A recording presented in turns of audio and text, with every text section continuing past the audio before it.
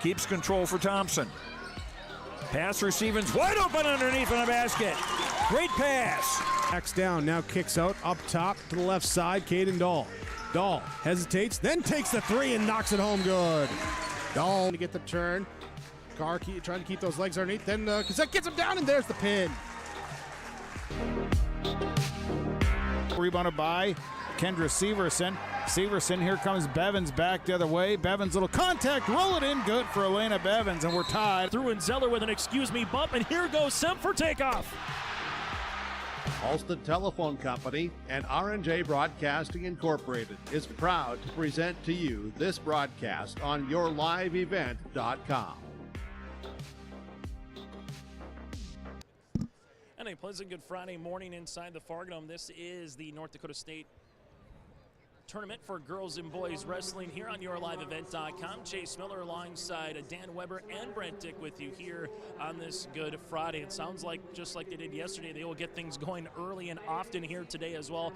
Guys, let's just kind of recap a little bit what happened yesterday.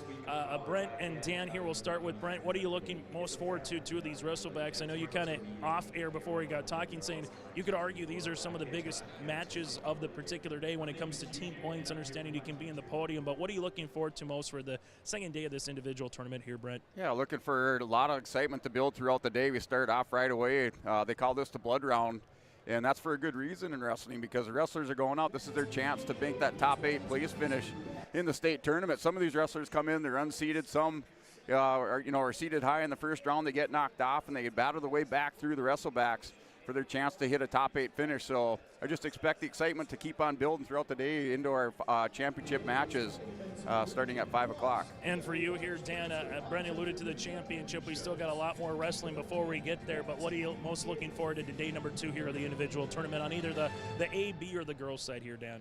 Well, yesterday they got the bugs worked out and the nerves down a little bit, but of course to get to this point everybody goes through a lot of blood, sweat, and tears, and now it's on the line. It's to these rounds here for the placing, and they're shooting for their goals, and that's what it's all about. Yeah, it's going to be a lot of fun here today. We're going to take a quick break, and we come back after this, planning for a 10 o'clock hard start, if not a little bit earlier. That's what they did yesterday. We'll let you know what's coming up around the corner here on yourliveevent.com.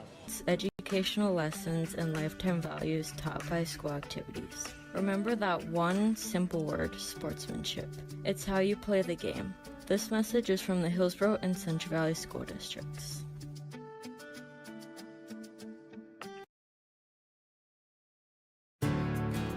This is your livelihood, and success requires a seed partner that's just as committed as you are.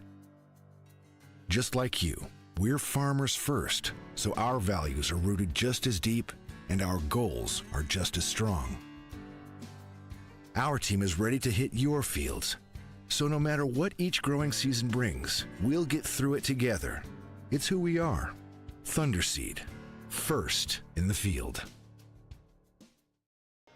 This is our pregame show brought to you in part by Irie Insurance. Get the insurance protection you want with the customer service that you deserve. Go to IrieInsurance.com to get a free quote. Started today. The broadcast of this tournament game has been authorized by special arrangement with the Board of Directors of the North Dakota High School Activities Association. As we go into this particular day, as you mentioned, this is a large day when it comes to it. A really good crowd that was here yesterday. We expect that here for day number 2 as well.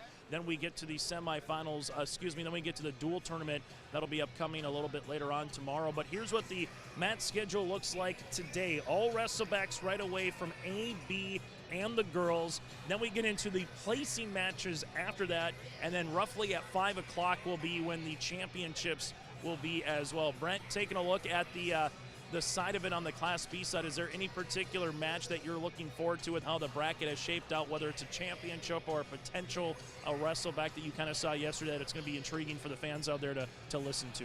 I'm looking more forward to the team race between South Florida Mustangs, Lisbon Broncos, New Salem Almont Holsteins. There's still, like we alluded to earlier in our warm-up here, that there's still a lot of points out there, and this score can flip pretty fast for that team race. So I'm really looking for the wrestlers on all 3 of those teams to go out there and just put it all on the mat and leave nothing leave nothing left to question in their performance today. So just looking forward to that team race on the Class B side. And Dan, obviously, Anna White makes the championship again. Henniger, Scranton, Central Cass, those two have just kind of mowed through the competition. I think that 100-pound girls division might be one of the premier matches once we get to that championship match later tonight here, Dan. Absolutely, and Anna's a returning state champion, and so she's got that to work with. And but yeah, she's a very hard worker. And that's definitely going to be one of the highlights of the evening. And then we'll follow the Class A side as well. Brady Peterson has a chance to get third. The same thing for Peyton Lamar, barring what happens there from a Central Cass perspective. And then Landon Zink from West Fargo Shea. And then there's a good one at 160 between an Eagle and a Highlander. We'll let you know as that kind of continue. Taking the mat here inside the Fargo Dome. We're back after this here for the state wrestling coverage tournament on YourLiveEvent.com.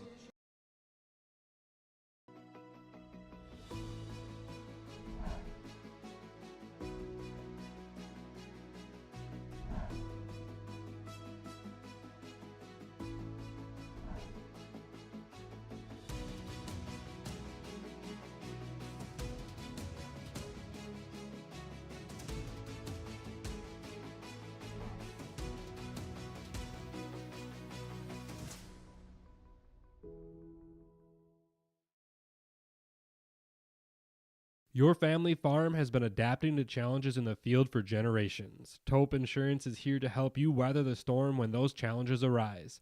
Visit with Taupe Insurance today about a quote or review of your policies. Taupe Insurance offers coverage on your farm's assets, crop, and hail insurance, plus home and auto, commercial, and life insurance. Stop in for a visit today at their office in Castleton or give Taupe Insurance a call at 701-347-4045.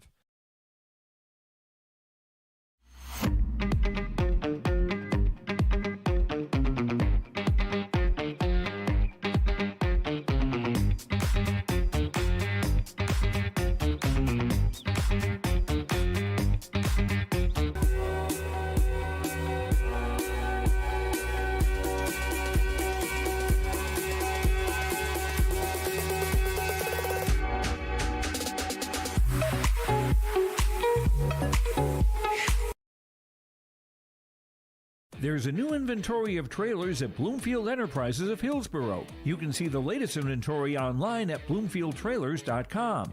Bloomfield Enterprises has a full line of Big Tex trailers. Big Tex has affordable and versatile utility trailers for all your jobs. Big Tex has a full line of products from ATV trailers to gooseneck to dump trailers and more. Call Larry at 218-368-7989 or Tim at 701-430-0877. Bloomfield Enterprises in Hillsborough. Since its beginning, the Central Cass Booster Club has generated and helped sustain fan interest in the men's and women's athletic programs at Central Cass High School. Through the years, that mission has brought in to also enhance the youth programs throughout the community. For more information, search Central Cass Booster Club on Facebook or email centralcassboosterclub@gmail.com. That's centralcassboosterclub@gmail.com. Go Squirrels! Almost half of the energy used in homes goes toward heating and cooling the spaces we live in. Energy Star certified heating and cooling equipment can improve your comfort while lowering electric bills. Through its Bright Energy Solutions program, City of Hillsborough offers rebates for a wide range of energy-efficient equipment like heat pumps and central air conditioners. You can also get a rebate for having your cooling system professionally tuned up. Call the City of Hillsborough to learn more about rebates or visit BrightEnergySolutions.com. From on-site farm repairs to maintaining the condition of your vehicle, trust the staff at Welton's Tire Service. They've served the Lisbon area since 1972, guaranteeing customer satisfaction and workmanship from farm equipment, tire services, and preventative vehicle maintenance. You'll find it all from affordable prices, free estimates, to their knowledgeable technicians answering any question. Welton's Tire Service is locally owned and located on Main Street in Lisbon. For information, go online to weltonstire.net or call 701-683-5136. We've got your back. Protecting homes, vehicles, businesses, crops, personal protections, and so much more. Our surface agents answer the phone with a kind of speed and detail that even the Secret Service would envy. Get protected. Get Irie Insurance. Go to IrieInsurance.com for a free quote and consultation.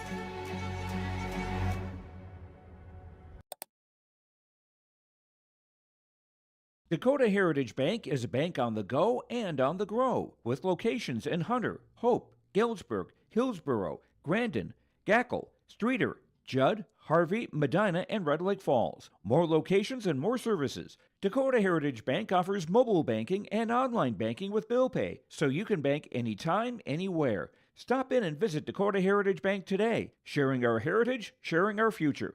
dhbanknd.com. Member FDIC, Equal Housing Lender. Hey, welcome back here at liveevent.com, covering the Day 2 coverage of the North Dakota State Wrestling Tournament from the Fargo Dome. We're in our second round Wrestlebacks on the Class A, Class B, and the Girls State Wrestling Tournaments. The Class B mats today are mats 5, 7, and 8 for the North Dakota Class B State Wrestling Tournament. We're starting at 133 pounds on all mats at the state tournament today. And we have a mat 7 for the Oaks Tornadoes. Zane Allender wrestling Brock Fear. Remember, the winners of this round will place in the top 8 of the state tournament.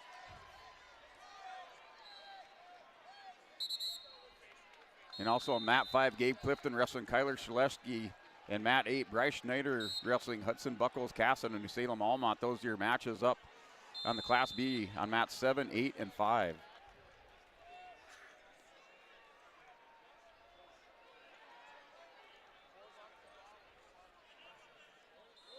Let me take a quick look at our Tim Kazed seed sale scoreboard on the Class B side. Your top 5 teams going into Day 2, South Border with 118 points, Lisbon with 94, New Salem Almont 91.5 points, Northern Lights 89.5, and Kildare in 5th place with 66 points. Those are your top 5 teams on the state Class B, your Tim Kazed seed sales Golden Harvest scoreboard. And on mat number 4, we've got Madison Racine from Minot versus Adali Simmons from Kildare. Racine is ahead 4-1 right now with 30 seconds left, or a minute 30 in the second period. Yeah, mat number 7, Zane Allender for Oaks has the 1-0 lead over returning state qualifier Brock Freer from Pembina County North. It's a 1-0 lead for Allender. And just a reminder, the boys' matches now on mats 5, 7, and 8.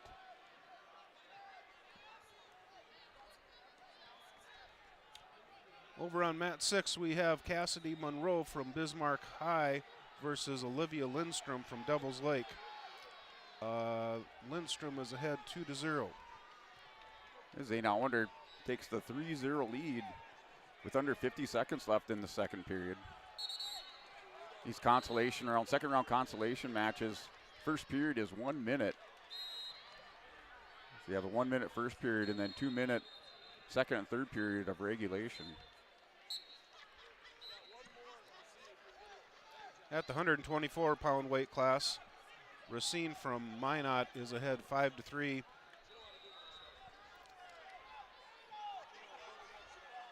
Brock Freer and Zane Allender on mat 7, now 5-1 lead for Zane Allender in the second period, under 15 seconds remaining.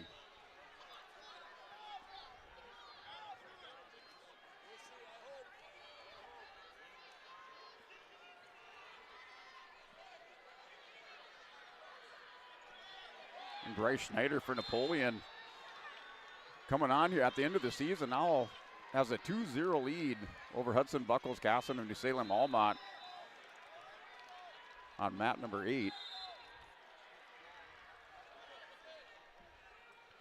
And at the 124-pound weight class, we're going to go into the third period here. Lindstrom from Devils Lake is ahead 5-3, and she's going to start off in the top position. Does a nice job of breaking her down right away off the whistle.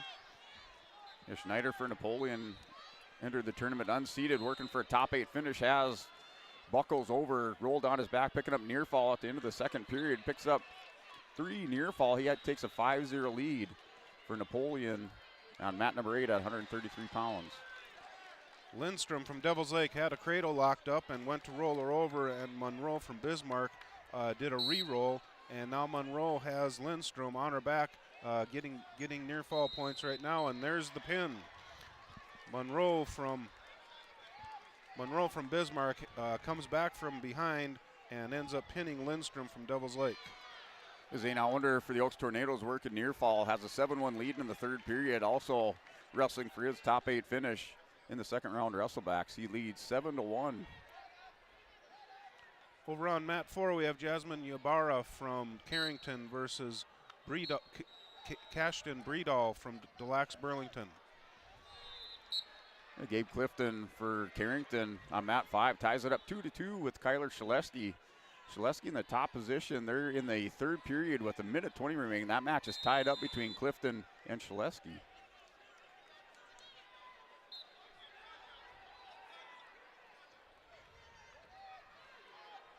On mat number 4, we've got Acelia Olson from Hettinger Scranton versus Adrian Streidler from Bismarck Legacy. They're just getting rolling here with 30 seconds left in the first period. They're at 0-0. And final 15 seconds on mat number 7. Zane Allender built up a 10-1 lead, and he looks to advance into the next round of consolations at 133 pounds. He'll take a 10-1 victory over Brock Freer of Pembina County North. Olson from Hettinger, an 8th grader, she got the 2-point takedown in the first period, and we're going to be moving on to the second period with Olson from Hettinger Scranton ahead 2-0 over Steidler from Bismarck Legacy. On mat 5, the match between Gabriel Clifton and Kyler Shaleski. It's a 3-2 lead for Kyler Shaleski. Warren was stalling. He's currently in on a double leg shot on Clifton. Clifton up over the top with a front headlock with 30 seconds remaining in the third period. Olson from Hettinger Scranton started off in the top position to start out period number 2. She's trying to keep Steidler broken down here.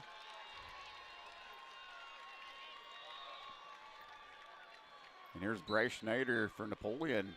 He wins 10-0. Top 8 finish for Bryce Schneider for Napoleon Gackle Streeter. And mat number 8 wins 10-0 over Buckles Casson of New Salem Almont.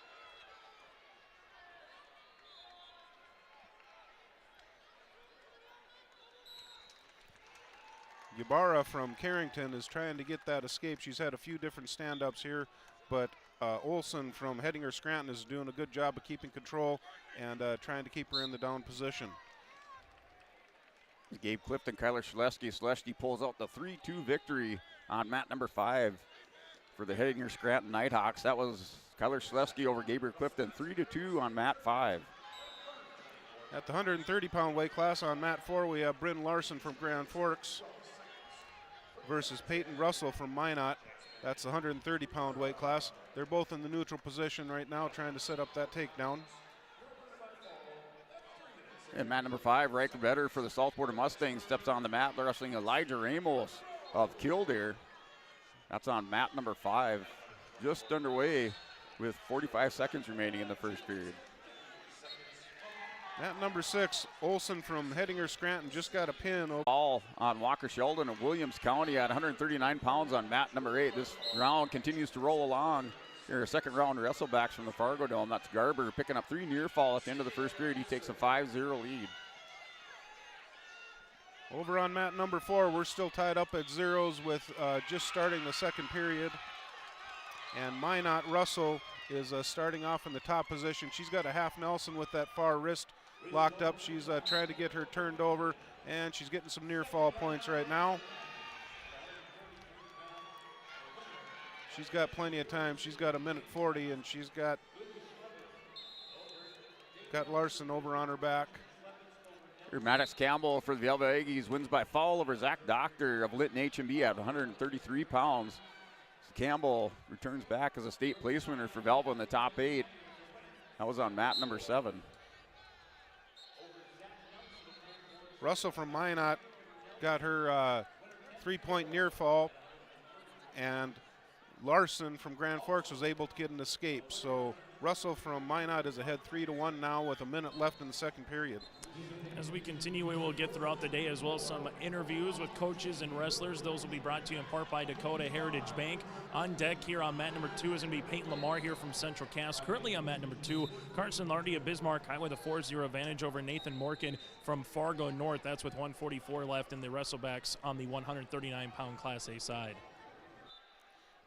Yeah, 139 pounds, Matt 7, Maddox Shockman, Lamar Litchfield Marion takes on Miles Theo. Just 2-1 lead for Theo. Just he opened up with a quick low double leg takedown and leads 2-1 at the end of the first period. That's on mat number 7. At the 130-pound weight class on mat number 6, we've got Bristol Fike from Harvey Wells County versus Taryn Gores from Northern Lights.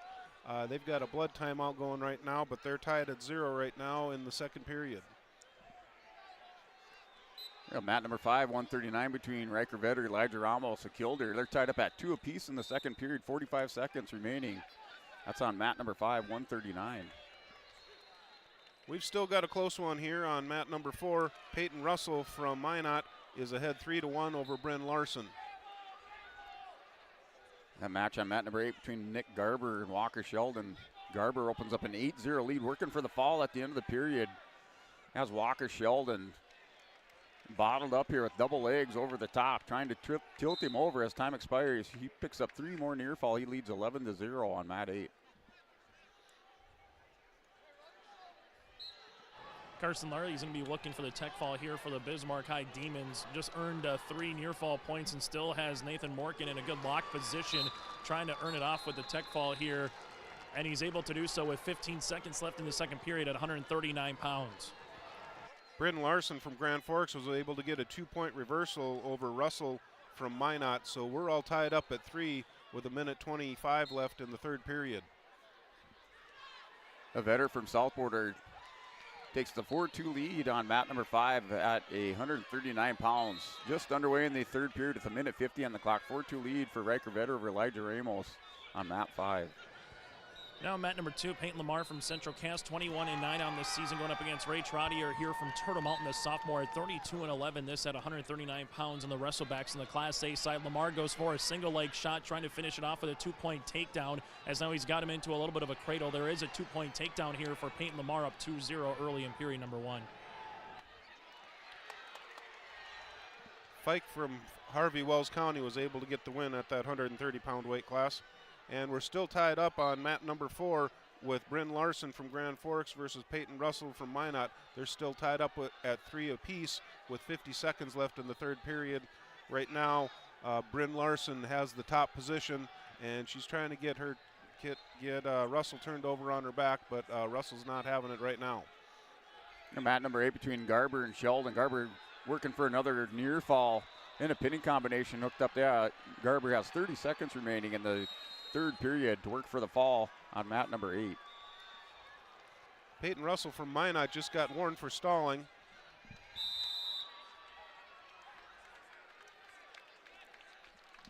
And that match goes final on mat 8. It's a win by tech fall for Nick Garber over Walker Sheldon at 139 pounds. There's no change there on mat number 4. Larson is trying to get that reversal, but no change at this time. Looks like they're going to be out of bounds. Now the referees, the referee gave one escape.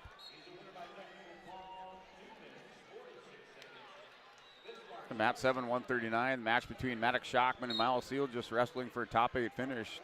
Seal just for Kindred has now an 8-1 lead with the reversal. He leads 8-1 in the third period, a minute 39 on the clock.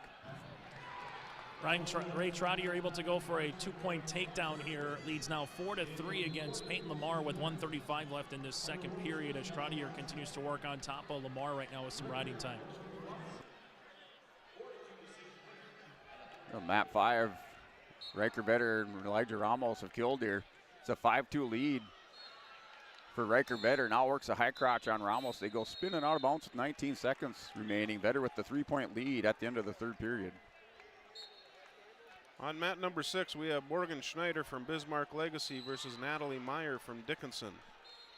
And we're still at zeros at the 130-pound weight class on mat number 6. Vetter for the Mustangs closes out that match with another 2-point takedown. He goes on to win 7-2 over Elijah Ramos of Killdeer at 139 pounds on mat 5.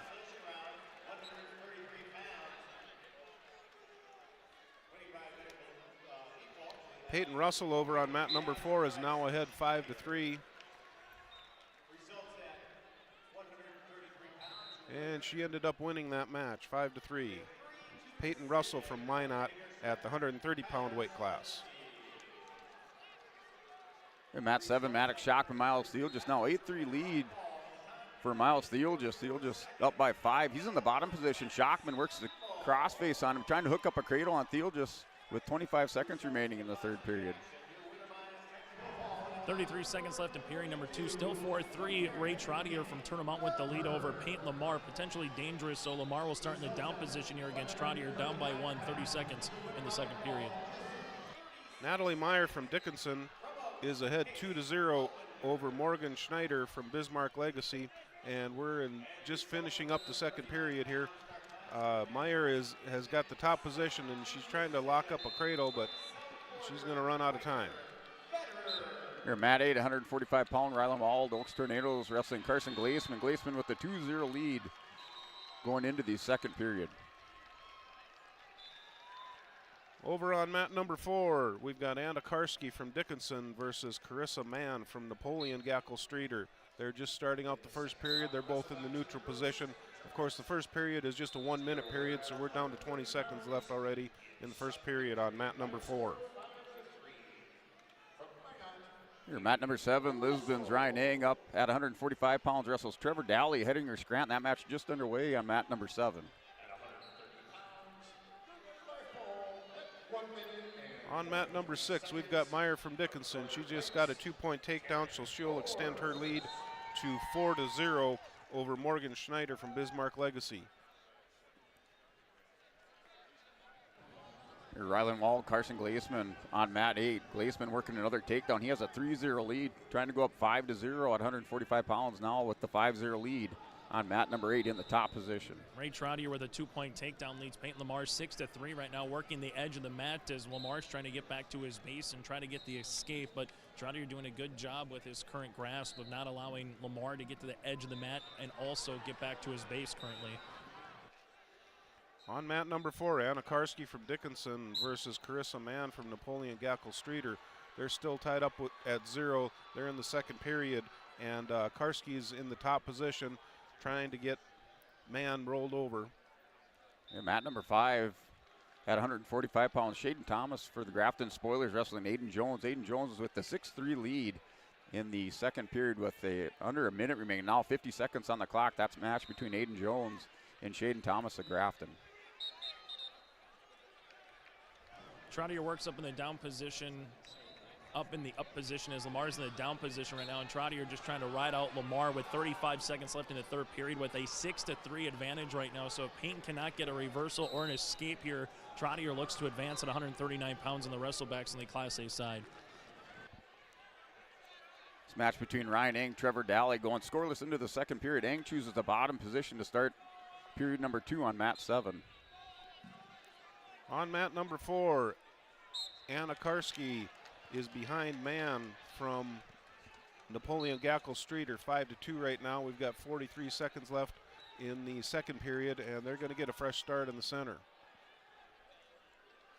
Ryan Ang fires off the bottom, hits a quick switch, turns around for 2 points. He has the 2-0 lead. Now working a chicken wing tilt on Dally.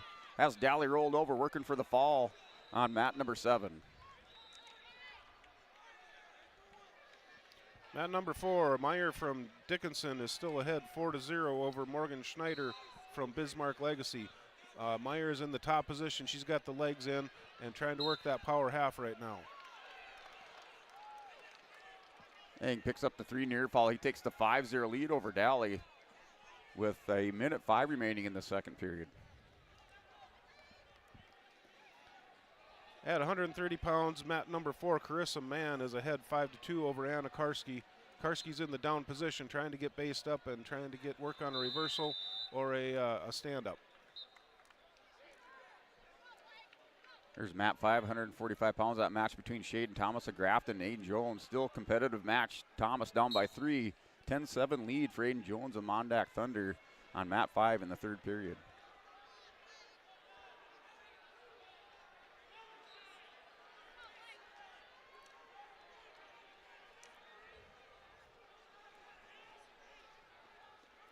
And now under 30 seconds in the second period, Ryan Eng has the 5-0 lead, has another armbar locked up, trying to run around the top of Daly, has to readjust, but Eng has the 5-0 lead at the end of the second period. On mat number 6, we have Grace Lamar from Central Cass versus Victoria Lamas from Minot. This is at the 136-pound weight class on mat number 6, just starting out the first period, both in the neutral position, working on that takedown. The result at 145 pounds, Carson Glazeman of Southport wins by fall over Ryland Wald of the Oaks Tornadoes in 2:54.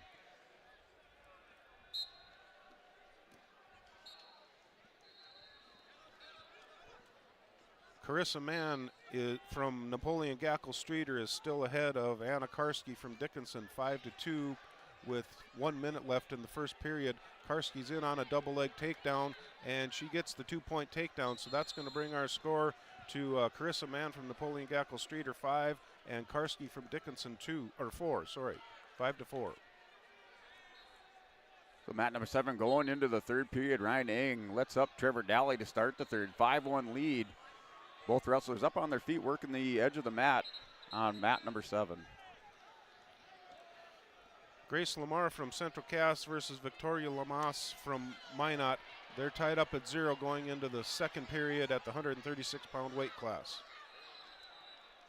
So Eng throws on the quarter Nelson. Little shot gets around Daly for the 2-point takedown. He leads 7-1 on mat number 7. Lamar from Central Cass has decided to take the down position to start out the second period.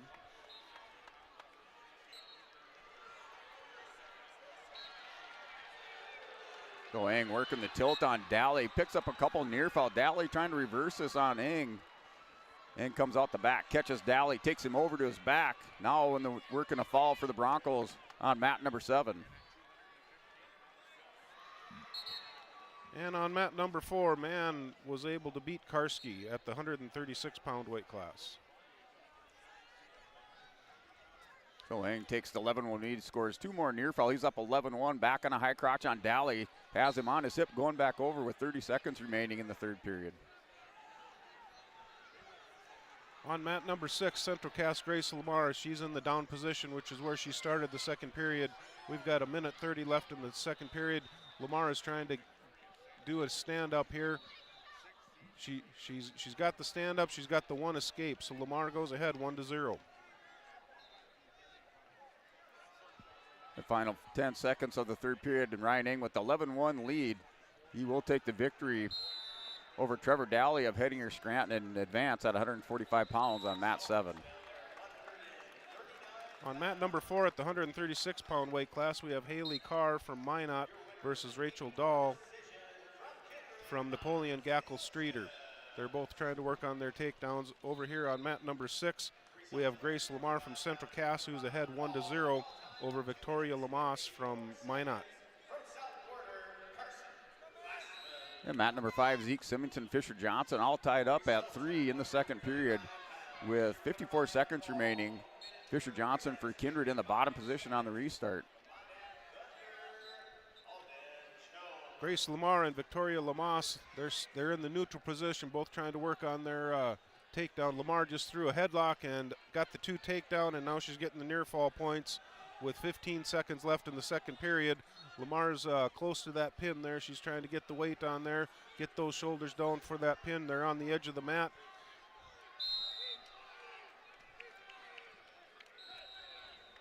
And Lamar ran out of time, but she did get the 5-point move with that headlock. So now Lamar is ahead 6-0 going into the third period on mat number 6. Yeah, mat number 7, 152 pounds. Kane Rudolph of Stanley wrestling. Max Turnlund for Ellen DeLegge Calm. Rudolph takes the 2-0 lead in the first period with 15 seconds remaining on mat number 7. And guys, we got a Dakota Heritage Bank interview with us now. Ryan Eng here, the sophomore at 145 pounds for Lisbon Broncos, able to be on the podium and advance here. Ryan, let's just take us through that match. What were you able to do there late just to kind of fend him off and win with that major decision? I just had to ride him hard and not give up any of those rolls that he was trying to do. All the way from the late in the first to the end of the match, he was just working the rolls. And it was tough. He almost had me one of those times. I was on my hip, and all he had to do was really step over, and that match would have been done. You're getting ready for some more wrestling, obviously, here later today and throughout the weekend here, Ryan. But what does it mean to be, at bare minimum, on the podium here at a state tournament for you? It feels great. Last year I wasn't able to go to state. 2 years ago I didn't make it to the finals, but that's 2 years ago. This is now. Feels great. Final thing for you here, Ryan. What's the mentality moving forward here? As you know, you still got some more wrestling this weekend. Oh, you can repeat that, please? Yep. What's the mentality for you moving forward, of what you want to attack here the rest of the weekend at the Dome? Just got to work hard. Just be smarter than the other guy across from you. If they're trying to go hard, they're up by whatever. Could be 2, could be 14. If they're going hard, they're definitely going to make mistakes. But if they slow it down and play it smart, they're probably not going to make as many mistakes. So all you really have to do is just be smarter than the other guy. Ryan, thanks so much for your time. Best of luck moving forward. Thank you. Ryan Ing here, sophomore at 145 pounds for the Lisbon Broncos. Over on mat number 4, Grace Lamar was able to get the pin with 40 seconds left in the third period. Yeah, just following up with that interview with Ryan Ing, those Nighthawks out of Hettinger Scranton, they love to grab an arm and a leg and just start rolling with it. So I've seen them do some amazing things out there in Hettinger and just the way that they're coached.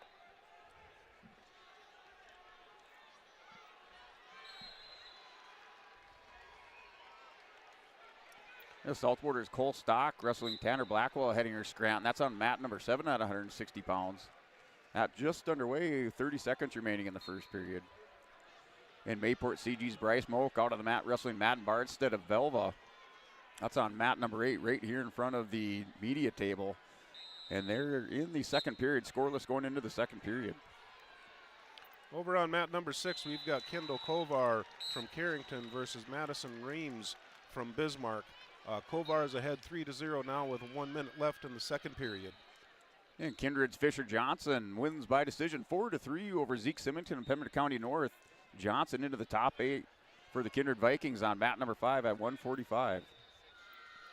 And Madison Reams on mat number 6 ends up getting a pin over Kovar from Carrington.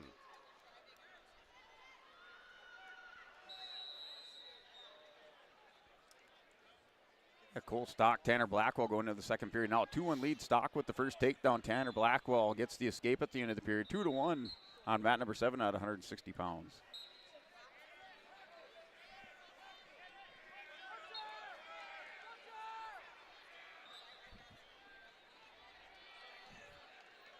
Here's Bryce Moak, Madden Barstead on mat 8, 152. Barstead in the top position, trying to run a screwdriver on, hops back around to the far side, hooking up a cradle. Has it locked up on Bryce Moak. Mat number 4, we've got Clancy Meyer from Dickinson versus Kendall Bice from Minot. Meyer has a 2-0 lead right now, still in the first period with 37 seconds left. Hey guys, join us now. Fisher Johnson here from the Kindred Vikings, able to advance here. Fisher, what does it mean to get on the podium for you here this season for this Viking program? It means a real big thing.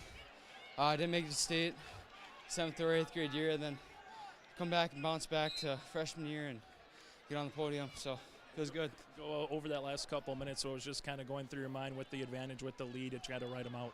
Yeah, I was beating them 4-3, and I just had to ride them out and just took a good old grind and just had to work. This Kindred program continues to get better throughout the years. You're obviously third place in that duel, almost able to challenge Lisbon. Obviously, you guys have a lot of high expectations of yourself coming into the state tournament. How have you seen this team continue to grow, Fisher, here over the last couple of years? We're a young team. We have no seniors, and we're all really good, really experienced, so it'll be a good rest of the year. Final thing, what's the mentality for you the rest of the day, knowing that there's some more wrestling for you here on the individual side? What do you hope to take with you from that last bout moving to your next match? Just keep working, keep doing your stuff. It'll all come. Got to trust your process, and it'll follow. Fisher, thanks so much for your time and best of luck moving forward. Yeah, thank you. We'll toss it back to Dan and also here with Brent. Thanks, guys. Yeah, but Matt 152 pounds. Bryce Moak, Matt Barstead, 2-0 lead for Moak from Mayport CG, trying to make his way into the top 8 for the Patriots on mat number 8 at 152 pounds. On mat number 6 at 136 pounds, we've got Carrington's Kendall Kovar versus Bismarck's Madison Reams. Reams is ahead right now, 1-0, with just starting the third period. Back over on mat number 4, we've got Meyer from Dickinson, and she's ahead 6-1 over Kendall Bice from Minot in the second period. Yeah, Moak and Barstead still going at it, scrapping it out here. It's 2-1 lead for Moak, but Barstead trying to turn the corner and drag down Moak to the mat. And Barstead on the edge of the mat scores the 2-point takedown. He takes the 3-2 lead with minute 10 remaining in the third period. Over on mat number 6, we've still got a tight one here. We've got Madison Reams from Bismarck ahead 1-0 over Kovar. They are in the neutral position right now. I'm sorry. Reams just got a reversal. My fault on that. So it's 3-0. Reams is ahead of Kendall Kovar. Yeah, on this restart on mat number 8 between Moak and Barstead. Moak fires out of the bottom. Had a nice hip heist around on Barstead, but now Barstead able to retain position. No points scored for Bryce Moak.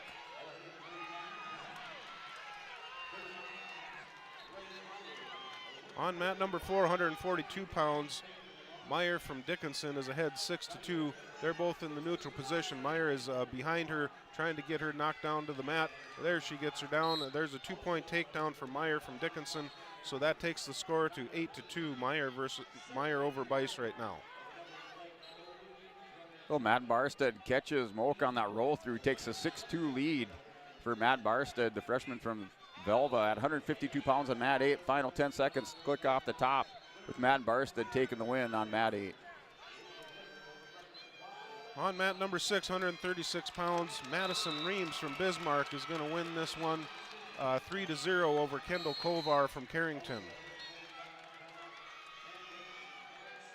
Yeah, mat 7, Cole Stock, Tanner Blackwell. Cole Stock with the 6-1 lead. Wrestlers up on their feet in the third period, under a minute remaining on mat number 7 at 160 pounds.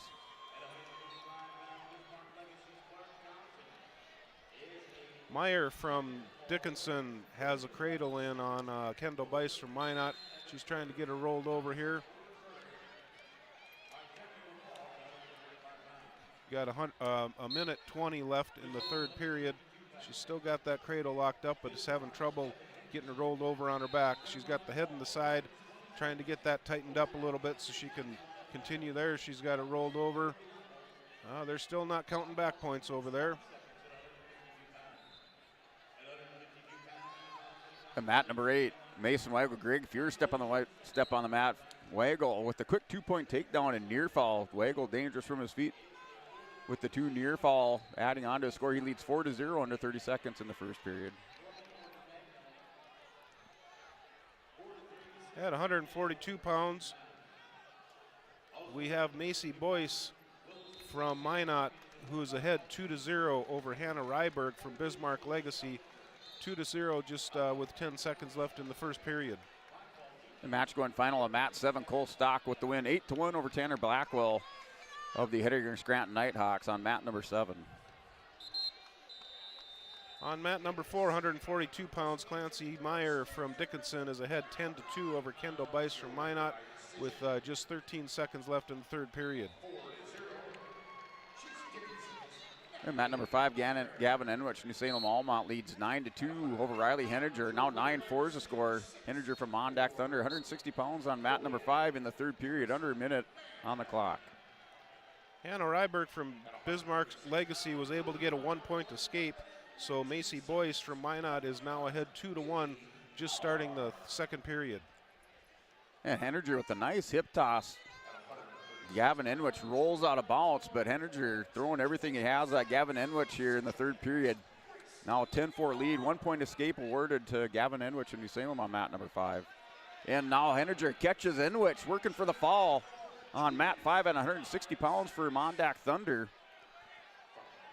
He did hit the 5-point move. I believe that'll tie it. Now he takes the lead. Meyer from Dickinson was able to beat Bice 10-2.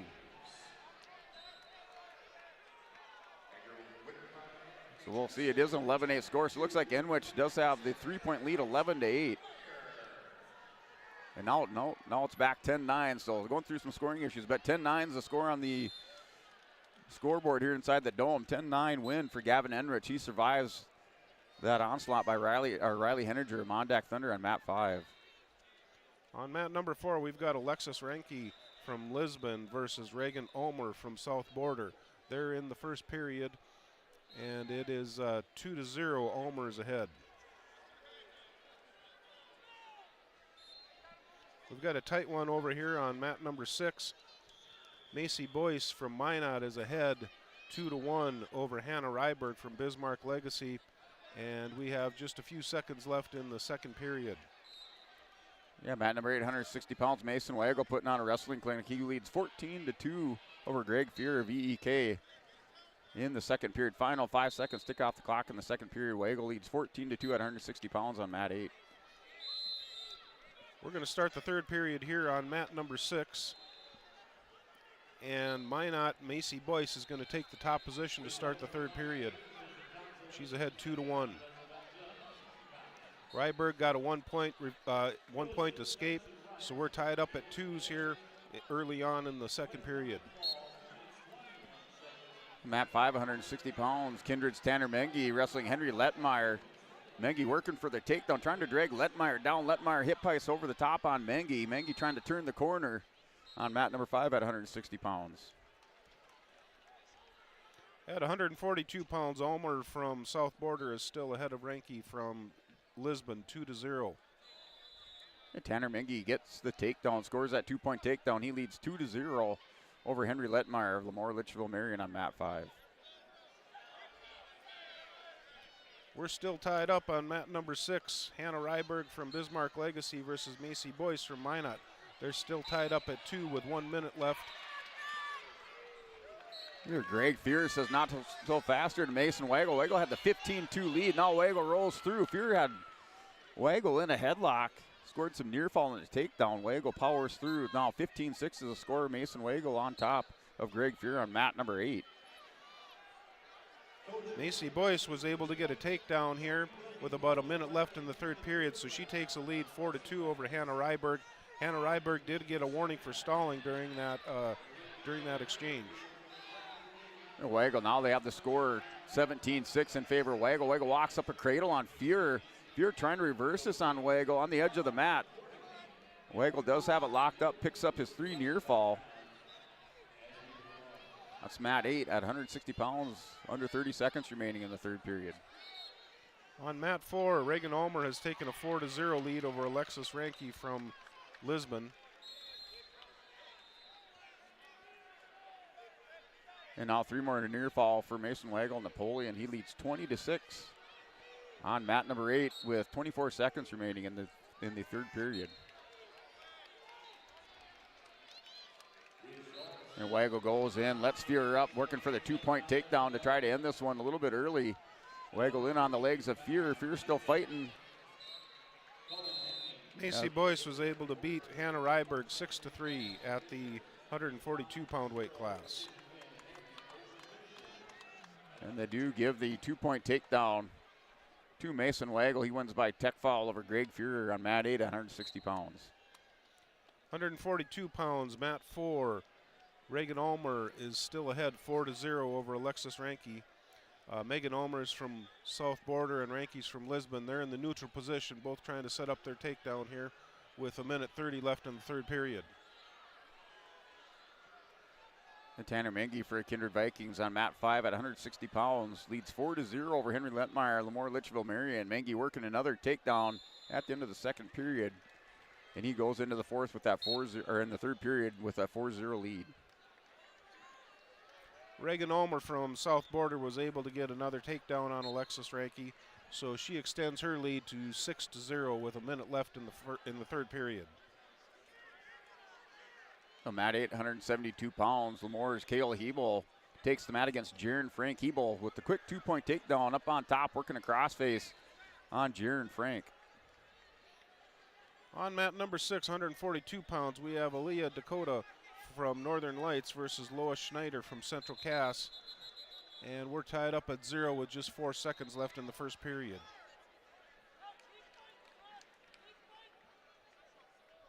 Here's Mengi with the 5-0 lead. In the third period, they have a Bank North timeout. That's on mat number 5 at 160 pounds. Reagan Ulmer from South Border is still ahead 6-0 over Alexis Ranke from Lisbon. And we're down to 15 seconds left in the third period.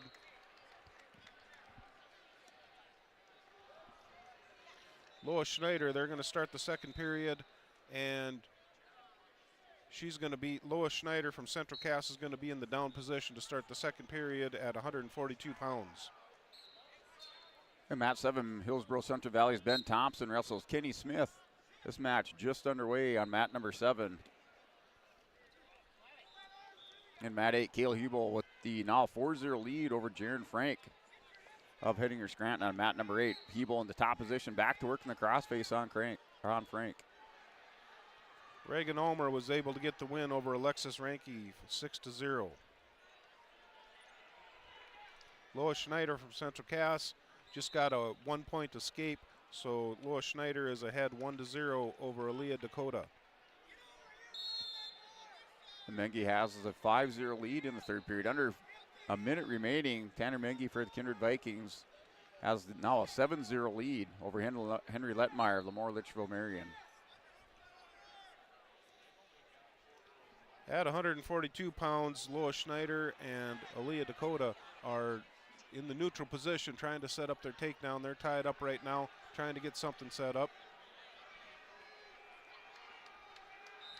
Over on mat 4, we have Gloria Carley from Watford City versus Christina Dorman from Dickinson. The mat 7 match between Ben Thompson and Kenny Smith going into the second period scoreless. The choice goes into the neutral position to start our second period at mat 7 at 172 pounds. At 148 pounds, Carley from Watford City does get the 2-point takedown, and she's on the top position right now. She's got Dorman broken down to the mat, and she's trying to work that half Nelson. Thompson worked the legs on Smith. Smith able to stay up on his feet. Hip heists away, no points awarded to Ben Thompson on that double leg shot. Down under a minute 30 remaining in the second period on mat 7. On mat 6, Lois Schneider was able to get the pin against Dakota. And mat number 5, Tanner Mengi, your winner at 160 pounds, advances into the top 8 for Kindred Vikings. That was on mat number 5.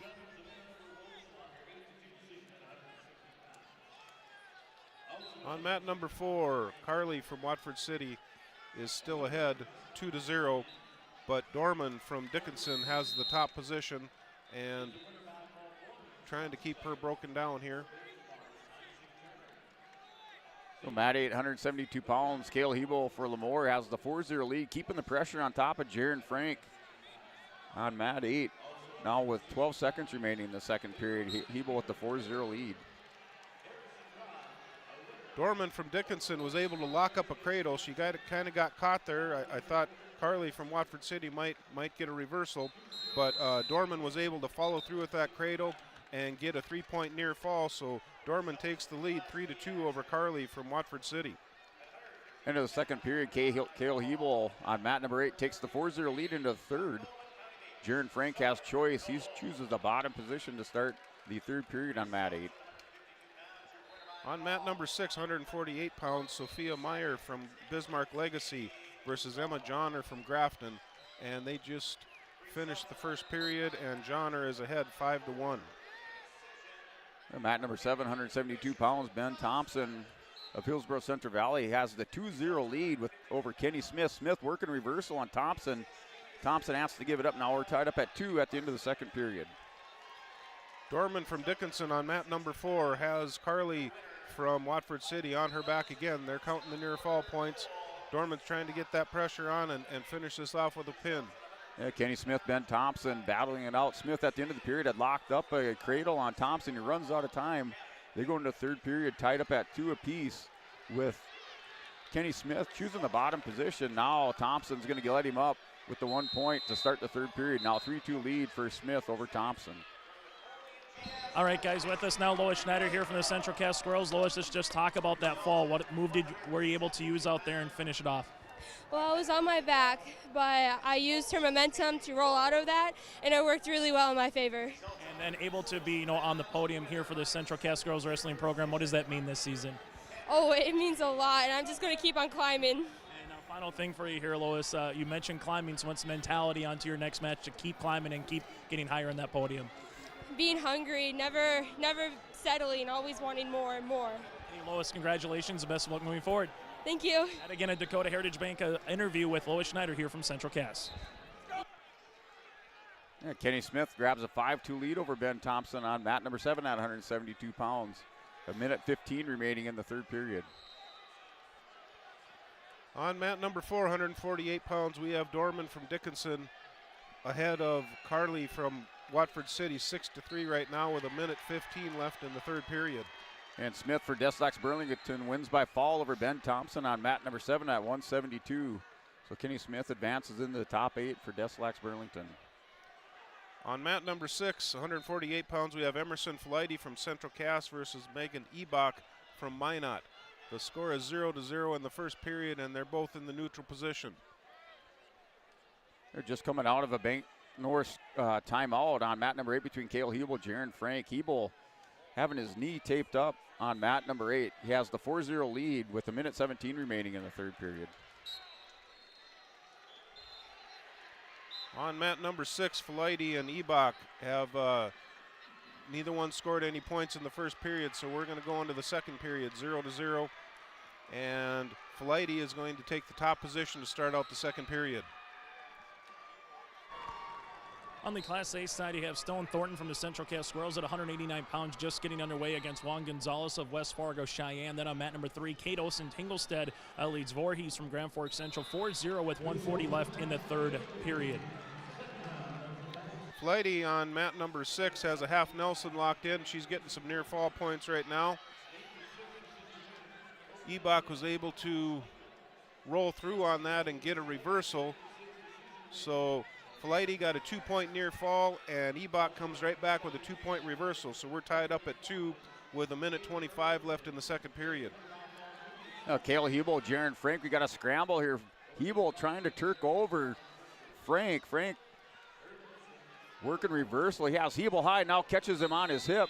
It's a 4-2 lead for Cale Hebel as Jaron Frank with the 2-point reversal as time expires in the third period. Over on mat number 4, we have Ava Carlblum from Lisbon versus Gabrielle Martinez from West Fargo United. They're in the first period, and they're tied 0-0, both in the neutral position, working on that takedown. Getting a 2-point reversal here with Stone Thornton for Central Cass to tie things up going to the second period at 189 pounds on the Class A side against Juan Gonzalez of West Fargo Cheyenne. And currently Kate Olsen Tinglestead working with some back points, trying to get the fall against Voorhees here, and does so at 172 pounds. Kate Olsen Tinglestead will be on the podium here for Central Cass. Cale Hebel survives Jaron Frank's little hip toss over. Hebel wins 4-2, advances for the Morlichville Marion at 172 pounds. That was on mat number 8. Emerson Flighty, I believe, got a 1-point technical violation for her, so she is ahead 3-2 with 30 seconds left in the second period at the 148-pound weight class. Another Burrow on the mat here, mat number 8, Braden Chenol wrestling Carter Protasic. Well, Chenol with the quick 2-point takedown in the first 15 seconds of the first period. He has a 2-0 lead over Carter Protasic of Oaks. Emerson Flighty was able to get a 1-point escape, so she extends her lead. She's ahead 4-2 over Megan Ebach from Minot. We've got just 5 seconds left in the second period. We have an overtime match on mat number 5, 172 pounds between Willie Roundy of Killdeer and Timothy Ford. They're tied up at 5, starting this sudden victory overtime on mat number 5. Over on mat number 4, we have Ava Carlblum from Lisbon is ahead 3-0 over Gabrielle Martinez from West Fargo United. On mat number 6, Emerson Felighty is going to start out in the down position for the third period. She's ahead 4-2. She's got to stand up right now. She's going to try and get that reversal. She's got a reversal for 2. Takes her right to her back, and they're counting near fall points. Emerson's trying to get that pin right. There's the pin for Emerson Felighty with 1:45 left in the third period. Chanel at the end of the first period has the 2-0 lead on Carter Potasic on mat number 8. Going into the second period, Potasic with choice defers over to Chanel. Chanel chooses bottom position to start the second.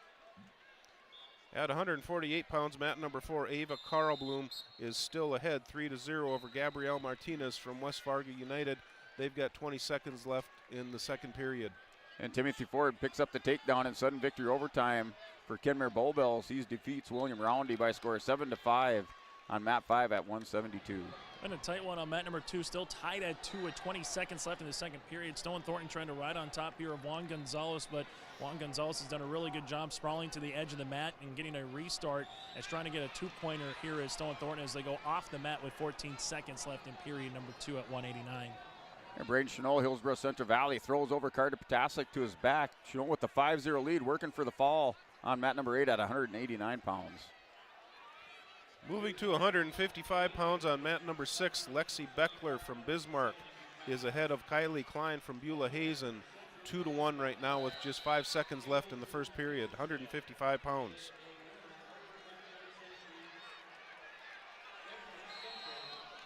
Over on mat number 4, Ava Karlblum has taken a 4-0 lead over Gabrielle Martinez from West Fargo United.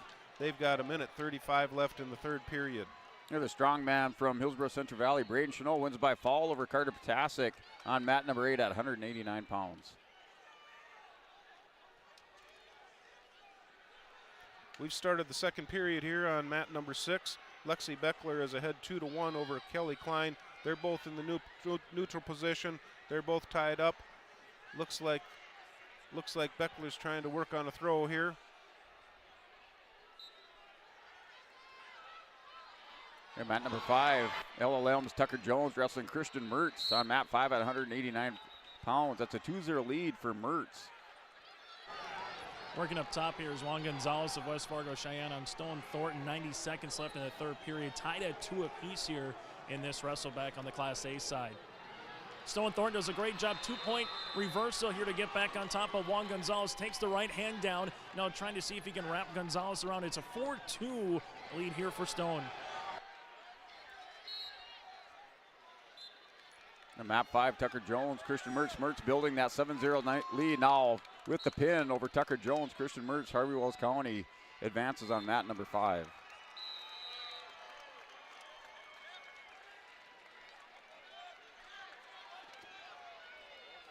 On mat number 6, we've got Lexi Beckler ahead 4-1 now over Kylie Klein from Beulah Hazen. Lexi Beckler's from Bismarck, and they've got a break in the action here. They're going to be starting the second period. Oh, no, I'm sorry, there was a pin. Lexi Beckler ends up getting the pin on that 155-pound weight class. Stone Thornton works with near fall and gets the pin here with 33 seconds left in the third period at 189 pounds. The senior Stone Thornton advances and will be on the podium as he defeats Juan Gonzalez via the fall. At map 5, 215 pounds, Drew Thorpe for the EK Thunder takes the 2-0 lead over Griffin Mahalmy of Stanley on mat number 5, 215 pounds in the first period with 25 seconds remaining. Mat number 4, Ava Karlblum is still ahead 5-2 over Gabrielle Martinez from West Fargo United. They're in the neutral position. Gabrielle is working on a double leg takedown, but they ran out of mat there, and they're going to go out of bounds and get a fresh start with 27 seconds left in the third period. And mat number 7, Caden Rolls, Pembina County North at 215 pounds, wrestling John Leonard. That's currently scoreless on mat number 7 at 215 pounds. We've got Colby McElwain from Dickinson versus Jaylee Jetty from Devil's Lake, 155 pounds on mat number 6. Jetty is ahead 2-1 right now, just ending up the first period. And mat number 5, Drew Thorpe, Griffin Wilhelmy. Wilhelmy from Stanley executed a nice switch at the end of the period at 7 seconds on a restart. He ties it up with Drew Thorpe Now tied up at 2 going into the second period. Eva Karlblum from Lisbon was able to get the win at the 148-pound weight class over Gabriela Martinez from West Fargo United. She won that 6-2.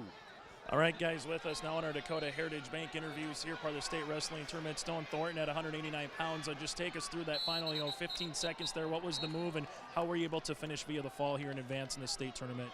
Well, I was rolling wrists all match.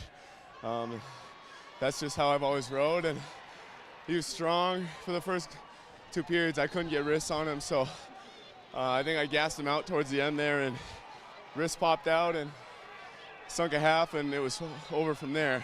Take us through the emotions that you saw from your teammates, from your bench, from your coaches, knowing that you're advancing and going to be on the podium here on the Class A side. So I've been dealing with medical issues all year long, so my main goal here was qualified EDC and place here, and I did both those, and my mom and grandma and dad are up there, and I looked up as soon as I heard the pin was called, and I saw them standing and cheering and jumping, so it just means a lot to me. It's a big goal that I had this year. So. Final thing for you, Stone, to continue to wrestling. You got duels coming up tomorrow as well, but what's the mentality moving forward for the rest of the day to try to keep climbing that podium, if you will, here at the Fargo Dome? It's last year, last year, just get as high as I can, and I did what I wanted to do coming here, so whatever happens from now on happens. Stone, thanks so much for your time and best of luck moving forward. Thank you. Stone Thornton again with us here from Central Cass, part of our Dakota Heritage Bank post-match wrestling here on your live event. On mat number 4 at 155 pounds, we've got Aubrey Locken from Stanley versus Amia Russell from West Fargo United. And mat number 5, 215 pounds, Griffin Wilhelmia Stanley building his lead now over Drew Thorpe, has a 7-2 lead in the second period. Mat 670 pounds, Brenada Myers from Bismarck Century versus Samantha Houghton from West Fargo United. They're both tied at 0 with 15 seconds left in the first period. And mat number 8, 189 pounds, Ashton Weathersby, Williams County wins by foul over Evan Wrench of Velva at 189 pounds on mat 8. That was in the third period. Aubrey Locken at 155 pounds from Stanley is ahead 2-0 over Russell from West Fargo United, just starting the second period.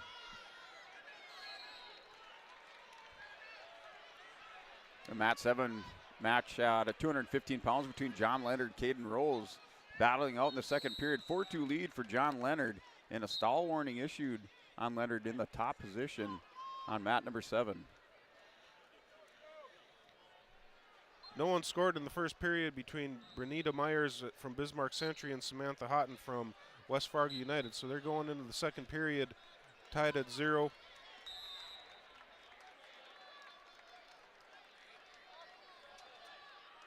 In the end of the second period, going into the third between Caden Rose and John Leonard.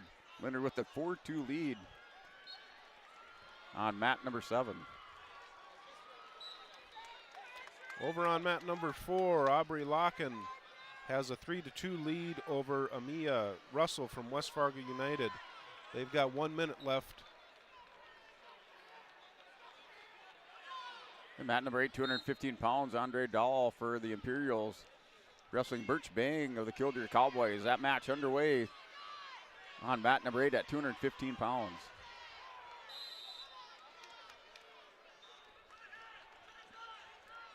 And mat number 8, that Dahl Birch Bang match going scoreless into the second period. Choice goes over to Birch Bang of Killdeer, and he chooses the top position to start the second period on mat 8. On mat number 4, we've got Ava Gullison from Central Cass versus Kian Letexier from Pembina County North. They're in the first period. They're in the neutral position at 170 pounds. Both working. They're tied up right now, trying to work on a shot here. And mat number 8, Andre Dahl off the whistle from the bottom position, hits a nice Granby roll up over the top of Bang, has Bang on his hip with a minute 39 remaining. Still no reversal awarded to Dahl. Dahl just trying to turn the corner now as Birch Bang gets the ship righted back up to his base.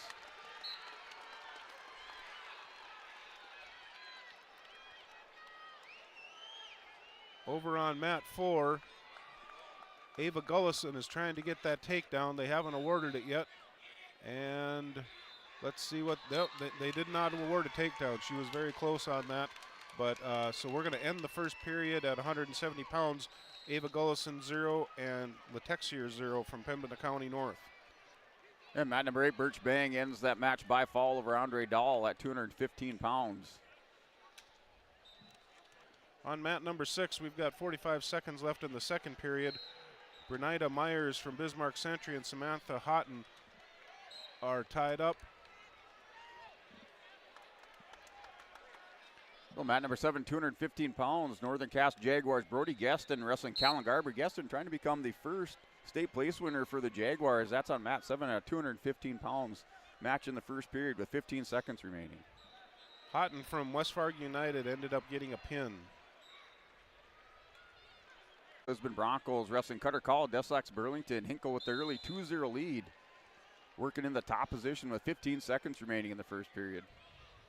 Over on mat number 4, Ava Gullison started in the down position to start the second period. She's able to get an escape, and they're now in the neutral position, both working for a takedown. They're tied up right now. Mat 7 at Gueston Garber match. Going into the second period, Gueston in the top position for Northern Cass. On the whistle, Garber hits a sit-up, now rolls over on top of Gueston with the 2-point reversal.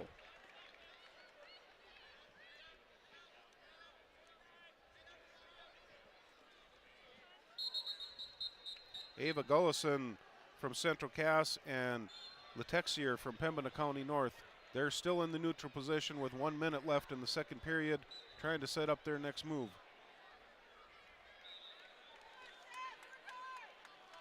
Ava Gullison throws Letexier and gets a 2-point takedown, so she takes a 3-0 lead with 50 seconds left in the second period.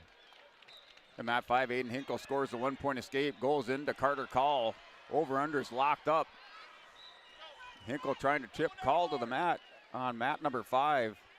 They're in the second period with 1:30 remaining. Hinkle leads 3-0. Ava Gullison gets the pin with 44 seconds left in the second period over Letexier from Pembina County North. And mat 7, Brody Gueston with the 1-point escape. Now 2-1 is the lead. Garber with another 2-point takedown and a whistle. Just as Garber returned Gueston to the mat, still 2-1 with a Bank North timeout on mat number 7. Still 2-1 the score, Garber over Gueston on mat 7. At 170 pounds, we have mat number 6, Ivy Griffin from Bismarck Legacy versus Paige Spalmer from Bismarck Century. They are tied at 0 with 30 seconds left in the second period, 170 pounds. Aiden Hinkle, Carter Call, Deslex Burlington, still 3-0 lead. Wrestlers going at it, locked horns. Back for a restart in the second period with 56 seconds remaining. On mat number 4, Audrey Fewer from Edgley Column, Ellendale versus Kaya Wiley from Grand Forks. Wiley has a 2-0 lead right now in the first period. That Brody Gueston Keller Garber match back in action on mat number 7. Garber catches Gueston with a headlock. And now picks up his 2-point takedown, working for near fall on mat number 7 at 215 pounds. Spalmer from Bismarck Century takes a 2-1 lead over Ivy Griffin from Bismarck Legacy. They're back in the neutral position right now with 30 seconds left in the second period. And mat number 5, Aiden Hinkle, Carter Call. Still 3-0 lead for Hinkle, final 5 seconds of the second period. Hinkle takes the 3-0 lead into the third.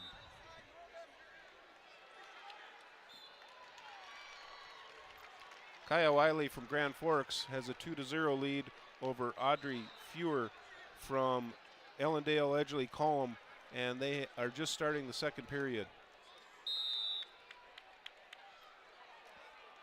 The match goes final between Gueston and Garber. Garber wins by fall for Carrington at 215 pounds on mat number 7.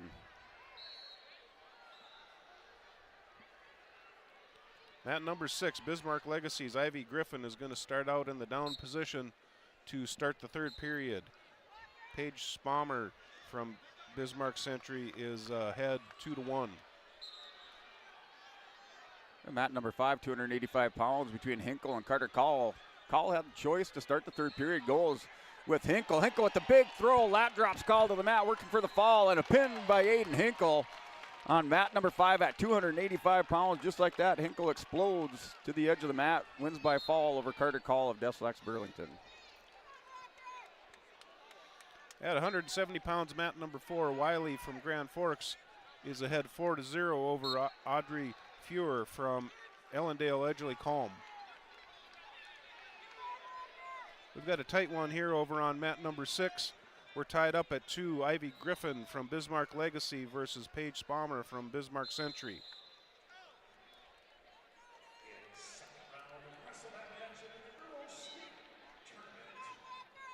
And mat number 8, Walker Miller wrestling Loudon Haugen, a Newtown partial. Haugen working near fall. He has the 2-1 lead on mat number 8 at 107 pounds. They're in the second period with a minute on the clock. At number 6, we're still tied up at 2 with 45 seconds left in the third period.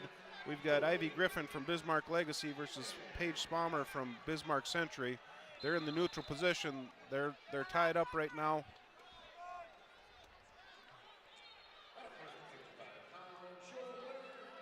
And mat number 7, Jermaine Gizzy, Beulah Hazen wrestling Jonathan Germanson, a Stanley at 285 pounds. Going into the second period, 2-0 lead for Jermaine Gizzy, Beulah Hazen. We're down to 15 seconds left on mat number 6 here. We're tied up at 2 still. They're in the neutral position. Looks like we might be going to overtime here pretty quick. With us now, the heavyweight Aiden Hinkle here from Lisbon. Let's just talk about that throw at the very end to finish it off and earn the pin. What was just kind of going through your mind, able to throw that move out there and finish it off with a fall? Well, he wouldn't really go on a tie with me, so he was trying to throw me, so give him a taste of his own medicine. And then for you to advance to the podium here and keep working today, what does it mean for you? It means a lot. I mean, it's only my second year. Feels good to be a state place winner. Just going to try and keep going up the podium. So far, what have you learned through this state tournament that you have advanced at least, to be a top 8 team, top 8 person on the podium here, Aiden? Well, I mean, our team's in second right now. I mean, we need points, so it feels good to try and help our team out. Final thing, you mentioned points. To get more points here, obviously you have another chance for that. What does it mean seeing some of your fellow wrestlers, continue to earn some falls, earn some wins, and continue to get those team points for you? Yeah, we know we're not out of it. I mean, it's not over till it's over, so got to keep trying to the end. Aiden, thanks so much for your time. Best of luck moving forward. Yep, thank you. Aiden Hinkle again at heavyweight at 285 with us here on our Dakota Heritage Bank post-match interview. Yeah, more heavyweight action on mat number 5, 285 pounds between Brody Weisenberg and Porter Johnson. The wrestlers locked up. Johnson bear hugs Weisenberg. Now Weisenberger throws down Johnson. Hip tossing down to the mat. 3-0 lead for Weisenberger on mat number 5. Spalmer from Bismarck Century gets an overtime win. She gets the takedown in the last couple seconds to beat Griffin from Bismarck Legacy in overtime. At 285, mat number 7, Jermaine Gizzy with the 3-0 lead in the second period. Final 10 seconds, click off the clock. Those wrestlers up on their feet to close out the second period on mat 7. Kaya Wiley from Grand Forks is ahead 7-1 over Audrey Fuhrer from Ellendale Edgley Calm. We have 20 seconds left in the third period. And Porter Johnson survives that big toss by Brody Weisenberger. Gets in to the latter part of the second period. 3-1 lead now for Weisenberg over Porter Johnson on mat 5 at 285 pounds. Audrey Fuhrer comes from behind Ellendale Edgley Calm and ends up pinning Wiley from Grand Forks in the last couple seconds of the third period. In mat number 8, 107-pound action. Loudon Haugen has the 5-3 lead on Walker Miller. Miller in on a high crotch on Haugen, secures the 2-point takedown. Walker Miller ties it up at 5 with Loudon Haugen on mat 8. On mat number 6, we've got Brooke Bundy from Valley City versus Sky Kopp from Grand Forks. We're at the 190-pound weight class. And mat 5, Brody Weisenberger for the Carrington Cardinal closes out the match with the win by fall over Porter Johnson on mat number 5.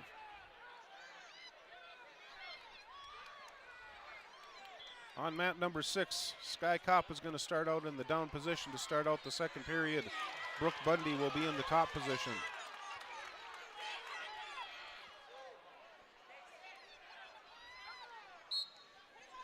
On mat number 4 at 190 pounds, we've got Isabel Berg from Devil's Lake versus Sheena Lockey from Bismarck.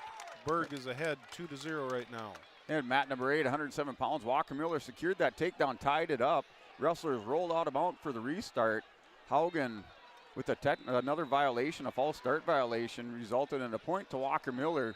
Miller closed out with the win, 6-5 over Loudon Haugen at 107 pounds. On mat number 6, Sky Kopp from Grand Forks gets the pin over Brooke Bundy. Jermaine Gizzy on mat number 7 working for the fall on Jonathan Germanson of Stanley. Gizzy up over the top, has the arms, now goes Saturday Night Ride on mat 7. And the win by fall for Jermaine Gizzy on mat number 7 at 285.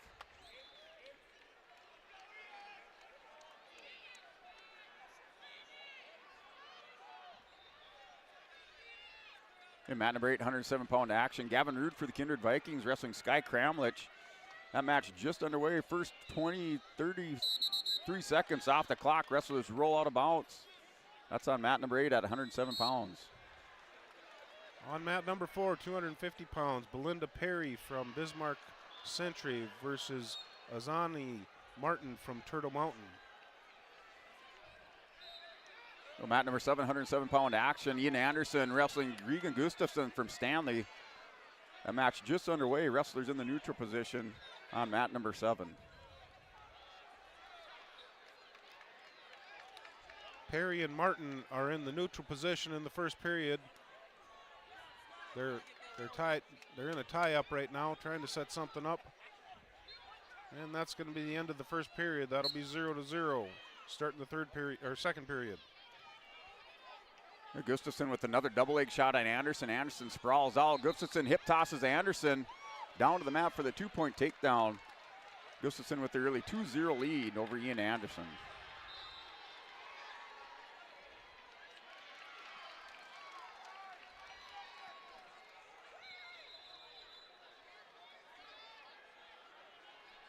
And at the end of the period, on mat number 7, Regan Gustafson takes the 2-0 lead into the second period.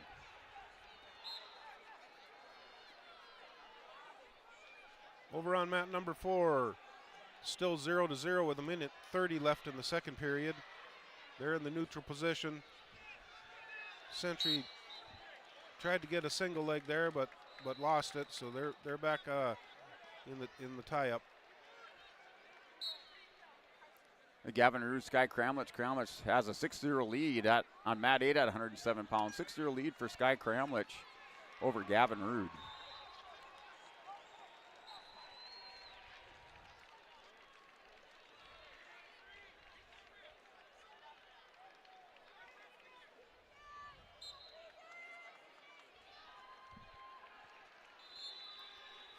On mat number 4, we're still tied up at 0 with 45 seconds left in the third period at the 250-pound weight class. They're still in the neutral position. They're coming up on mat 7. It's Regan Gustafson takes the 2-0 lead going into the second period. He's in the bottom position at the start here with Ian Anderson of the Lisbon Broncos on mat number 7.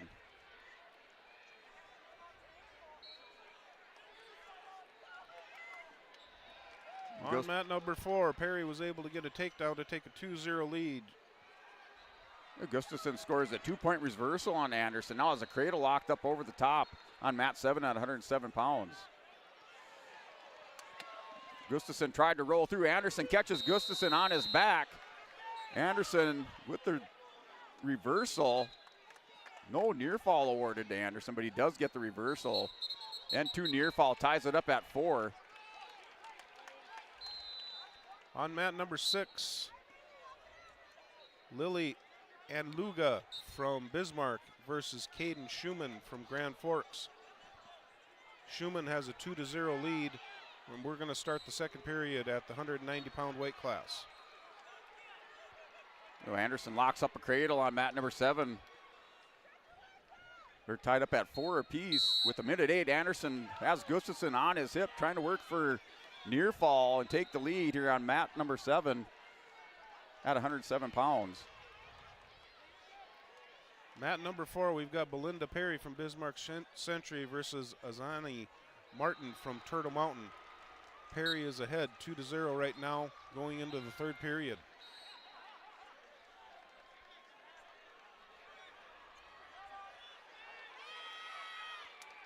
Gavin Root, Sky Cramlett still 8-0 is the score on mat number 8 at 107 pounds. 8-0 lead for Sky Cramlett. Cramlett hits a Peterson roll, picks up reversal, near fall on mat number 8. On mat number 6, Schumann from Grand Forks is ahead of Bismarck 2-0. And coming up on our Ryan Opdahl Farmers Union Insurance hourly update here at the state wrestling tournament. On the Class B side, we have the South Border Mustangs in the top spot with 130 points. In second place is Lisbon with 101 points. In third place, New Salem Almont with 93.5 points. Fourth place, Northern Lights, 89.5. In Killdeer in the fifth place spot with 70 points. Broncos, Ian Anderson currently out on the mat. Wrestling Gustafson from Stanley. Stanley with the 2-point reversal on mat number 7 takes the 6-4 lead. At heavyweight, Perry from Bismarck Century got a pin versus Martin from Turtle Mountain.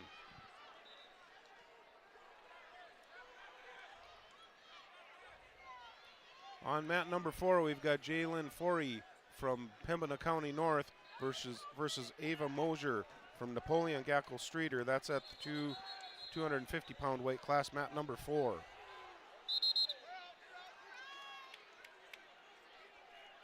Well, mat number 7, 107 pounds. Gustafson with the 6-4 lead. They're in the second period with 4 seconds on the clock. Anderson works a sit out here to close things out. As time expires, it's a 6-4 lead for Regan Gustafson over Ian Anderson going into the third period. At 190 pounds, we have Schumann from Grand Forks is ahead of Anluga from Bismarck, 4-0 right now. And we've got one just starting the third period.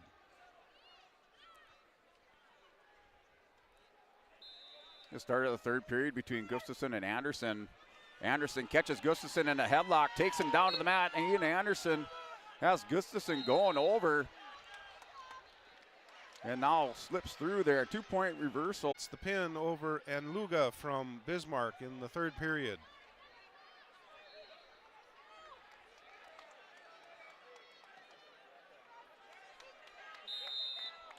Here, mat number 8, 114-pound action. South Border's Jared Schilling wrestling TJ Boyer.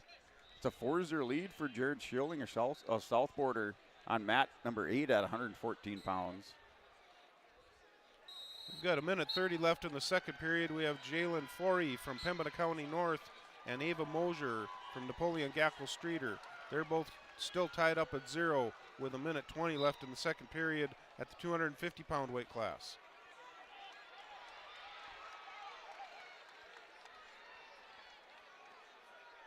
In the third period, under 45 seconds, still 8-4 lead for Regan Gustafson over Ian Anderson of the Broncos. Mat 7, under 40 seconds now, 8-4 lead for Gustafson. Starting at 250 pounds, J.D. Fletcher from Minot versus J.C. Peterson from Mandan. Fletcher has a 2-0 lead right now with 30 seconds left in the first period.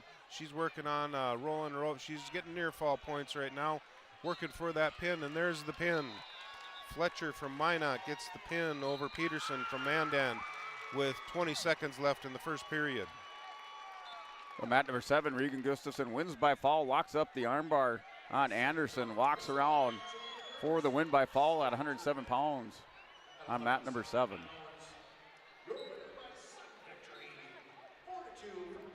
And up on mat number 5, Keenan Gore's Cruz Ranke wrestling at 114 pounds. That match just underway on mat number 5.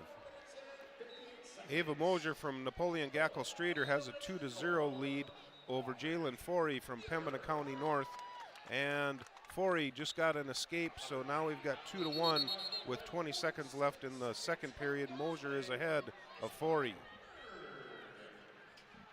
A match between Jared Schilling, TJ Boyer. Schilling down to the mat with the Bank North medical timeout on mat number 8 at 114 pounds. Schilling had the 9-3 lead in the second period. That was on mat number 8. And number 6, Emily Yobati from Bismarck Legacy versus Bria Brazert from Rugby. Yobati was able to get a takedown and 3-point near fall, so she's ahead 5-1 right now. Cruz Reinke, Keenan Gores in the second period. Start of the second period, looks like we have a clasping technical violation on Gores. Reinke with the 1-0 lead at the start of the second period. At the 100-pound weight class, Yobati from Bismarck Legacy is ahead of Brazert 5-1. They're in the neutral position now, and they're going to start the second period. Now Schilling and Boyer. Schilling up on his feet here with our Bank North timeout on mat number 8 at 1:14. Still waiting for action to resume on mat number 8. Mat 5, Gores and Reinke. Reinke in the bottom position on mat number 5 with 1:25 remaining in the second period. On mat number 4, we've got a tight one here at the 250-pound weight class. Ava Mosier from Napoleon Gackle Streeter is ahead 2-1 over Jalen Forey from Pembina County North with just 1 minute left in the third period. We have another Bank North blood timeout between Justin Toro, Hillsborough Central Valley, and Carson Henningsen on mat number 7. It's a 2-0 lead for Justin Toro of Hillsborough Central Valley on mat 7. On mat number 6, Emily Yobati from Bismarck Legacy is ahead 6-1 over Bria Brazert from Rugby. They've got 1:25 seconds left in the second period, and they're both in the neutral position. And Cruz Reinke takes the 4-0 lead over Keenan Gores with the 2-point reversal. Under 30 seconds remaining in the second period. Reinke goes up 4-0 over Keenan Gores of Northern Lights. Ava Mosier from Napoleon Gackle Streeter gets the pin with 30 seconds left in the third period over Jalen Forey from Pembina County North. And action resumes on mat number 8 between Jared Schilling and TJ Boyer. The final 10 seconds of that second period, still 9-3 lead for Schilling of South Border. At 100 pounds, Emily Yobati now takes an 8-2 lead over Bria Brazert from Rugby.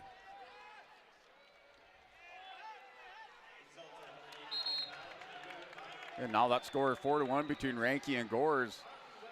Keenan Gores for Northern Lights with the 1-point escape. Reinke working underneath at the end of the second period.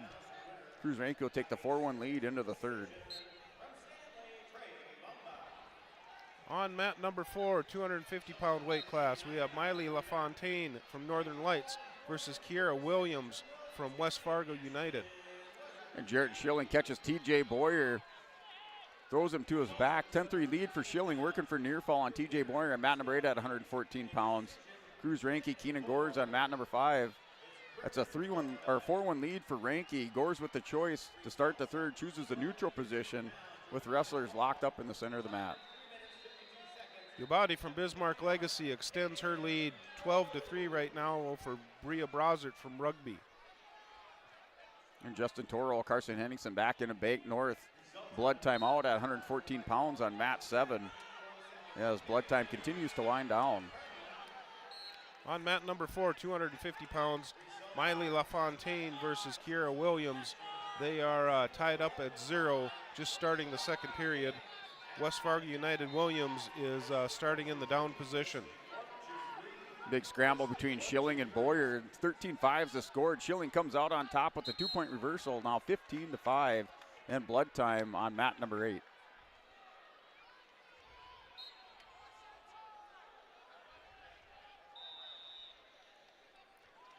Williams right now is trying to get LaFontaine rolled over on her back.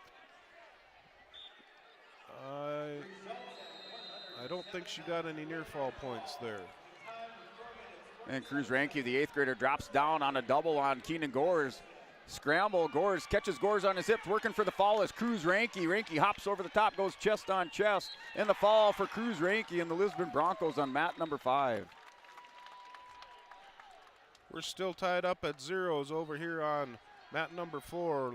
LaFontaine from Northern Lights and Williams from West Fargo United.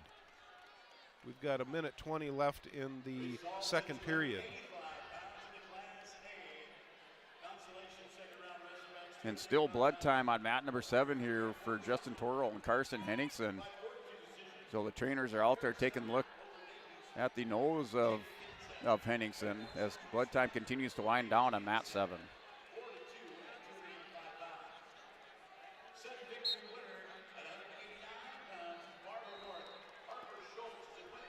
Mat number 4, we're still tied up at 0. We've got 42 seconds left in the second period. And there they're counting back points. LaFontaine is getting some near fall points, and she gets the pin. With 35 seconds left in the second period, LaFontaine gets the pin over Williams from West Fargo United. And mat number 7, Justin Torrell with the medical forfeit victory over Carson Henningsen. Henningsen not able to continue in that match on mat number 7 at 114 pounds. On mat number 6, Emily Labate from Bismarck Legacy is ahead 18-6 over Bria Brozert from Rugby. We've got 30 seconds left in the third period. That match on mat number 8 between Jared Schilling, TJ Boyer, 16-7, still all over the place, down to the final 17 seconds in the third period. On mat number 8, Schilling with the 16-7 lead. We're in another Bank North timeout, injury timeout for TJ Boyer of Mondack.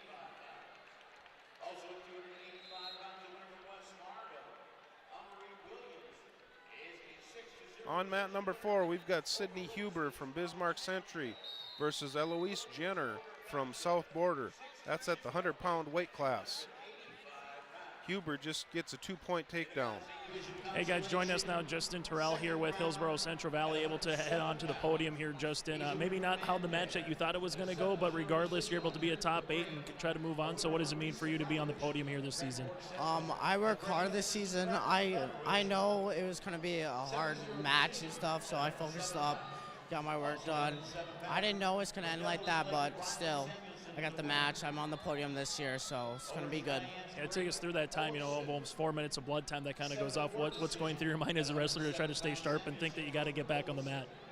I was trying to focus up, just keep my mindset, get some liquids in me, keep getting warm and stuff like that, and just hoping to win the match and stuff. For you to get to this point, what have you learned about yourself and just some of your fellow teammates here at this state tournament for Hillsborough Central Valley Wrestling? Have fun, keep your mindset, do good work at practice, don't slack up of practice and stuff, because that's how you mess up all year. Like, you get lazy, you're not going to work hard at freaking tournaments and all that. And that's what you need. Final thing for you, Justin, before we let you go, to move forward here, what's the mindset for the next couple hours as you know you're going to be back on the mat and trying to move up that podium? What's the mindset for you? I'm trying to just keep wrestling, focus up, work hard, just try to keep going, finish what I have to do this year. Hey, Justin, congratulations and best of luck moving forward. Thank you. Back to you guys. Hey, you're listening to YourLiveEvent.com. Continuing coverage here at your North Dakota State Wrestling Tournament. We'll step away, take a word from our sponsors, and come back for the second round of consolations at the Fargo Dome. Halstead Telephone Company delivers fast broadband internet, telephone, and cable TV to residents in this region, including Halstead, Shelley, Neilsville, Climax, Fisher, Bigland, Gentilly in Minnesota, and Hillsborough, Caledonia, Gardner, and Argosville, North Dakota. Serving the area residents since 1904, Halstead Telephone continues to create a bright future for this region using 100% fiber optic technology. Service plans offer flexibility and choices, and there's local support personnel ready to help. Contact Halstead Telephone Company today. Hillsborough Dairy, with delivery of fresh dairy products and more to your home door. I've had Hillsborough Dairy delivering cold, fresh dairy products and other items to my door for years. 3 main reasons why. It's the convenience, the products are fresh, and the delivery service from the Udder Guy. Nobody does it like the Udder Guy. Every week, we get to see Teak. Please call him at 701-436-5877. Delivery right to your door from Hillsborough Dairy. Ziegler Ag Equipment, Highway 9 North Ada, coming soon. 7 used Fendt 1162 twin tracks. Coming in time for spring work. Hours ranging from 430 to 875 hours. Call Chuck or Neil for more information on these Fendt twin tracks for spring field work. Ziegler Ag Equipment now providing farm delivery of genuine AGCO lubricants. Talk with Joey for more details of how you can mix and match lubricants. 218-784-2961. Ziegler Ag Equipment, Highway 9 North Ada. Goose River Bank is here for the communities we serve, building relationships that last a lifetime, serving the strong Red River Valley and beyond. We are your neighbors, friends, and family, committed to providing everything from everyday personal banking to loans for your farm or business. Visit one of our locations in Mayville, Hillsborough, or Hatton, or reach out and we'll happily come to you, because it's the neighborly thing to do. Goose River Bank, strong communities. This is Tim Cazzette, your local Golden Harvest Seeds dealer. During these winter months, as you think ahead to the spring planting season, I remind you there is strong yielding varieties of Golden Harvest beans and corn available for spring delivery. There's discounts offered. Please ask me about Golden Advantage deferred payment options or any cash payment discounts. Call me, Tim Cazzette, at 701-430-0877, and thank you for planting Golden Harvest seeds on your farm. Farming today doesn't always feel the same way it used to. Then again, some of it feels all the same. Maybe it isn't so much the jobs that changed, but how they get done. Now that's a different story. Everything got bigger and smaller at the same time. Insurance, accounting, and taxes can get complicated, so you need someone who's looking to keep every dollar possible in your pocket. Ag Country.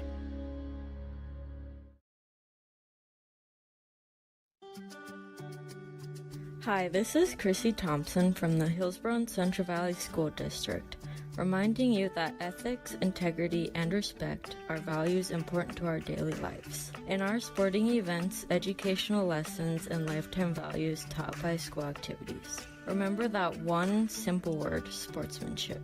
It's how you play the game. This message is from the Hillsborough and Central Valley School Districts. Hey, welcome back. YourLiveEvent.com continuing coverage of your North Dakota State Wrestling Tournament from the Fargo Dome. We're in our second round consolation match. We started the day at 133 pounds, moved up into 121 pounds on the Class B side of the mats. We have Grayson Lyons for the Lisbon Broncos out wrestling Will Mossbrucker of New Salem Almont. That match just underway on mat number 5. That's Mossbrucker for New Salem Almont wrestling Grayson Lyons for the Lisbon Broncos. At 100 pounds here on mat number 6, we've got a tight one. We're tied up at 7, and we're down to 5 seconds left in the third period. Oh, we've got a 2-point reversal. So Castine from Minot got a 2-point reversal with literally 5 seconds left to win that match, 9-7 at the 100-pound weight class. Yeah, mat number 8, 121 pounds. Lamar Litchfield Marion's Logan Potts wins by foul over Nolan Braun in the second period. So Logan Potts, another year's state place winner for the Lemoore Lobos. 106 pounds, Bailey Ferder from Bismarck Century is ahead 2-0, but she's getting near fall points, so she's going to go ahead 5-0 versus Taylor Brulette from Williston. 5-0 going into the second period at 106 pounds. In Oaks' Matthias Dahlstrom with the win, 11-3 over Caden Hooley of Northern Lights at 121 pounds. That was on mat number 7. Dahlstrom advances into the next round of consolations for the Oaks Tornadoes. At 100 pounds, we have Kimber Friddle from Stanley versus Charlotte Croston from Pembina County North. We're in the first period with 40 seconds left. They're both in the neutral position. They're trying to get their hand control, changing levels, trying to set up that first takedown here in the first period at 100 pounds. And mat 5 between Mossbrucker and Grayson Lyons. Lyons started the bottom position of the second period. Mossbrucker with the half. Nelson has it dug in with 1:15. Chasing around Lyons. Lyons just trying to belly down and counter out on mat number 5. On mat number 4, Bailey Ferderer from Bismarck Century is still ahead 5-0 over Taylor Brulette from Williston. We're in 1 minute and 20 seconds left in the second period. So Mossbrucker Lions still scoreless. Lions up on his base. Mossbrucker working over the top, digging an underhook on that far side. Lions just still trying to roll around, trying to create some space with Will Mossbrucker. That's on mat number 5. Mat number 6, Kimber Friddle. She starts out in the down position versus Charlotte Croston from Pembina County North. And Friddle just gets a 2-point reversal with 1:45 seconds left in the second period. Friddle's working on that 2-on-1 right now, trying to come around and get her turned to her back. Now she's going to go to a cross-face cradle. She can't get that locked up either. She'll probably reset here.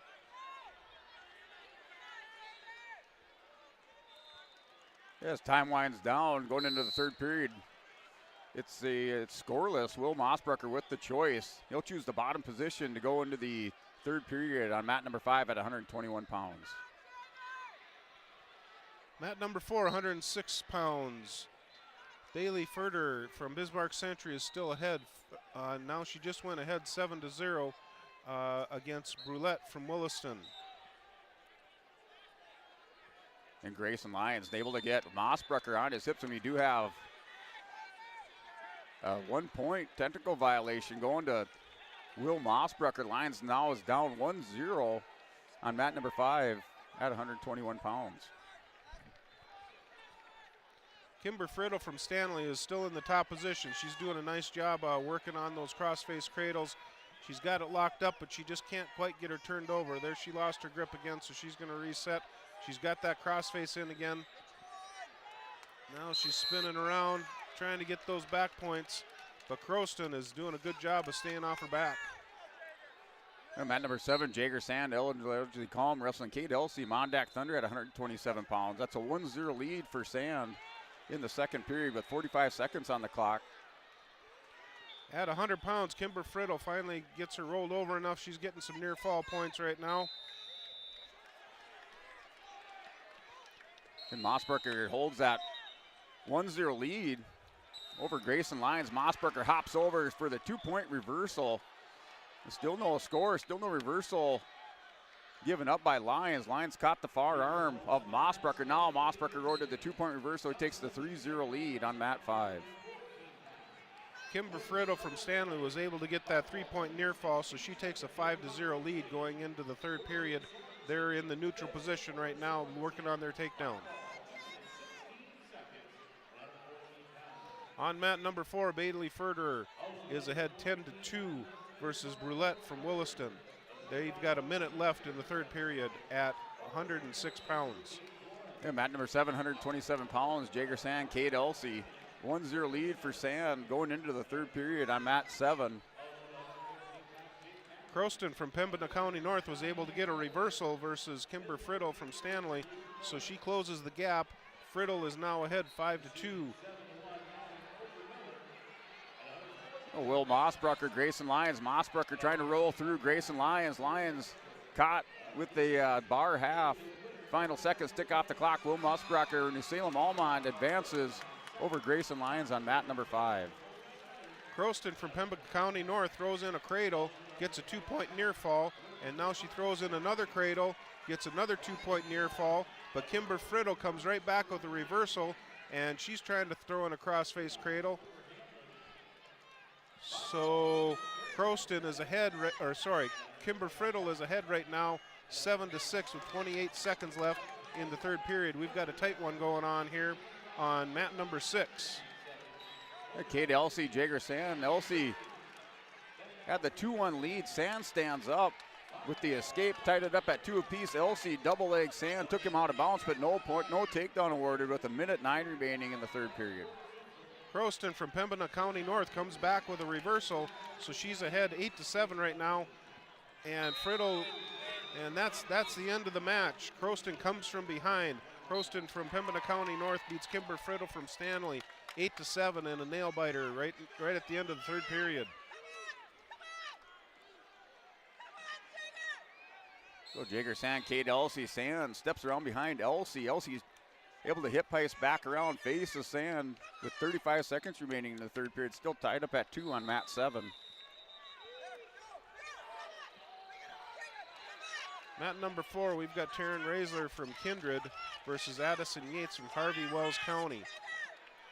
They're in the first period with 35 seconds left. They're still tied 2-0, but Yates is in on a double leg takedown. Raisler's trying to turn that corner and get the takedown from the top position. And Jager Sand grabs the 4-2 lead, turned the corner at a 2-point takedown. He's up 4-2 at the end of the third period. That means he wins the match at mat number 7 at 127 pounds and a top 8 place winner for Ellendale Edgerly-Combe. At 106 pounds, Taryn Raisler does end up getting that takedown, so she's ahead 2-0 over Addison Yates from Harvey Wells County, just getting to the end of the first period at 106 pounds. And mat number 8, 127 pounds, Cash Brown, Brody Michelson. Cash Brown for Williams County with the quick 2-point takedown. Hit a super duck on Michelson, turned the corner for the 2-point takedown. He leads 2-0 with 20 seconds remaining in the first period. On mat number 6, we've got Mallory DeVries from Central Cass versus Avery Jacobson from Rugby. That's at the 106-pound weight class. DeVries from Central Cass does get a 2-point takedown right at the end of the first period here. And mat number 7, 127-pound Raider Barstead of Elva wrestles Carson Kajed, Hillsborough Central Valley. Kajed trying to join teammate Justin Torrell as a top 8 place winner. This is his match on mat number 7 at 127 pounds. Taryn Raisler goes into the third period ahead 5-0 over Addison Yates from Harvey Wells County at the 106-pound weight class. And mat 7, Raider Barstead hit a little chin whip on Kajed on the edge of the mat. Now Kajed on the restart picks the 2-point takedown. He's up 2-0. Now 1-point escape for Barstead. 2-1 lead for Carson Kajed at the end of the first period. On mat number 6, 106 pounds, Mallory DeVries starts the second period in the down position, and that's still where we're at right now. Mallory's trying to work on a sit-out, and now she goes from the sit-out to the stand-up, and she's facing her, trying to get that leg free and get that 2-point reversal. Jacobson from Rugby still has that leg, and DeVries gets that reversal and turns her over for near fall points. DeVries is working on that pin right now. We've got plenty of time, 1:10 seconds left in the second period. DeVries is trying to sink that half in, get chest to chest, and get some pressure on those shoulders.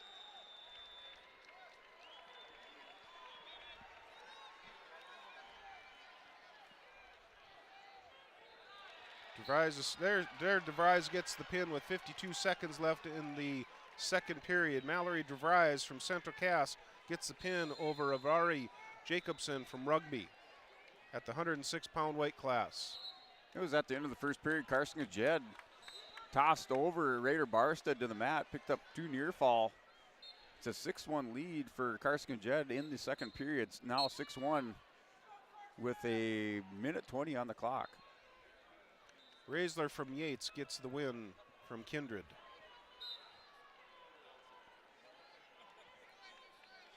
And mat number 8, that match between Cash Brown, Williams County, and Brody Michelson. 4-2 score in the second period. Michelson in the top position. Brown trying to get base up. Michelson runs over, runs around the head of Cash Brown. Brown hip heist back over, arm around the waist. 2-point reversal for Cash Brown. Takes Michelson to his back, scoring some near fall. On mat number 4, we have Taya Lura from Carrington at 106 pounds versus Haley Ann Turner from Bismarck. Turner is ahead 2-1 right now in the first period. Mat number 6, Anna Engwich from New Salem Almont versus Kylie Schultz from Minot at 112 pounds. This is mat number 8, 3 near fall for Cash Brown. Has the 9-2 lead going into the third period. Another 2-point takedown, goes up 11-2 on mat number 8.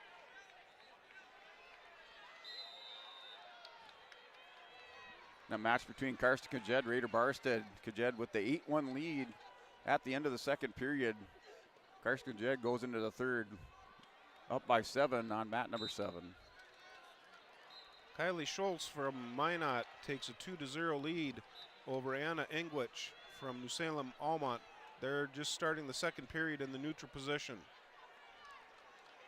Kale Hayes, Harvey Wills County, wrestling Braylon Herman. Hayes with the win by fall on mat number 5 at 127 pounds. Hayes wins by fall over Braylon Herman of Northern Lights on mat 5.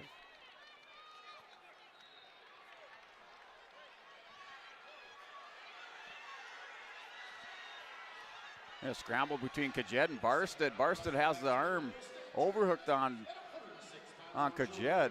He's just trying to hip around and not able to do it. Kajed back on top. Another 2 points. He leads 10-1 over Raider Barstead of Elva. Now scoring some near fall on mat 7 at 127 pounds. On mat number 6, Schultz from Minot is trying to get, she just got the 2-point takedown. She's got the crossface inch, might be looking for a cradle there. Engwich from New Salem Almont still has that leg, trying to get control and pick up that single leg. Cash Brown, Brody Michelson. Brown working near fall on Michelson at the end of the third period. Brown with the 11-2 lead. He'll put at least 3 more points on the board. 14-2 win by major decision for Cash Brown over Brody Michelson, the south border on mat 8. On mat number 4, we have Adeline Hansen from Lisbon versus Crystal Magnuson from Hillsborough Central Valley. Hansen is ahead 2-0 in the first period. And Carson Zed now up 10-1 on Raider Barstead at 127 pounds in the third period with 25 seconds on the clock. They go back for a restart. Barstead in the bottom position on mat number 7. Engwit from New Salem Almont gets a 2-point reversal. She closes the score. Schultz from Minot is ahead 4-2 over Engwit from New Salem Almont. And mat number 5, 133 pounds, Zane Allender wrestling Bryce Schneider. It's a 1-0 lead for Zane Allender in the second period. Over on mat number 4, Hansen from Lisbon takes a 3-0 lead over Magnuson from Hillsborough Central Valley. We've got about a minute left in the second period on mat number 4, 112 pounds. And Carson Kazed, your winner, 10-1, major decision win for Kazed at 127 pounds on mat number 7. He wins 10-1 over Raider Barstead of Elva. On mat number 6, we've got a tight one here. We've got Schultz from Minot up 4-2 over Engwick from New Salem Almont, 112 pounds. And moving back through our third round of consolations, winners of these matches advance into the consolation semifinals. Non-winners will wrestle for 7th and 8th place later today in our placing rounds. We're back to 133 pounds. That's where our day started. Here, day number 2 at the North Dakota State Wrestling Tournament. So we're back to 133 pounds. And mat number 5, we have Zane Allender, Volks wrestling Bryce Schneider. Allender has the 1-0 lead. Schneider working in top position, scores a 2-point reversal. He's up 2-1 on Zane Allender. Adeline Hansen from Lisbon gets some near fall points to extend her lead to 8-0 versus Crystal Magnuson from Hillsborough Central Valley. And mat number 7, Carrington's Nick Garber wrestling Riker Vetter, south border. Riker Vetter with the 2-0 lead at the end of the first period on mat number 7. On mat number 6, we've got 30 seconds left in the third period. Schultz from Minot is ahead 4-2 over Engwick from New Salem Almont. All right, at 27 pounds from Hillsborough Central Valley, Carson Kazette with us here. Carson, congratulations on advancing here into the state tournament. Just kind of take us through that match, able to ride out the last third period, and just kind of take us through that last 2 minutes here, Carson. Yeah, I know coming into that match, the kid was going to be tough. He's still a 7th grader. He's dang good. But I got on top. Was trying to ride kind of loose because, you know, he was rolling and everything, but I get it to the kid. He's pretty good. He's going to be fun to watch in the upcoming years. And you got a little bloody on top of it, too, so you really earned it a little bit. What does it mean just to, get to that podium now and try to keep on moving up here on the standings for you, Carson? Oh, man, it means everything to me. Oh, man, it feels so good after this season. And especially last year, missing out 8th grade year, I was coming in last year, came in to wrestle. Same with this year. Just want to be on that podium, man. What do you enjoy most about the Fargo Dome from the juices for a wrestler? What kind of going through your mind as you get ready to take that mat in front of 8 mats and a statewide crowd? Yeah, it's crazy. Even warming up, just seeing the lights, this big old Fargo Dome, it's a blast, man. No place better to be. Final thing for you, Carson. How do you hope to keep this going here throughout the rest of the day in this tournament? I just got to keep it simple, keep wrestling, stay calm too. Make sure my nutrition's good, and hopefully it just goes well. Carson, thanks so much for your time and best of luck moving forward. Thank you. Carson Gazette here again with Hillsborough Central Valley, part of our Dakota Heritage Bank interviews. All right, back in action on our main floor, back to 133 pounds. Zane Allender, Bryce Schneider. Schneider built a 4-1 lead on mat number 5 at 133. That's in the third period with 40 seconds remaining. At 112 pounds, Adeline Hansen from Lisbon takes a 13-0 win over Crystal Magnuson from Hillsborough Central Valley. And mat number 8, match between Kyler Shaleski and Maddox Campbell. They're scoreless going into the third period. Campbell has choice to start the third. He chooses bottom position. This is mat number 8. We're scoreless going into the third period. Mat number 4, we've got Vivian Backer from Bismarck Century. She's ahead 2-0 over Donica Bennett from Pembina County North. Just ended the first period, starting the second period. And that match between Allender and Schneider, 5-3 lead for Bryce Schneider at the end of the period, and Bryce Schneider will advance. He wrestled for the consolation semifinals and a top 6 place finish for Napoleon. That's the result on mat number 5, 5-3 win for Bryce Schneider over Zane Allender. Donica Bennett from Pembina County North is in the top position against Vivian Backer from Bismarck Century. She's trying to sink that half Nelson in and come around and drive that. Looks like she's got that far wrist, and she's turned her over for near fall points. Donica Bennett is getting some near fall points right now. And there's the pin for Donica Bennett. She comes from behind. Donica Bennett from Pembina County North gets the pin with 1:12 seconds left in the second period.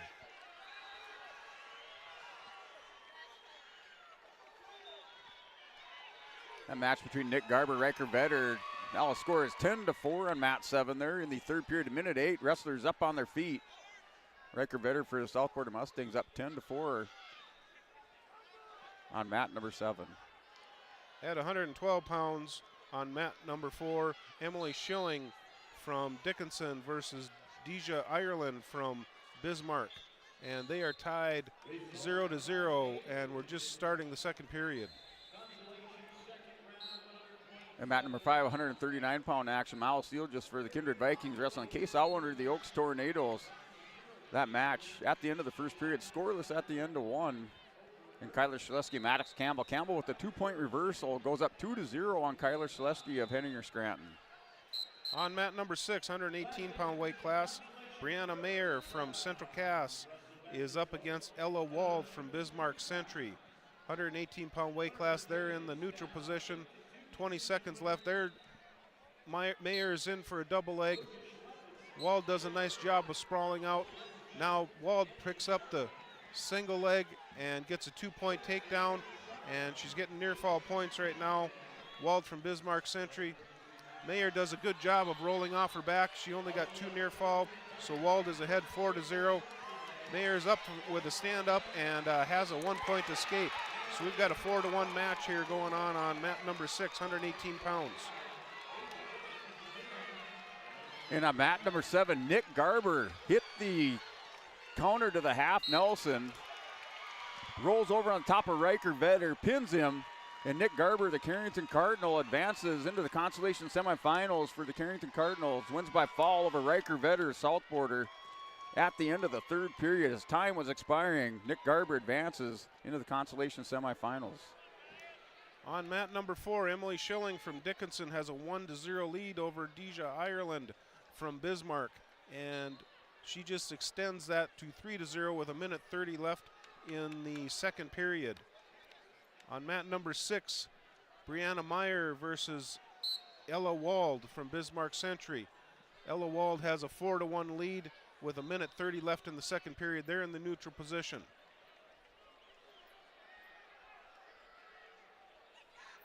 That was Maddox Campbell wins by a decision 2-1 over Kyler Shaleski at 133 pounds. So Maddox Campbell advances into the consolation semifinals for the Velvet Aggies. Ryan Ing working for the Broncos.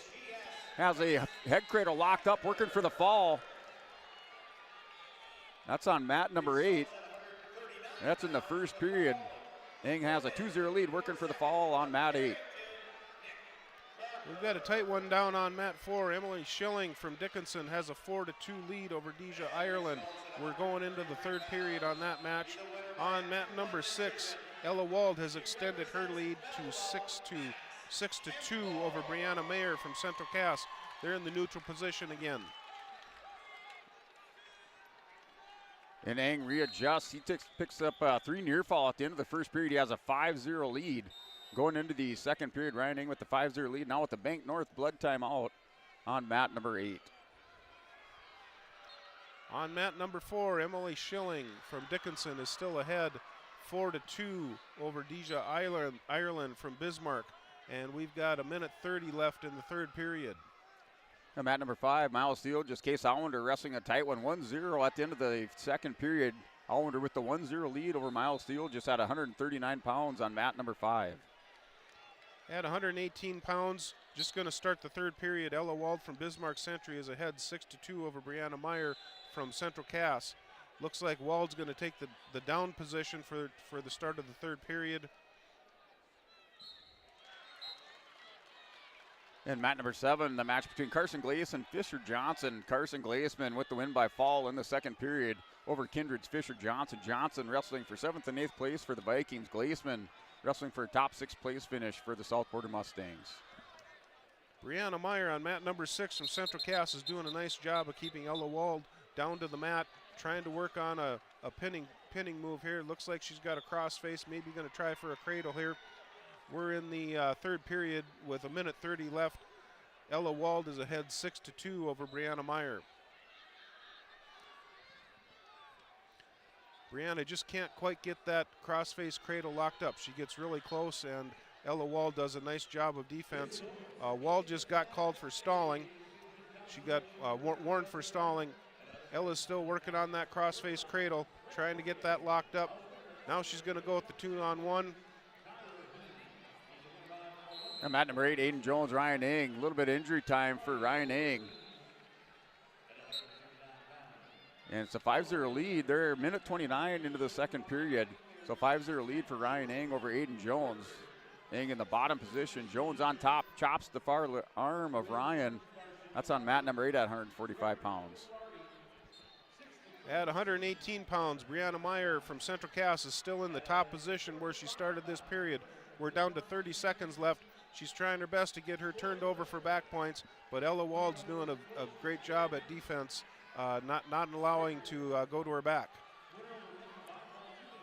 That match between Miles Sealgis and Allender, it's a 2-1 lead for Miles Sealgis. He takes the 2-1 lead. He's in the top position with 30 seconds remaining. Case Allender broke down on his hip. Sealgis on top with the arm chopped. Over on mat 6, Brianna Meyer did get a 1 point for Ella Wald stalling, so the score is now 6-3, but that's going to be the end of the third period, so Ella Wald will win that close one, 6-3 over Brianna Meyer from Central Cass, 118 pounds. And mat 8, that match between Aiden Jones, Mondack Thunder, Ryan Ing. 5-0 lead for Ryan Ing. He's warned with stalling with 20 seconds remaining in the bottom position. Has the arm caught, just trying to hit some separation. Jones with the leg ride in. Called for a stalemate and a restart on mat 8. On mat number 4, Elizabeth Hook from Mandan versus Maya Torres from Jamestown. Torres has a 2-1 lead just starting the second period.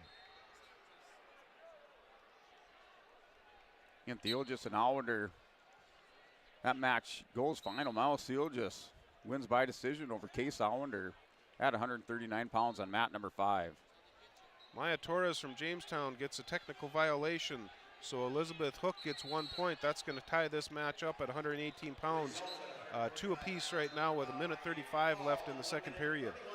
They're at the end of the period. Ryan Ing with the 1 point loss of control. He takes a 6-0 lead. They're going neutral for the third period with Ryan Ing, Aiden Jones on mat number 8. Elizabeth Hook from Mandan gets a quick escape and a takedown. So she takes a 5-2 lead right now in the second period. Well, Jones and Eng ducks under Aiden Jones. Headlock attempt. Eng takes Jones back to the mat, slams him down, working for more near fall. Picks up the 2-point takedown. He has the 8-0 lead. At 118 pounds, mat number 6, Sarah Novak from Grand Forks versus Keisha Tomac from New Salem Almont. And they're tied up at 0. And Eng adjusts, comes back over the top on Aiden Jones. Have his 3 near fall, just trying to settle in, work for the pin for the Broncos. This is on mat number 8 at 145 pounds. Keisha Tomac from New Salem Almont is going to start out in the down position for the beginning of the second period. Sarah Novak from Grand Forks will be in the top position, 118 pounds. Tomac does a nice sit out. Novak tried for a chin drop but missed it, but Novak was able to come around and she's still in the top position and in control.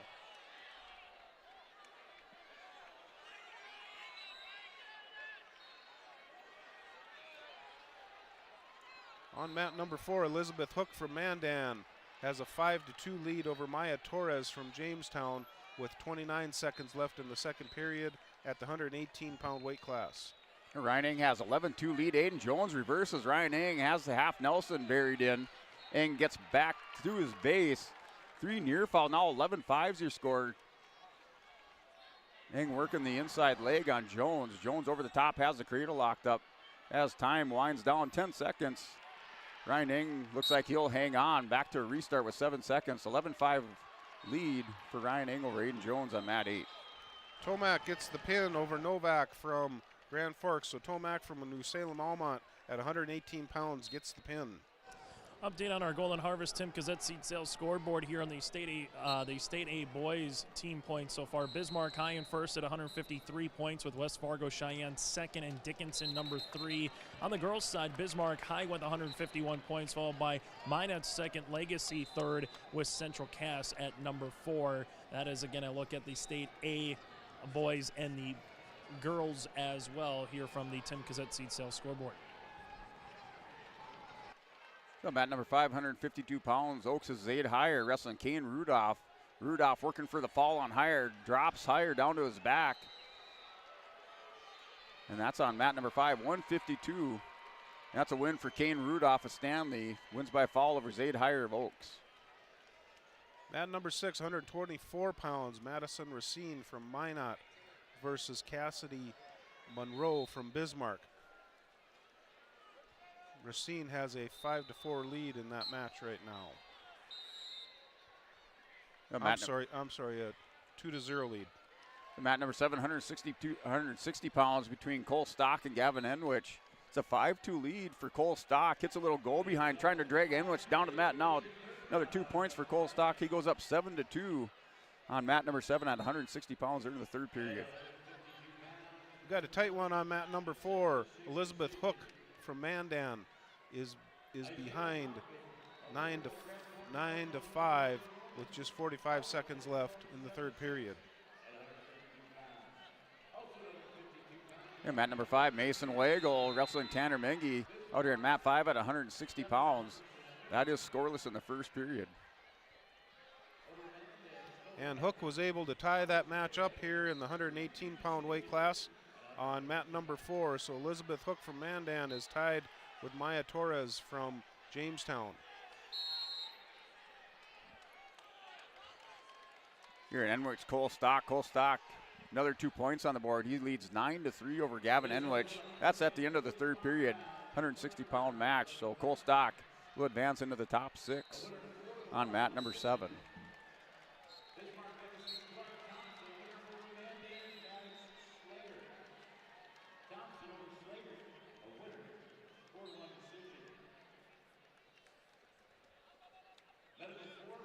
Here's mat number 5, Mason Wangle, Tanner Mengi. It's 2-0 lead. The officials over in discussion on mat number 5 at 160 pounds. So 2-0 lead for Mason Wangle going in. Mengi chooses bottom position to start the second period. Mat number 6, Madison Racine from Minot has a 2-1 lead over Cassidy Monroe from Bismarck. Here's Tate Thorpe from Oaks Tornadoes on mat number 7 wrestling Cale Hebel. That match just underway on mat number 7 at 172 pounds. Madison Racine from Minot has a half Nelson in. She's getting some near fall points here on mat number 6. And there's the pin for Madison Racine from Minot. And mat number 5, Mason Wagle, Tanner Mengi. Wagle and Mengi is able to drop Wagle down on his hip. Now hip pipes back around, catches Mason Wagle. 2-point reversal. Now a 3-2 lead for Tanner Mengi over Mason Wagle on mat number 5 at 160 pounds. On the Class A 172, finishing at least in the top 6 will be Kate Olsen-Tinglestead here from Central Cass, as Mason Johnson unable to come out onto the mat. So Kate Olsen-Tinglestead advances to the next round here for the Central Cass Squirrels. On mat number 4, we have Ava Owens from Fargo versus Brianna Erickson from Dickinson. And Owens has a 2-1 lead right now over Erickson from Dickinson. So mat 5, 160-pound Mason Wagle, Tanner Mengi, in a little scramble position at the end of the second period. 35 seconds remaining, no change of position. And Mason Wagle still down by 1 point on mat number 5. At 130 pounds, mat number 6, Peyton Russell from Minot versus Taryn Gores from Northern Lights. Here's Tate Thorpe, Cale Hebel on mat number 7. Hebel has the 2-0 lead. And then the second period, minute 30 on the clock. Right now, Thorpe working on the inside, has Hebel down on his hip. Hebel with the 2-0 lead on mat 7. On mat number 4, they're still in the neutral position working on their takedown in the second period. Ava Owens from Fargo has a 2-1 lead over Brianna Erickson from Dickinson.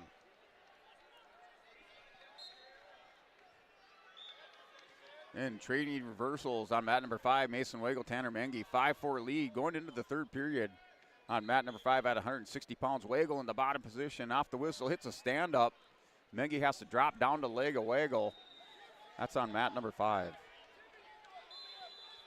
On mat number 6, Taryn Gores started out in the down position to start out the second period. Peyton Russell just sinks a half Nelson, and she's getting near fall points right now.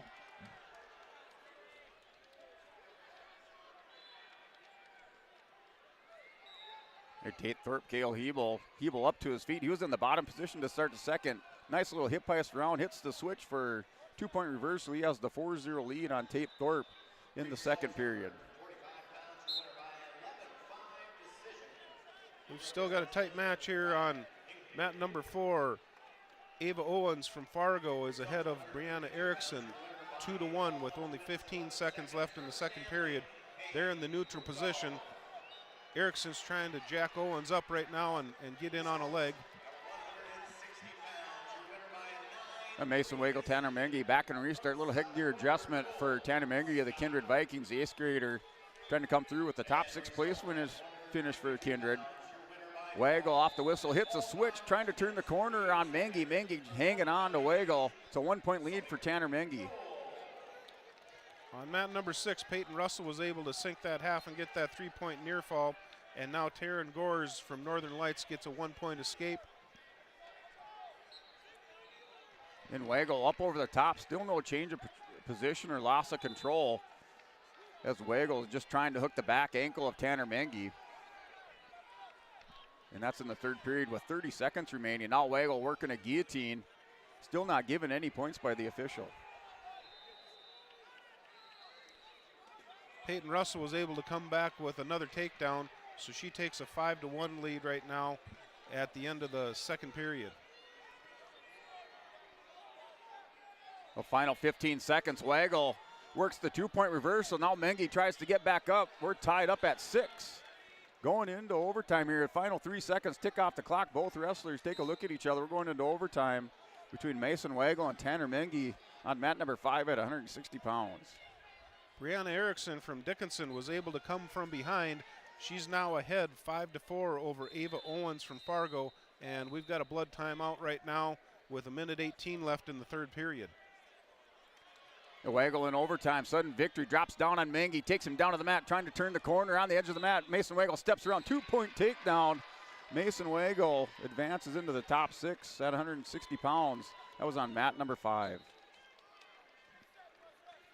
On mat number 4, Brianna Erickson is going to start out in the top position. She's ahead 5-4 over Ava Owens from Fargo. Tate Thorpe, Kale Hebel still rolling around there in the third period. 48 seconds on the clock. Tate Thorpe working underneath, trying to set up this Peterson roll. Has the far arm and wrist caught of Hebel. Hebel able to stick in a leg on the near side, not allowing Tate Thorpe to roll through.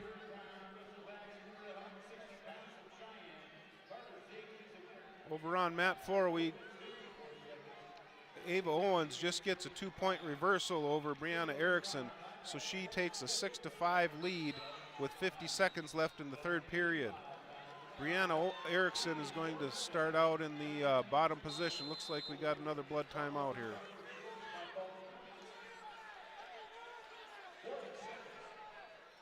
They're back at it on mat number 4. Brianna Erickson is behind 6-5. She starts out in the down position. Brianna gets a 1-point escape. We've got 41 seconds left in the third period. They're both in the neutral position. They're on the edge of the mat trying to set something up for a takedown here. They're both tied up with each other, collar to collar. Down to 25 seconds left. Owens shot in on a double leg, but Brianna Erickson comes back with a headlock. They did give her a 2-point takedown. I don't see them counting near fall points yet. Oh, Kale Hebel with the win over Tate Thorpe.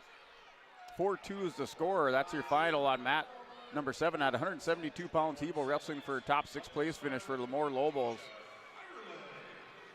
And Brianna Erickson comes from behind to get a 9-6 win over Ava Owens from Fargo in the last few seconds of the third period at 118 pounds. Mat number 6, Peyton Russell from Minot is ahead 5-1 over Taryn Gores from Northern Lights. And we've got just 5 seconds left in the third period. So Peyton Russell is going to win that match 5-1 at the 130-pound weight class. Yeah, going into your Ryan Opdahl Farmers Union Insurance hourly update here from the North Dakota State Wrestling Tournament. That's Ryan Opdahl Insurance for home, auto, business, life, and farm insurance. Visit the agency downtown Hillsboro or call 701-436-5777. I'd like to harken back to the Kellen Garber Riker Vetter match. Kellen Garber down in the match by 6 points. Came back, tossed Riker Vetter to his back, and won by fall, advancing into the top 6. And that was at 139 pounds. That was Kellen Garber over Riker Vetter. Had 3 seconds on the clock, scores the fall, and advances into the top 6 for the Carrington Cardinals. That's part of your Ryan Opdahl Farmers Union Insurance Agency hourly update from the state wrestling tournament. Up on mat number 3 right now, Stone Thornton here from the Central Cass Squirrels and the Wrestlebacks at 189 pounds going up against Grant Carlson from Bismarck Century. A pair of seniors going at each other right now here at 189 on the Class A side. And mat number 7, Braden Schnoll wrestling Trey Bombach of Stanley. This match just underway at 189 pounds on mat number 7 as they roll into the second period. 2-0 lead for Bombach of Stanley. At 130 pounds on mat number 6, we have Carissa Mann from Napoleon Gackle Streeter versus Natalie Meyer from Dickinson. We're in the first period and they're tied up at 0, both in the neutral position. So mat number 5, 215 pounds, Callan Garber, Carrington wrestling Birch Bang at 215 pounds. That's mat number 5. That match just underway for 15 seconds. Tick off the clock. They're scoreless on mat 5. Grant Carlson with a 2-point takedown to end the first period, up by 2 at 189 pounds on mat number 3 right now here for Carlson. On mat number 4, we have Jasmine Yabara from Carrington versus Acelia Olson from Hettinger Scranton. And Olson from Hettinger Scranton is ahead 2-0 right now with 1:30 left in the second period. And mat number 7, 189 pounds, Trey Bombach adds 2 more points to his score. He leads 4-0 over Braden Schnoll, Hillsboro Central Valley in the second period. 50 seconds on the clock. No points were scored between Carissa Mann from Napoleon Gackle Streeter and Natalie Meyer from Dickinson in the first period. So they're going into the second period. Meyer's in the down position. She's trying to hit her stand up here, do a little short sit and another stand up. But Mann is doing a good job of following her around, and no change as of now. A mat number 8, 215-pound match here in front of the media table. It's Caden Rose. Pembina County North has a 2-0 lead over Griffin Wilhelmy. That's at the start of the second period. 2-0 lead for Rose over Wilhelmy on mat number 8. Stone Thornton works on top here against Grant Carlson from Bismarck Century to begin the second period. Thornton trying to get Carlson back down to the mat, but Carlson is doing a good job getting back to his base and just not allowing Stone to make a throw or try to go and attempt to get a 2-point takedown. 60 seconds left in period number 2. Still 2-0 Carlson over Thornton.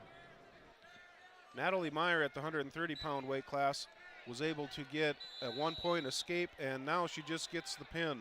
So Natalie Meyer from Dickinson with 1:06 left in the second period gets the pin over Carissa Mann from Napoleon Gackle Streeter. Well, Trey Bombach takes the 4-0 lead into the third period. He leads Braden Chenot by a score of 4-0 at the start of the third period. Wrestlers in the neutral position. Chenot with the double leg shot.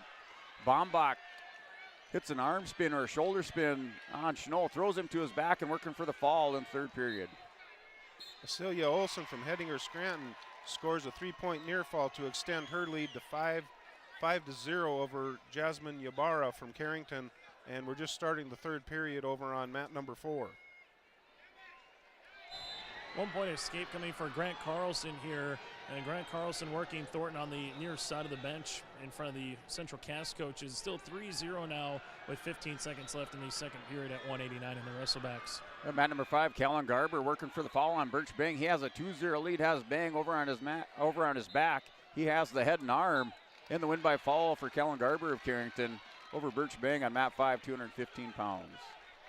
At 136 pounds, mat number 6, we have Madison Reams from Bismarck versus Lucy Kaznarski from Fargo. And Kaznarski is ahead 2-0 with just 5 seconds left in the first period. Well, mat number 7, Aiden Hinkle wrestling Cole Nitschke of the Southport Mustangs. Nitschke rolls Hinkle over. Hinkle trying to power through on Nitschke. Nitschke back over the top has the 2-0 lead on mat number 7. They start in the third period in the neutral position between Thornton and Carlson. As Stone Thornton right now looking for a throw or some type of shot, but good defense here by Carlson. Carlson takes Thornton to the edge of the match, does not get a 2-point takedown, and there's still 1:40 left in the third period. Carlson still with a 3-0 advantage. Kaznowski from Fargo had the top position, was able to get a 3-point near fall, but Madison Reams from Bismarck comes right back with an escape. So Kaznowski from Fargo takes a 5-1 lead with 1:30 left in the second period. At the end of the first period, Aiden Hinkle elevators Nitschke off a roll, gets the 1-point escape. That's 2-1 lead for Cole Nitschke going in the second period. They start this second period on their feet on mat number 7. On mat number 4, we have Haley Carr from Minot versus Grace Lamar from Central Cass. This is the 136-pound weight class, mat number 4. And Caden Rose, Griffin Wilhelmy, 6-4 lead for Griffin Wilhelmy of Stanley wrestling Caden Rose. Rose works a 2-point reversal. Now we're tied up in the third period, 40 seconds on the clock. They're tied up at 6 on mat number 8 at 215 pounds. And now Hinkle with the mat return on Nitschke, trying to score a takedown. There's still 2 1s to score. No points awarded between Nitschke and Hinkle on mat 7. Grace Lamar versus Haley Carr. They're just in the neutral position, changing levels, doing a few ties, changing levels again, trying to set up that first takedown. We're down to 15 seconds left in the first period. Grace Lamar from Central Cass, Haley Carr from Minot, 136 pounds. Grant Carlson with a 2-point takedown here against Stone Thornton as they are working to the edge of the mat right now. It's a 5-0 advantage for Carlson. It looks like Grant Carlson will be moving on to a top 6 place contest, while Stone Thornton will be going to the 7th place match with a 5-0 win here for Carlson, unless Thornton's able to make a big move with 8 seconds left. Here Griffin Wilhelmy scores the reversal. He took the 8-6 lead and he wins on mat number 8 at 215 pounds. Now Cole Nitschke working for the fall on Hinkle on mat number 7. On mat number 6, Reagan Ulmer from South Border versus Lois Schneider from Central Cass, 142-pound weight class. Back to mat number 4, Grace Lamar starts out in the bottom position to start the second period. She's done a couple stand-ups already, trying to get that separation, and there Grace gets the one point escape to make it 1-0. Aiden Hinkle, your winner by fall, Cole Nitschke, your winner by fall over Aiden Hinkle on mat number 7 at 285 pounds. He'll wrestle for a top 6 place finish at the state wrestling tournament. That's a result off of mat 7. Lois Schneider from Central Cass versus Reagan Ulmer from South Border at 142. They finish out the first period with a score of 0-0. On mat number 4, Grace Lamar is ahead 1-0 from Central Cass over Haley Carr from Minot. They're in the second period with a minute left, and they're both in the neutral position. And Brody Weisenberger from Carrington wrestling Jermaine Gizzy of Beulah Hazen. Weisenberg has the 5-0 lead in the first period with 13 seconds on the clock. That's on mat number 8, 285 pounds. On mat number 4, Grace Lamar hits a headlock.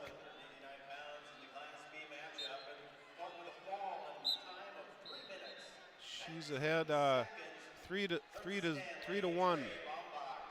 Haley Carr ends up getting a 1-point escape, so Lamar is ahead 3-1 with 20 seconds left in the second period. So mat number 5, 107-pound action. It's Walker Miller for EK wrestling Regan Gustafson of Stanley. Gustafson has the 4-0 lead with 33 seconds remaining in the second period. Wrestlers back to the center of the mat for a restart in the referee's position with Miller starting in the bottom position. Lois Schneider from Central Cass was able to get a 2-point takedown in the second period versus Reagan Ulmer from South Border. Lois is trying to lock up that cross-face cradle. On mat number 4, Grace Lamar is ahead 3-1 going into the third period versus Haley Carr from Minot. So mat number 8, 285-pound action. Carrington's Brody Weisenberger wins by fall over Jermaine Gizzy. That was on mat number 8. Weisenberger wrestling for a top 6 place finish.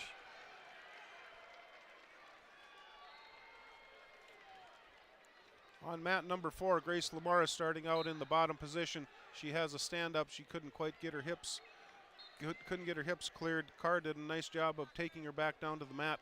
We've got a minute 40 seconds left in the third period, and Lamar is ahead 3-1. And mat 5, Reagan Gustafson builds his lead now 6-0 at the start of the third period with Walker Miller of EEK. Miller took a shot there in the neutral position to start the third, but Gustafson up over the top. Miller tries to dump down Gustafson. Gustafson steps back around behind, now is up 8-0 on mat 5.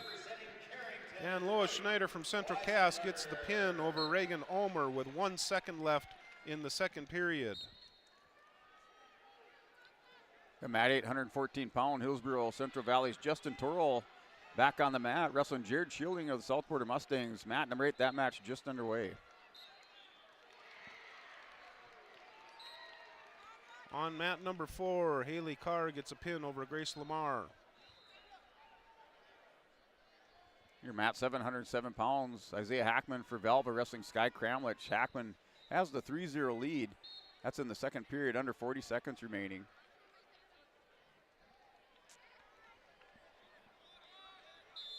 On mat number 6,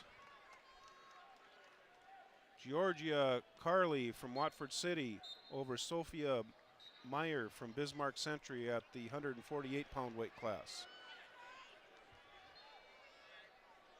All right, this is continuing coverage of your state Class B, Class A, and girls wrestling tournaments. We're live from the Fargo Dome. You're listening to YourLiveEvent.com. We're going to step away, take a word from our sponsors, and come back and finish out these consolation semifinal rounds at your state wrestling tournament on YourLiveEvent.com. This is Chris from RDK Enterprises, your local precision planting dealer. Manage what you can to overcome what you cannot. Farming is all about preparing your operation to be successful when given an opportunity. Invest a few minutes and bring in your seed meters to be reconditioned and calibrated. We have some room, so give us a call and we can help you overcome those simple obstacles. RDK Enterprises, 636-2119 or planterdoc.com. You finally found the perfect car in Racing Blue. You even got them to throw in the LED fog lights for free. Auto Owners insures your car because some people never learn to parallel park. That's simple human sense. River's Edge Insurance Agency, Halstead, 218-456-2172. Keep going, more.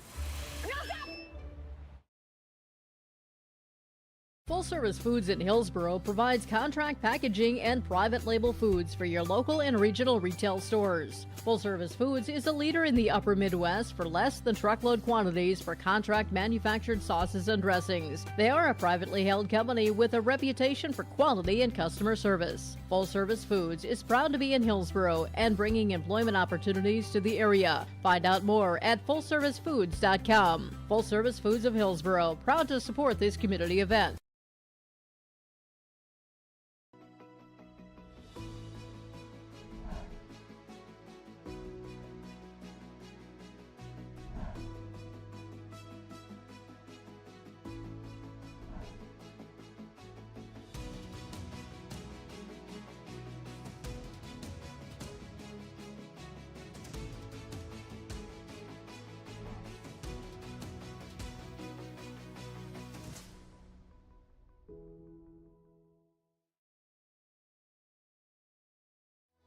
Even as a kid, I knew I wanted to be part of Polar Communications because they have such a long history of taking care of their employees. I'm grateful that we get to work with great people every day, and I get to go home at the end of the day knowing that what we did for the day matters. It's a great place to be part of a team and feel like you're achieving so much more than just answering a phone call. Polar is more than that. Polar is family. You're welcome back. YourLiveEvent.com. We're on day 2 coverage from the state wrestling tournament at the Fargo Dome into our consolation semifinal rounds. Up on the Class B side, we're at 114 pounds. We have Cruz Ranke on mat number 5 wrestling Riley Hasbrook of Headringer Scranton. Ranke with the 1-0 lead in the second period. That's on mat number 5. Mat number 4, we have Ava Karlblom from Lisbon versus Emerson Flighty from Central Cass. Lisbon has a 2-0 lead over Flighty. And mat number 8, Jared Schilling, Justin Torrell. Schilling had caught Torrell working the pinning combination, but now Torrell back up to his feet. It's now a 11-3 lead for Jared Schilling over Justin Torrell on mat number 8 at 114 pounds. On mat number 6 at 155 pounds, we have Amaya Russell from West Fargo United versus Lexi Beckler from Bismarck. And they're tied at 0 with 15 seconds left in the first period. And mat number 7, 121 pounds, Logan Potts from Litchfield Marion wrestled Matthias Dahlstrom of the Oaks Tornadoes. That's in the first period and scoreless. And Cruz Ranke for the Broncos working a pin on Riley Hasbrook. Has a head and arm locked up. Ranke walking for the head or towards the head at the end of the period. Down to 14 seconds to work the fall on Riley Hasbrook. He has the 3-0 lead. On mat number 6, Lexi Beckler from Bismarck gets a takedown to take a lead 2-0 over Amaya Russell from West Fargo United. And to close out the period, Ranke collects the 3 near fall, takes the 6-0 lead with Hasbrook. Going into the third period, Riley Hasbrook with choice chooses a neutral position with Ranke leading 6-0 on mat 5. Karlblom from Lisbon takes a 4-2 lead over Emerson Flighty from Central Cass. We are just starting the third period. Flighty is going to start out in the down position.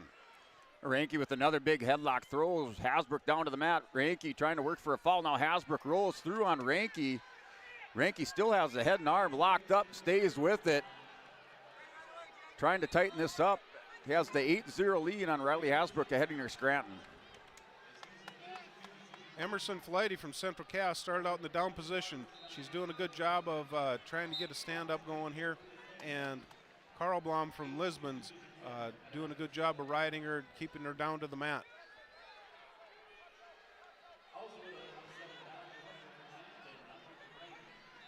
Lexi Beckler at the 155-pound weight class from Bismarck has a 3-0 lead over Amia Russell from West Fargo United, and we've got 50 seconds left in the second period.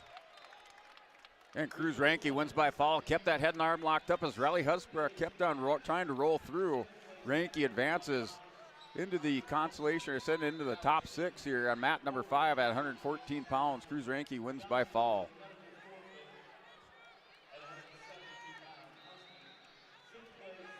Emerson Flighty is in the top position over on mat number 4.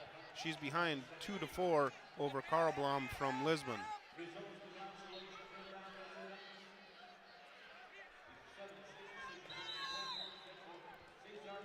Jager Sand, Cale Hayes on the mat. 4-0 lead for Cale Hayes of Harvey Wells County on mat number 8 at 127 pounds. And Logan Potts, Matthias Dahlstrom. Potts now leads 5-3 over Dahlstrom. Wrestlers in the neutral position with a minute on the clock in the second period. Amia Russell from West Fargo United was able to hit a 2-point takedown, so she's going to close that gap. Lexi Beckler is ahead 3-2. Lexi Beckler from Bismarck, Amia Russell from West Fargo United. 3-2 going into the third period. Dahlstrom and Potts in a scramble position. Dahlstrom trying to turn the corner on Potts, get the reversal. Potts drops down to the leg, now goes forklift position on Dahlstrom on mat number 7. And still in the second period, 6-3 lead for Logan Potts over Matthias Dahlstrom. And in a close one over on mat 4, Ava Karlblom from Lisbon beats Emerson Flighty 4-3.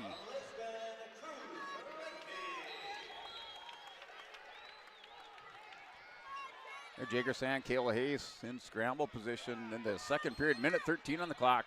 Sand trying to turn the corner on Hayes. Hayes down on his hip on mat number 8 at 127 pounds. Now a 2-point reversal for Jager Sand. Hayes with the 4-2 lead. On mat number 6, 155 pounds, Lexi Beckler takes a 5-2 lead over Amia Russell from West Fargo United. Lexi Beckler from Bismarck. And nice transition by Jager Sand. Catches Hayes on his hip, grabs the head, working for the fall. On mat number 8, Jager Sand over Kale Hayes now takes the lead. Still has his cradle locked up on mat 8. At 170 pounds, Ava Gullison hits a headlock in the first period. She's got the 2-point takedown and she's getting the near fall points. We've got 20 seconds left in the first period. And she ends up getting the pin. Ava Gullison from Central Cass gets the pin over Samantha Houghton from West Fargo United at 170 pounds. Sand picks up the 3 near fall, then relocks the cradle. Should have some more near fall, 3 more near falls. So Jager Sand building his lead 8-4 over Kale Hayes. They roll out of bounds for a restart. That's on mat number 8. They're in the second period, 12 seconds on the clock. Kale Hayes in the bottom position on the restart. We're down to 20 seconds left on mat number 6. Lexi Beckler from Bismarck has a 5-3 lead over Amia Russell from West Fargo United. They're in the neutral position, down to 10 seconds left.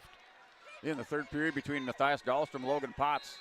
Still a 3-point lead for Logan Potts. He leads 8-5 over Dahlstrom. Potts currently in the bottom position. Dahlstrom on top, trying to chop the arm, work and tilt, close this one up on mat number 7 at 121 pounds. Lexi Beckler from Bismarck gets the 5-3 win over Amia Russell from West Fargo United. On mat number 4, we have Paige Spawner from Bismarck Century over Audrey Frewer from Ellendale Edgley Column at the 170-pound weight class.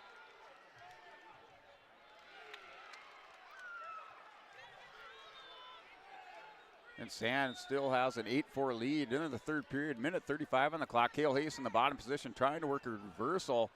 Catches the inside leg of Sand. Now Jager Sand steps over, trying to turk the leg and run around the top of Kale Hayes. Still an 8-4 score on mat number 8.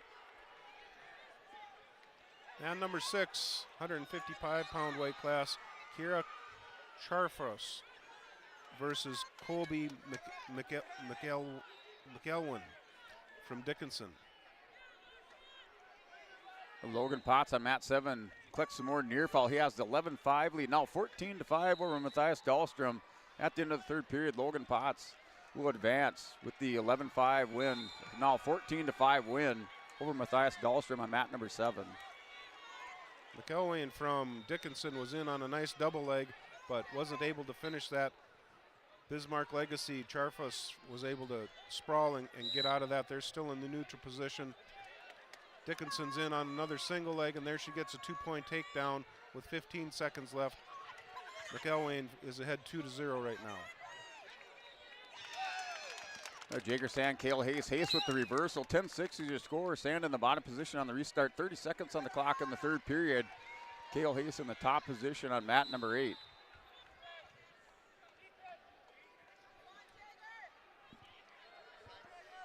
McElwain from Dickinson has a 2-1 lead over Charfus from Bismarck Legacy going into the second period at 155 pounds. Mat number 7, 127 pounds, Karska Jed, Hillsborough Central Valley, Cash Brown, Williams County. That match just underway on mat 7 at 127 pounds. Mat number 4, 190 pounds, Caden Schumann from Grand Forks versus Cora Oster from Lisbon.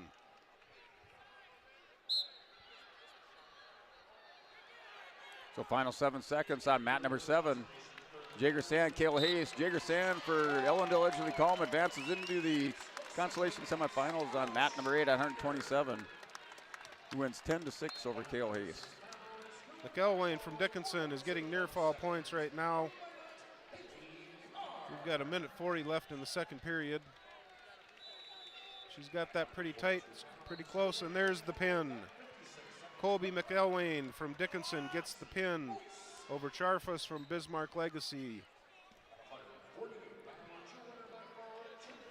And mat number 5, 133 pounds, back up here at 133. That's where we started at the day number 2 action at. We're at mat number 5. Maddox Campbell of Elva wrestles Tristan Lepp.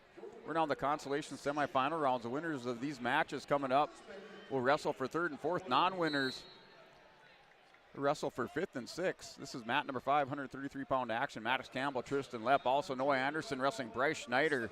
Anderson had the quick 2-point takedown. He leads Schneider 2-1 on mat 8. On mat number 4, 190 pounds, Caden Schumann from Grand Forks versus Cora Oster from Lisbon. We're still tied up at 0 with 1:50 left in the second period. Oster is in the down position. Mat number 7, Karsten Kujed, Cash Brown. That's a 2-1 score on mat number 7. They're in the second period. 1:13 on the clock. Wrestlers in the neutral position with Kujed. Underhook on the near side. Tries an inside trip on Brown as Brown backs away. Mat number 6, 190 pounds, Sky Kopp from Grand Forks versus Isabel Berg from Devil's Lake. We're tied at 0-0 up. Devil's Lake, Isabel Berg just got a 2-point takedown right at the end of the first period. We're going to roll into the second period here. And end of the first period, Anderson takes the 2-1 lead into the second on mat 8, 133-pound 2-1 lead here. Anderson over Schneider. Now Anderson with the 1-point escape takes the 3-1 lead on mat number 8. Mat number 4, Caden Schumann from Grand Forks versus Cora Oster. They're still tied at 0 with a minute left in the second period. Oster's in the down position.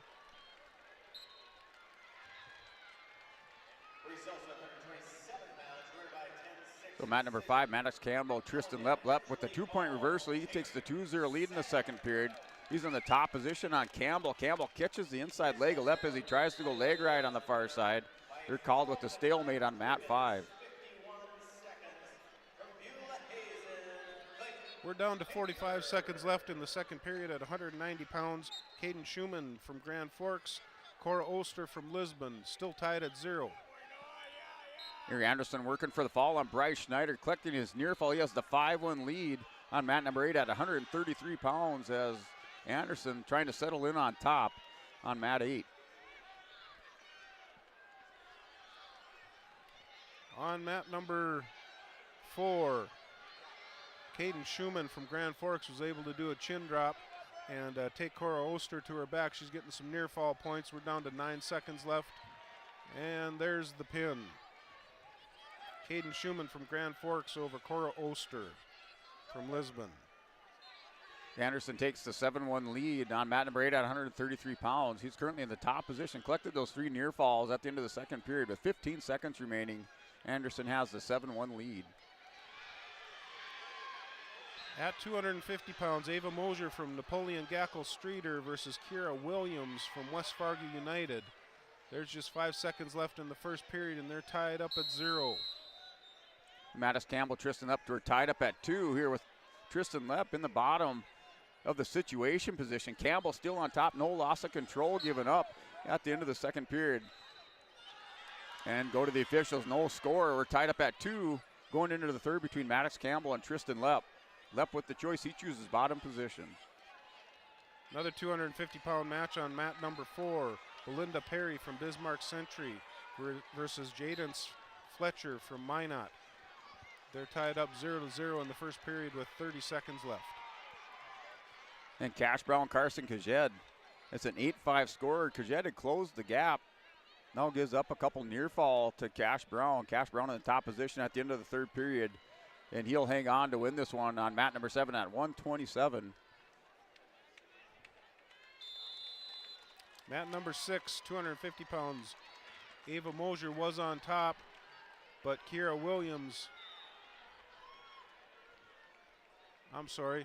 Mosier did get a reversal. So Ava Mosier has a 2-point reversal and 3-point near fall. And then we have a technical violation, probably an illegal headlock, I'm guessing. So we've got Ava Mosier ahead 5-1 over Kiera Williams. Maddox Campbell, Tristan Lepp are still tied up at 2 apiece on mat number 5 in the third period. Lepp in the bottom position. Campbell's riding tough on top with 1:04 remaining in the third period on mat number 5. Perry from Bismarck Century on mat number 4 is ahead 4-0 versus Fletcher from Minot with 1:30 left in the second period. Anderson building his lead now up 9-1 with 15 seconds remaining in the third period on mat number 8. And Maddox Campbell, Tristan Lepp with the 1-point escape down to 40 seconds in the third period on mat number 5 at 133 pounds. Mat number 6, 250 pounds. Ava Mosier is still ahead 5-1. We're down to 30 seconds left in the second period. And at the end of the third period, Anderson with the 9-1 lead on top of Schneider. Has the armbar locked up, but that does it for the third period. Anderson wins by major decision over Bryce Schneider, 9-1 on mat 8 at 133 pounds.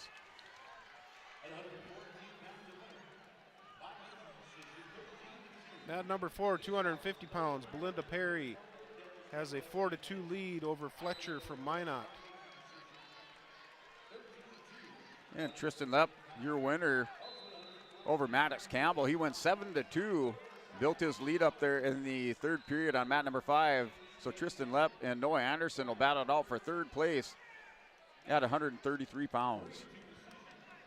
Belinda Perry from Bismarck Century started the period with the down position.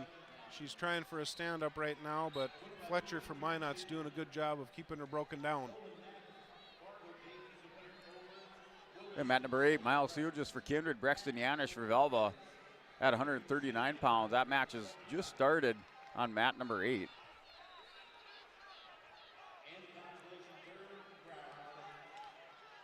Belinda Perry from Bismarck Century does get a 1-point escape to extend her lead to 5-2 over Fletcher from Minot. And mat number 5, 145 pounds, Carson Glazeman wrestling Harrison Schwartz. That match just underway with Glazeman in on a double leg shot on Schwartz. Takes Schwartz down to his hip, trying to turn the corner on mat number 5.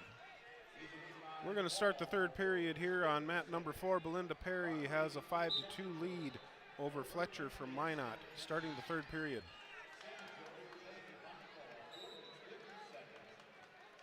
And 2-point takedown goes to Brexton Yanish.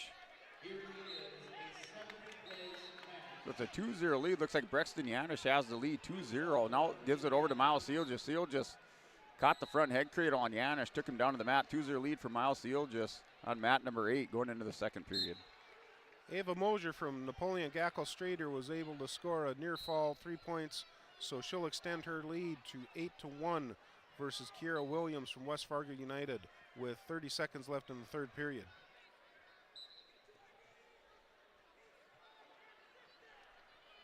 Glaceman, Harrison Schwartz into the second period, just the start of the second period. Glaceman with the stand-up and the 1 point escape for Carson Glaceman. He takes their 1-0 lead in the second period over Harrison Schwartz as they're back up on their feet in the center of the mat.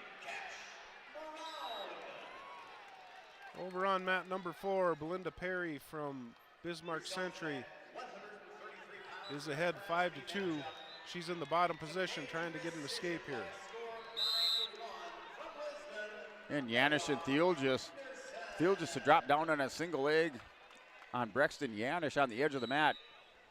Yanish takes a big dive towards the edge. Theolgis tried to chase the legs and keep his feet in bounce, but not able to secure the takedown. Theolgis still with a 2-0 lead on mat number 8 at 139.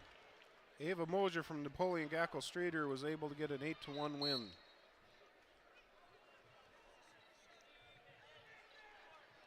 At 739 pounds between Justin Hudson, Northern Lights, 7-0 lead. Justin Hudson has a 7-0 lead over Nick Garber of Carrington. That's in the third period with a minute 23. Now Garber goes into Hudson as they roll out about for restart. Both wrestlers on their feet. Back to 100 pounds on mat 6, Kiana Castine from Minot versus Charlotte Croston from Pembina County North. 100 pounds, mat number 6. Yanish and Theolgis still going at it. Theolgis with the 2-0 lead in the second period, under 29 seconds in the period, second period. Still 2-0 lead for Miles Theolgis of Kindred. Kiana Castine from Minot and Charlotte Croston from Pembina County North. They're both still in the neutral position with just a few seconds left in the first period. No one's been able to get a score, so we're at 0-0. We're going to go into the second period. Glaceman with the 2-point takedown. He takes the 3-0 lead over Harrison Schwartz on mat number 5 at 145 pounds. In the second period, final 15 seconds on the clock. As Schwartz attempting a stand-up and returned down to the mat by Glaceman.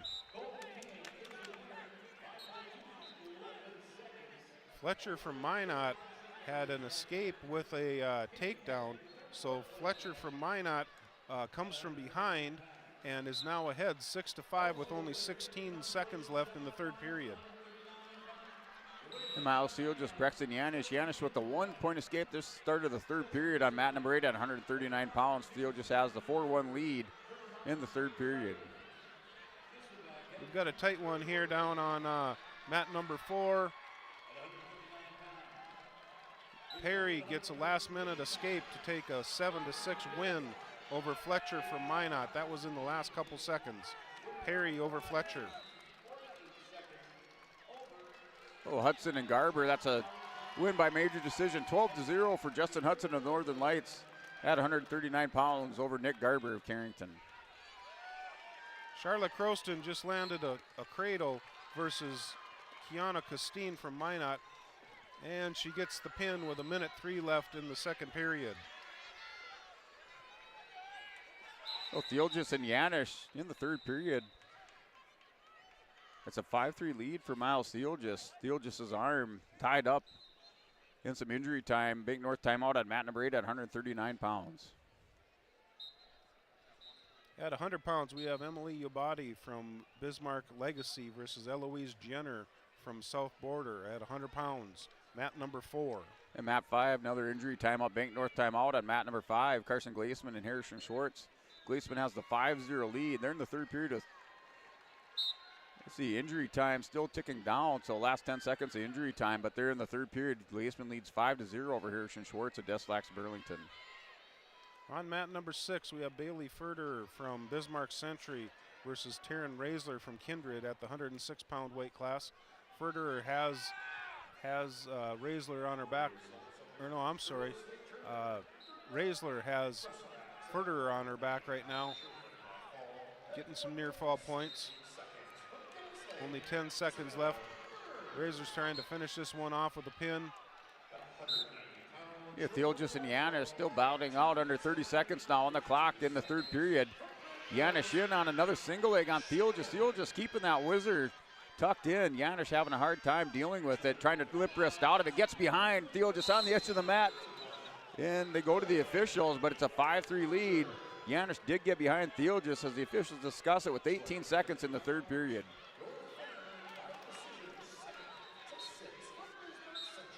And no takedown order, back for a restart. Still 5-3 is your score. Theo just warned for stalling Janusz with another double leg shot as they roll out of bounds. On mat number 6, Taryn Razor takes a 6-0 lead over Bailey Ferder from Bismarck Century. They're both in the neutral position, trying to get some hand control there. On mat number 4, we have Emily Ubadi from Bismarck Legacy has a 3-0 lead over Eloise Jenner from South Border at 100 pounds. And mat number 8, Miles Seal just pulls out the win for the Kindred Vikings. He'll wrestle for 3rd and 4th place at 139 pounds. He outlasts Brexton Janusz and wins by decision. 6-5, that was on mat number 8 at 139. On mat number 6, Taryn Raisler from Kindred has an 8-0 lead over Bailey Ferder from Bismarck Century at the 106-pound weight class. And now up mat number 8, 160-pound consolation semifinal match. Cole Stock, Eli Lyons looking for a good one here at mat number 8. Consolation semifinals. The winner of this wrestles for 3rd and 4th place at the state wrestling tournament. Taryn Razor from Kindred's working on that power half right now, trying to get out to the side and run that around the head. She's taking her time. And she's close to back points, not quite there yet. She's got to get chest to chest, trying to get some pressure to get her rolled over. Well, Stock and Lyons, first 18 seconds of the period, they roll out of bounds. Lyons in on a double leg shot as Stock takes a step out. They go back to the center for a restart on mat number 8 at 160 pounds. Razor was able to switch gears and thread the needle, and now she's got Ferderer on her back, getting near fall points with just 3 seconds left in the second period. Mat 7, Lincoln Spear, Kane Rudolph, 152 pounds. That is scoreless and in the second period on mat number 7. On mat number 4, 100 pounds, Emily Ubadi from Bismarck Legacy is ahead of Eloise Jenner from South Border, 3-1, just starting the third period. The Lions works the 2-point takedown on the edge of the mat of Cole Stock. He goes up 2-0 with 10 seconds remaining in the first period. That's on mat number 8. And then Sawyer Knoll, Rocker Aguilar with the 2-0 lead on mat 5 at 152 pounds. Knoll working for a reversal. Aguilar gets back on top, no change of position on mat number 5. We've got a tight match going on mat number 4. Emily Ubadi has a 3-2 lead over Eloise Jenner.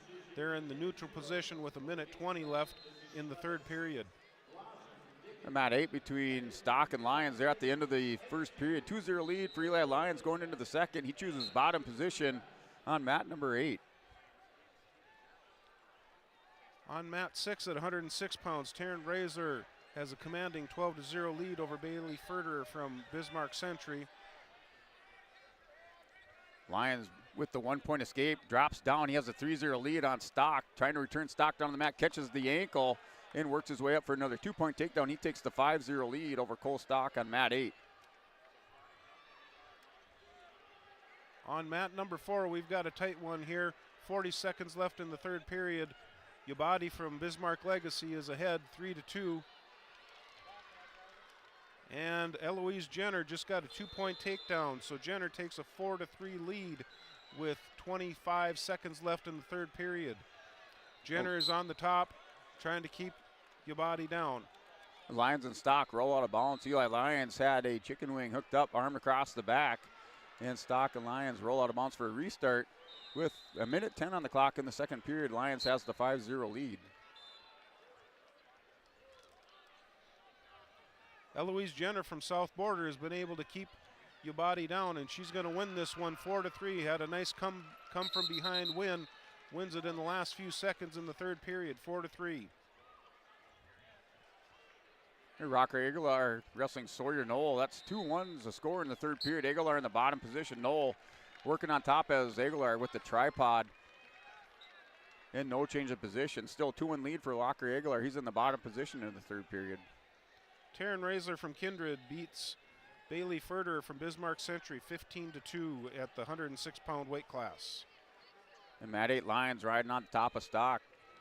Works underneath with the claw right now, goes to the near wrist, trying to hit a bar arm. Under 30 seconds remain in the second period with Lions up 5-0 as Stock stands up, rat return by Lions.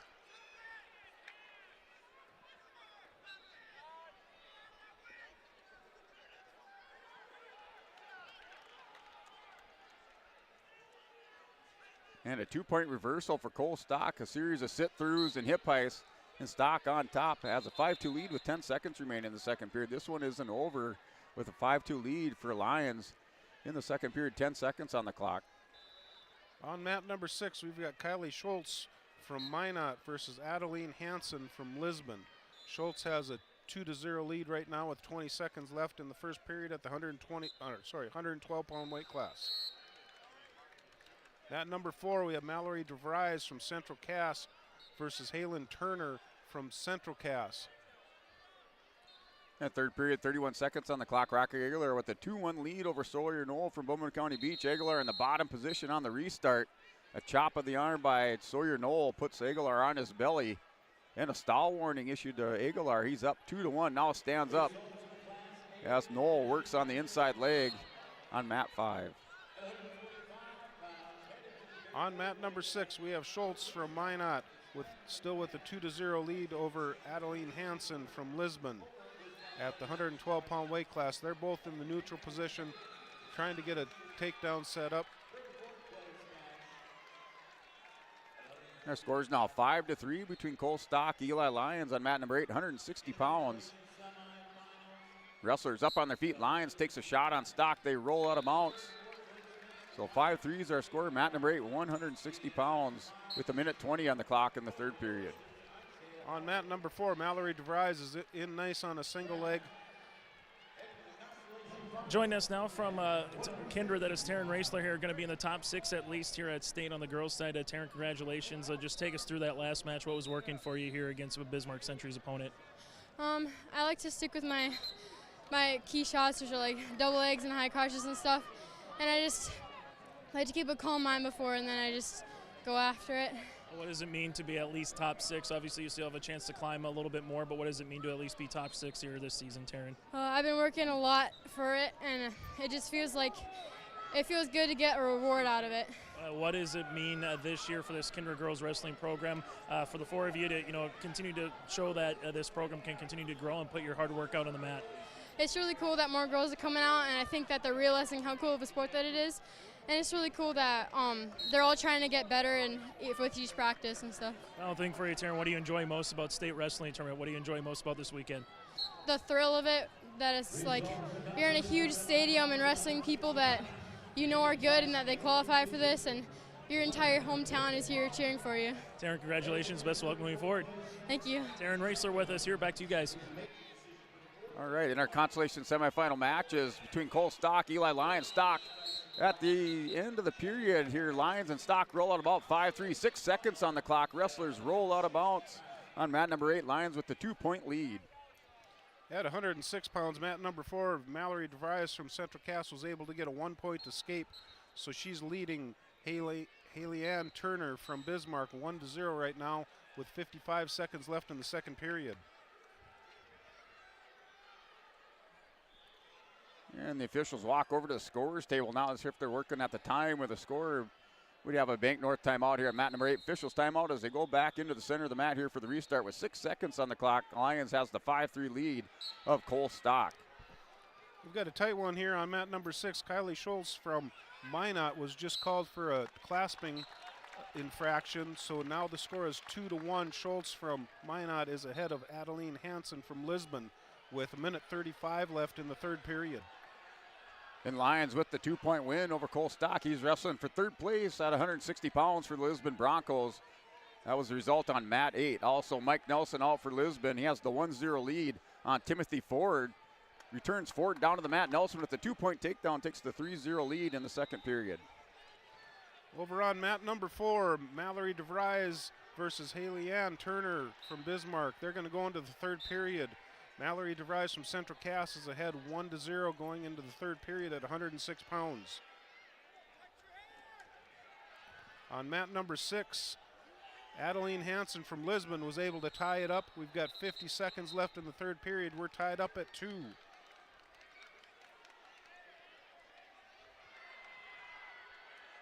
And Brock Norton, Cale Hebel on the mat, on mat number 8, 172 pounds.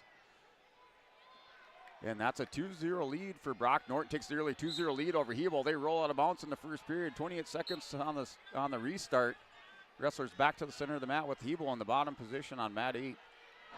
And on the Class A boys side, at 172 pounds, Kate Olsen Tinglestead is trailing Bledsoe from mine at 8-0. 40 seconds left in the second period. Here, mat 7, Mason Waggle and Emery Knoll for Bowman County Beach with the fall over Mason Waggle at 160 pounds.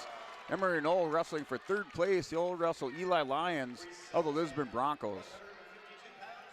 On mat number 4, Mallory DeVries gave up a 2-point takedown, but then Haley Ann Turner from Bismarck was called for a full Nelson infraction. So we're tied up at 2 with a minute 30 left in the third period. And mat number 5, Timothy Ford and Mike Nelson. 3-0 lead for Mike Nelson going into the third period on the restart. Nelson has a 3-0 lead on mat number 5, 172 pounds. We had a close one on mat number 6. Lisbon's Adeline Hansen ends up winning it in the last couple seconds, 4-3 over Schultz from Minot at 112 pounds. Mallory DeVries from Central Cass takes a 3-2 lead with 45 seconds left in the third period. They're in the neutral position, both working on a takedown. Here, Nelson, Timothy Ford on mat number 5, 172 pounds. Nelson in the top position, has Ford broke belly down with a minute 28 on the clock. That's on mat number 5, 172 pounds. On mat number 6, we have Ella Wald from Bismarck Century versus Elizabeth Hook from Mandan. It's tied 2-2, but Elizabeth Hook is getting some near fall points. She's got Ella Wald on her back. Ella's doing a nice job of bridging, trying to get out of that. She's got a tight headlock, and there's the pin. Elizabeth Hook gets the pin over Ella Wald from Bismarck Century with 18 seconds left in the first period. Yeah, mat 5, Mike Nelson, Timothy Ford. Ford with the 1-point escape. Nelson with the snap down on the goal behind. He keeps the lead. Now another escape by Ford. 5-2 is the score with 38 seconds remaining in the third period. Nelson has the 3-point lead over Timothy Ford on mat 5. Mallory DeVries from Central Cass was able to get a 5-2 win. And mat number 8, 172 pounds, Brock Norton, Salem Almont, Cale Hebel. That's a back and forth battle. Was tied up at 2. Hebel picks up the 3-point near fall, had the 5-2 lead. Norton with the 1-point escape. We're in the second period with 45 seconds remaining. Hebel's up 5-3 over Brock Norton on mat 8. At 124 pounds, mat 6, Marley Stremick from Pembina County North versus Madison Racine from Minot. We're in the first period with 30 seconds left. They're both in the neutral position. On mat number 4, we have Danica Bennett from Pembina County North versus Deja Ireland from Bismarck. Deja has a 2-0 lead in the first period. Joining us now, Mallory DeVries here from Central Cass. Mallory able to pick up that decision win. Just take us through that last 2 minutes there in that third period, able to pick up the victory. I was trying to get as much movement as I could in, because that's the movement's how you win. And then able to be on the podium this season, and you're still climbing that podium. What does it mean to you? It means everything. I'm so excited to be here. It's a great opportunity. Take us through seeing some of your teammates. It's really fast and furious going here at this time, but seeing some of your teammates compete in advance, what does it just mean for the program here for Central Cass? It means a lot. It shows how many people are willing to come out and try it, and just watching how much it's grown has been incredible. Final thing for you, Mallory. What do you enjoy most about wrestling here at the state tournament? Probably this team support. Even if you don't get a match quite how you want it to, they're always back. They're always there to support you and help you when you want some help. Mallory, congratulations. Best of luck moving forward. Thank you. Mallory DeVries with Central Cass with our Dakota Heritage Bank post-match interview. Result between Mike Nelson, Timothy Ford. Mike Nelson wins by decision 7-2, advances into the third place match. He'll take on the winner on mat number 8 between Brock Norton and Cale Hebel. Now 5-4 is your score. on mat number 8. They're in the third period with 1:23 on the clock. Wrestlers in the neutral position on mat 8. At 118 pounds, we have Keisha Tomac from New Salem Almont versus Brianna Erickson from Dickinson. They're tied 0-0 with 15 seconds left in the first period. And mat number 5, 189, Christian Mertz, Harvey Wells County wrestles Daniel Schumacher. That's going scoreless into the second. Now Brock Norton working a takedown and some near fall on Cale Hebel. Has Hebel locked up in a cradle at 172 pounds on mat 8. Hebel in some heap of trouble. Norton steps over the top trying to flatten those shoulders out with 50 seconds on the clock in the third period. On mat number 6, Madison Racine from Minot gets a 2-point reversal over Marley Stremick from Pembina County North. We've got 35 seconds left in the second period at the 124-pound weight class. And Norton has that cradle. Hebel still on his back and the win by fall for Brock Norton as he comes from behind at 172 pounds on mat 8. In wrestling for third place, he'll take on Mike Nelson of the Lisbon Broncos at 172 pounds. Keisha Tomac from New Salem Almont at 118 pounds has a 3-0 lead with 1:25 left in the second period over Brianna Erickson from Dickinson. And mat 5, the match between Christian Mertz and Daniel Schumacher. It's a 1-0 lead for Mertz. Wrestlers on their feet in the second period with 1:05 on the clock as Mertz takes a shot at the leg of Schumacher. Schumacher kind of dances back into the center of the mat in the second period with 57 seconds on the clock. We've got a close match here on mat number 6 at 124 pounds. Madison Stremick's going to start out in the down position. She's behind 2-0. Marley Stremick. Madison Racine from Minot is ahead 2-0. Racine is in the top position right now. She's got a chicken wing hooked up. Looks like she's going to try and get a wrist or maybe double up that chicken wing.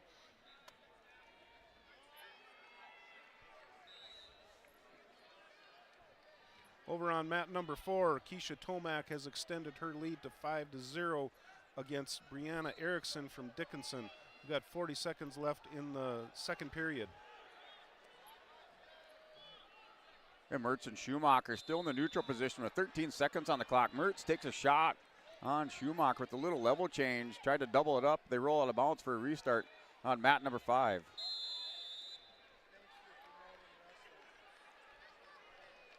Stremick was able to get a stand up, but Racine was able to bring her to the mat right away. Racine is ahead 2-0 with 1 minute left in the third period. And mat number 7, Jonathan Smith and Trey Baumbach in the consolation semifinals on mat 789 pounds. They're tied up at 1. And then C.L. Weinberger, Griffin Wilhelmia Stanley at 215 pounds on mat number 8. That's scoreless going into the second period.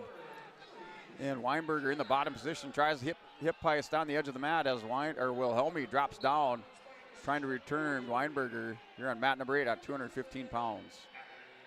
Madison Racine from Minot gets warned for stalling with 40 seconds left in the third period. Marley Stremick is trying to base up and get an escape or possibly a reversal. Yeah, mat 5, we're tied up at 1 apiece between Schumacher and Mertz. Schumacher with the 1-point escape, drops down, takes Mertz hip down on the mat. Schumacher trying to turn the corner, gets an arm around the hips of Mertz. Mertz trying to get up over the top as Schumacher collects the 2-point takedown. He takes the 3-1 lead. Over on mat number 4, Keisha Tomac from New Salem Almont has a 5-0 lead over Brianna Erickson from Dickinson. And on mat number 6, Madison Racine gets the win over Marley Stremick. Madison Racine from Minot and Stremick from Pembina County North. So that score between Wilhelmi and Weinberger, now it's 3-2. I should say 3-0 between C.L. Weinberger and Griffin Wilhelmi. Weinberger working for the fall on the edge of the mat. Has the legs up over the arms of Wilhelmi on the backside. Wilhelmi's trying to bridge through. Weinberger working for the fall on mat number 8. On mat number 6 at 124 pounds, we have Cecilia Olson from Hettinger Scranton versus Shayla DeBlary from West Fargo United. DeBlare has a 2-0 lead in the first period. And mat 5, 189 between Schumacher and Mertz. Daniel Schumacher wrestling for third place. He wins by decision 5-3 over Christian Mertz at 185 pounds or 189 pounds on mat 5. On mat 4, Keisha Tomac's going to win this one 5-0 versus Brianna Erickson from Dickinson at the 118-pound weight class. And we're in double overtime on mat number 7. That's between Trey Bombach, Jonathan Smith. Jonathan Smith trying to come out the backside on Bombach. Down to 7 seconds now, 6 seconds on the clock. Towel tapper's out there. Smith and Bombach. Bombach just hanging on over the top, and that does it. And Trey Bombach, a Stanley, gets the ride out.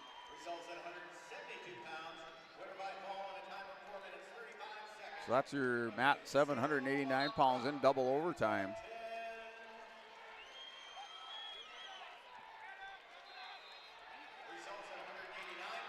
On mat number 6, Acelia Olson from Hettinger Scranton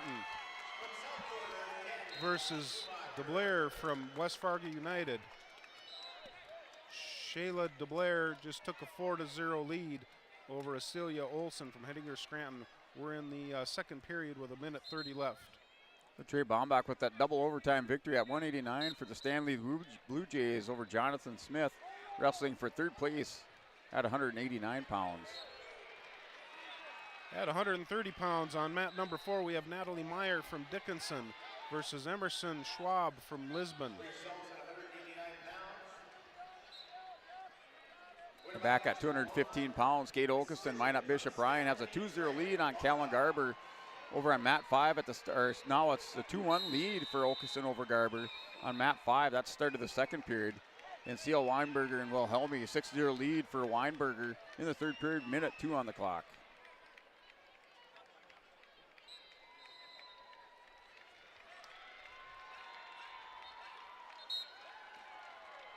We're going to start the second period over on mat number 4. Natalie Meyer from Dickinson versus Emerson Schwab from Lisbon at the 130-pound weight class. They're going to start in the neutral position.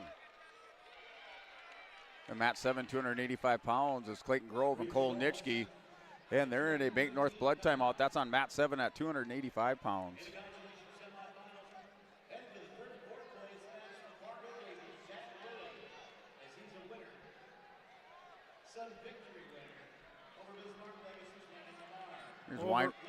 Over on mat number 4, Natalie Meyer trying to get the takedown. She's got the takedown. She's getting the near fall points. Weinberger will help me at the end of the third period. C.L. Weinberger and Salem Almont keeps that 6-0 lead, walks around, collects some more near fall at the end of the period. He'll advance to the third place match at 215 pounds on mat number 8. C.L. Weinberger wins by major decision, 9-0 over Griffin Wilhelmi of Stanley. Meyer from Dickinson has got that cradle locked up, trying to get that tight.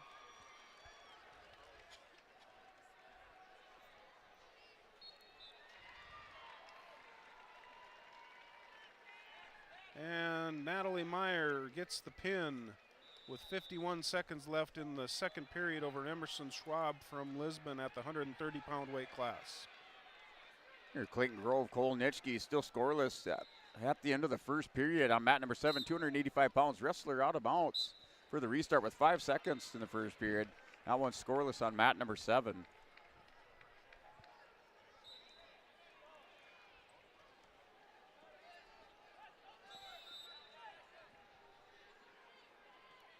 On mat number 4, we've got West Fargo United's Brinley Hartshock versus Haley Carr from Minot at the 136-pound weight class, mat number 4.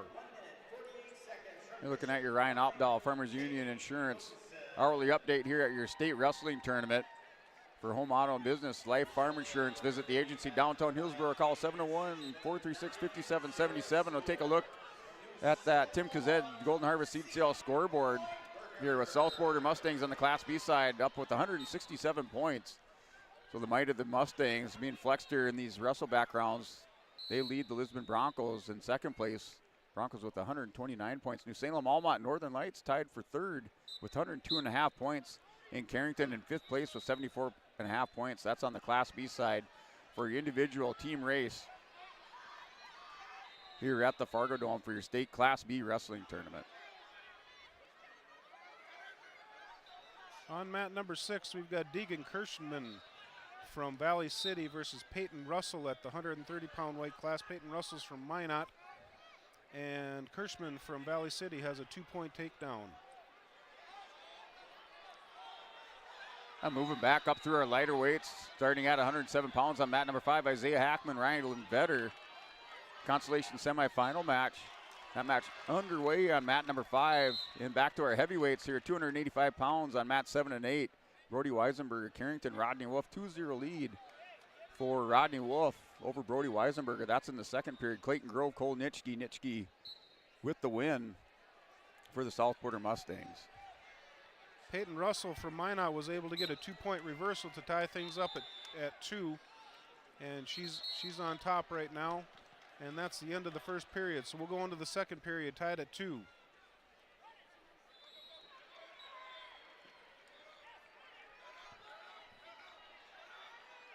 Rylan Vetter takes the 1-0 lead on mat number 5 at 107 pounds. And that's in the second period with 45 seconds on the clock. So Vetter with the 1-0 lead over Isaiah Hackman of Elva. Over on mat number 4, we've got Brindley Hartsock from West Fargo United versus Haley Carr. They're still tied up at 0 with a minute left in the second period at the 136-pound weight class. And mat number 8, 285 pounds, Rodney Wolf wins by fall over Brody Weisenberger in the second period and advances into the third place match for the Kindred Vikings.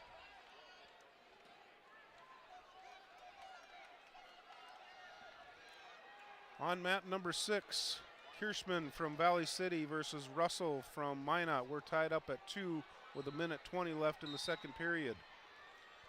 Russell is on the top position here trying to get hand control and keep Kirschman broken down. And Rylan Vetter takes the 1-0 lead into the third period. They started in the referee's position. Hackman choosing the bottom position to start the third. Off the whistle, it's a stand-up and a potentially dangerous call on mat number 5.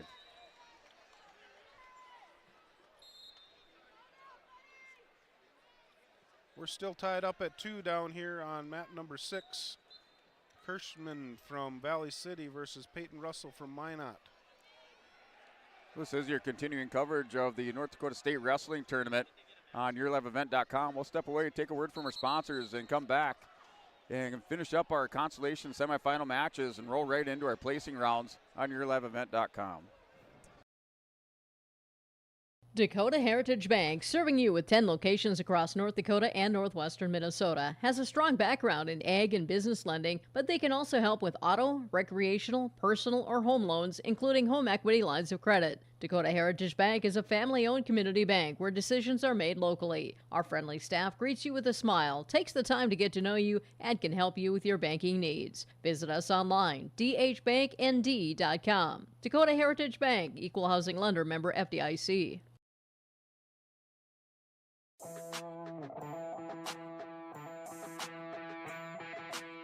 The Lisbon Bronco Athletic Boosters is a group of parents, coaches, and community members whose mission is to enrich the Lisbon High School athletic community by providing financial support for Lisbon High School athletic programs and events. If you are interested in getting involved, they invite you to join the Bronco Athletic Booster Group on Facebook to learn more. The Lisbon Athletic Boosters send a good luck wish to all athletes competing today.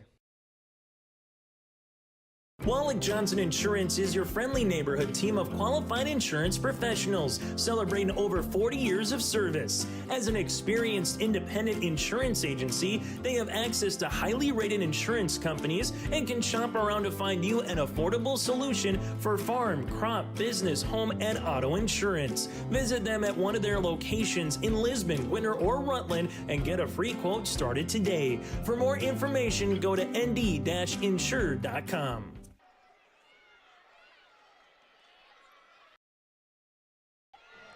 Join us now from the Kindred Vikings. That is Ronnie Wolf at heavyweight. Again, win via fall here, heading to third place. Ronnie, let's just talk about that move at the very end that puts you to that third place match. What you just kind of able to see against your opponent to win via fall? So yeah, the move was definitely something I've had to definitely feel out. It was something I have done before, and I'm glad I got to do it again on him. You know, the one thing here, Ronnie, to get to a top, 4 podium spot, a chance to wrestle for third, what does that mean for you here this season with this Kindred Wrestling Viking program? It means a lot because it means a lot right now because I don't think I was ranked to go too far up on the stand, and to make it a top 4 is nice. What's the one thing that you enjoy most with Coach Lyman, your coaches, this program here this season with Kindred Wrestling? What's one thing that you enjoy the most, about being in the wrestling room and hanging out with your fellow teammates?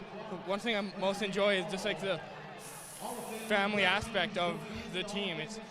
We all like each other, and we're all like a great big family. That's what makes us push ourselves. Yeah. Last thing for you, Ronnie, what do you enjoy most about wrestling here at the Fargodome? 8 mats, you got whistles and everyone cheering crazy. What's it like as a wrestler when you're getting into your mat, trying to get into the zone? I mean, at the Dome, it's just to show everybody how hard you have worked the whole year, and to finally have them see the hard work. Yep. Ronnie, congratulations on the win and best of luck in the third place match. Thank you so much. That again from the Kindred Vikings, the heavyweight Ronnie Wolf here advancing to third place. That was part of our Dakota Heritage Bank scoreboard, Dakota Heritage Bank interview here on your live event. All right, congratulations to Rodney Wolf wrestling for third place for the Kindred Vikings. We're back here with our consolation semifinal matches. Here in our lighter weights, rolling back up through 133 pounds. We'll begin our placing rounds. We just had an overtime victory for Ryland Vetter. He won by decision over Isaiah Hackman of Elva at 107 pounds. That was on mat number 5. On mat number 4, we've got Kaylee Kurz from Grand Forks versus Macy Boyce from Minot at the 142-pound weight class. And on mat number 6, we've got Madison Reams from Bismarck versus Miley Christensen from Valley City. Miley is in on a double leg, but Reams did a nice job of sprawling and not letting her get in on that double leg. And mat number 7, 107-pound action. Hayes Weinberger wrestling Regan Gustafson of Stanley. They're tied up at 2 in the third period with 24 seconds on the clock. So tied up at 2 in third with Gustafson in the top position. Now situation as Weinberger trying to turn the corner, gets around on Gustafson, takes the 4-2 lead at the end of the third period.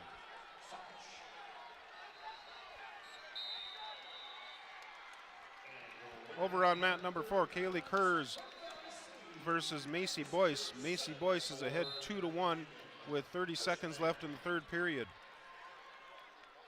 And mat number 5, 114 pounds, Cruz Ranke wrestles Cole Mogren of Kenmore Bullbells.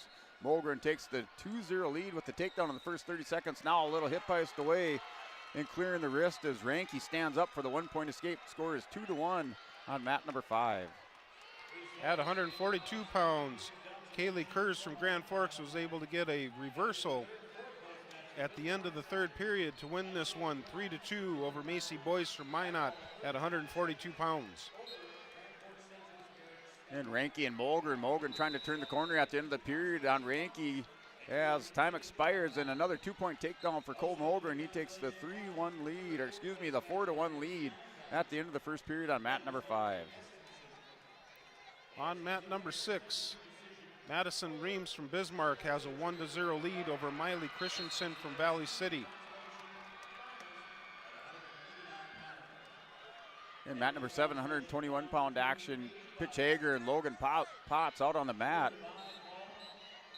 A couple returning state place winners wrestling in the consolation semifinals. That is scoreless in the first period with 30 seconds. On mat number 4, at 142 pounds, we have Lois Schneider from Central Cass versus Jaslyn Weigel from Napoleon Gackle Streeter. Score is 0-0 with 30 seconds left in the first period. They're in the neutral position. Ranke picks up the 1-point escape in the first 20 seconds of the second period. Mogren with the level change. Ranke and Mogren out of bounds for the restart. That's a 4-2 lead for Cole Mogren of Kenmore Bullbells on mat number 5 at 114. Madison Reams from Bismarck has a 1-0 lead over Miley Christensen from Valley City with 35 seconds left in the second period. Here, mat 7, Potts and Hager Still scoreless going into the second period. Logan Potts in the top position to start the second period on mat 7. Jaslyn Weigel was able to get a 2-point takedown at the end of the first period.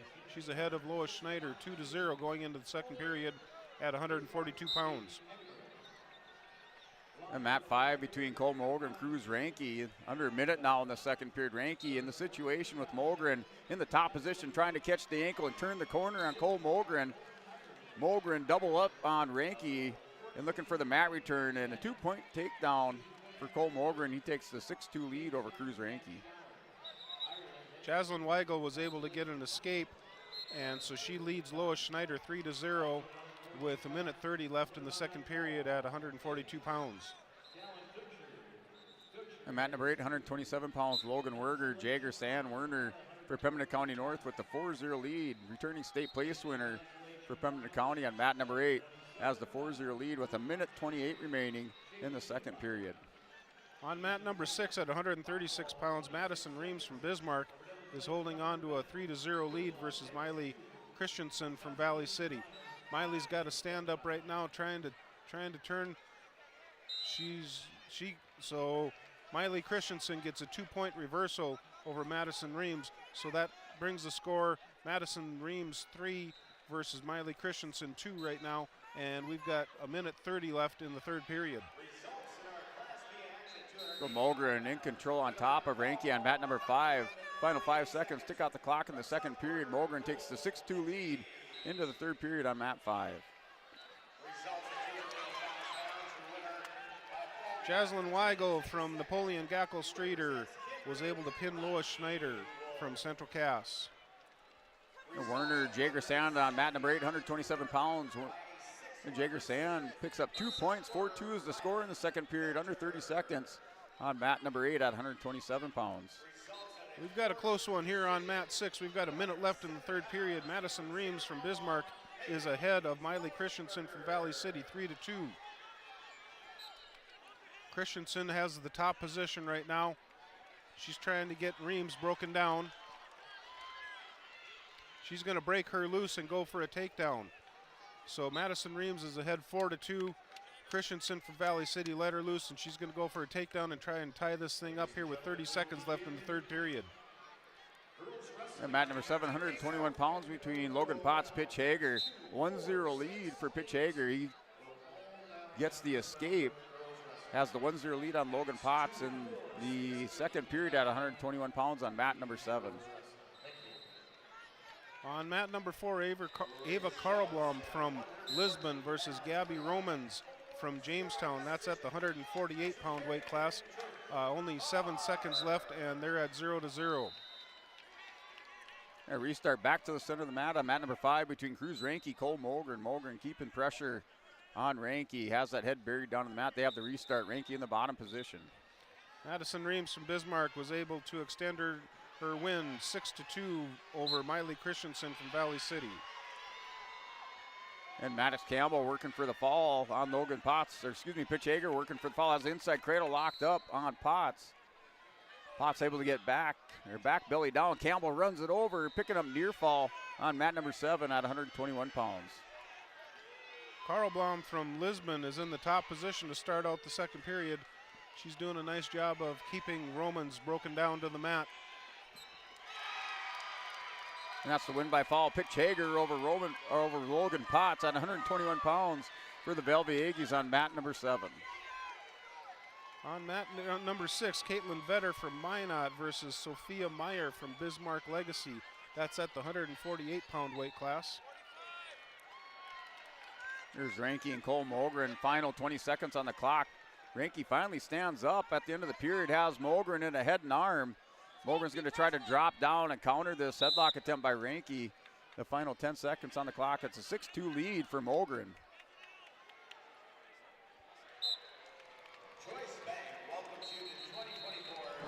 Now in the Class A boys 127-pound weight class, Brady Peterson of the Central Cass Squirrels will be going up against Olin Mack of Fargo Davies. Winner heads to the third place match at 127 pounds on the Class A side.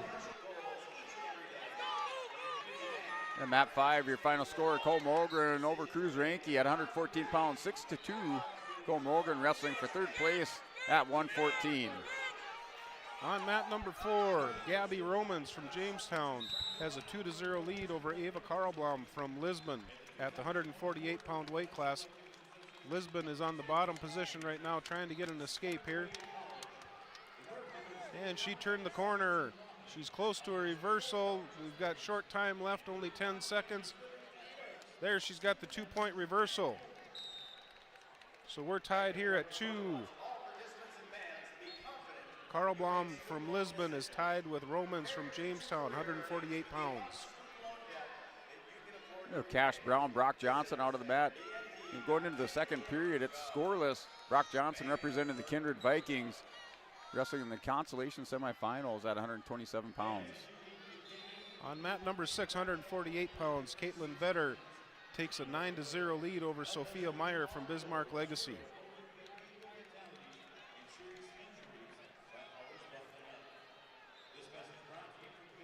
We're still tied up at 2 here on mat number 4. Karlblom from Lisbon versus Romans from Jamestown. We've got 1:40 seconds left in the third period. So mat number 5, 121 pounds between Clayton Hinker and Jack Bombach. Jack Bombach has a 2-0 lead. He's in the top position as time expires in the first period. Now takes the 2-0 lead into the second. Wrestling Clayton Hinker of Beulah Hazen on mat number 5. Brady Peterson leads at 6-2 after one period against Nolan Mack. Peterson starts in the up position here. Again, winner goes to the 127-pound third place match that's going on mat number 3 on the Class A division. On mat number 8 at 170 pounds, we've got Ava Gullison from Central Cass versus Jordan Radaza from Williston.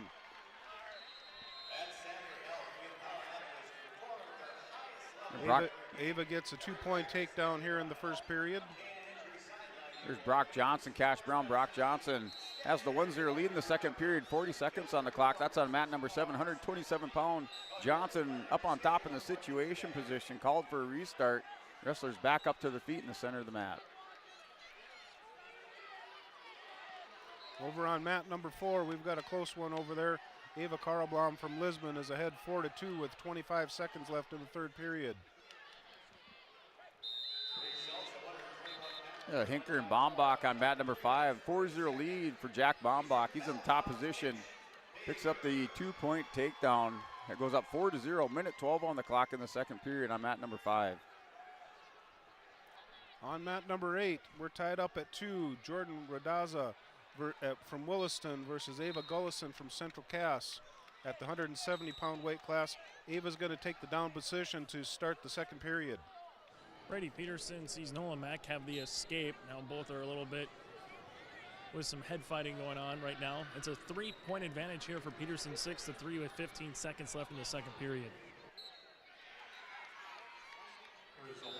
And mat 7, Cash Brown, Brock Johnson. Johnson in the top position to start the third period. He has the 1-0 lead on mat number 7 at 127 pounds.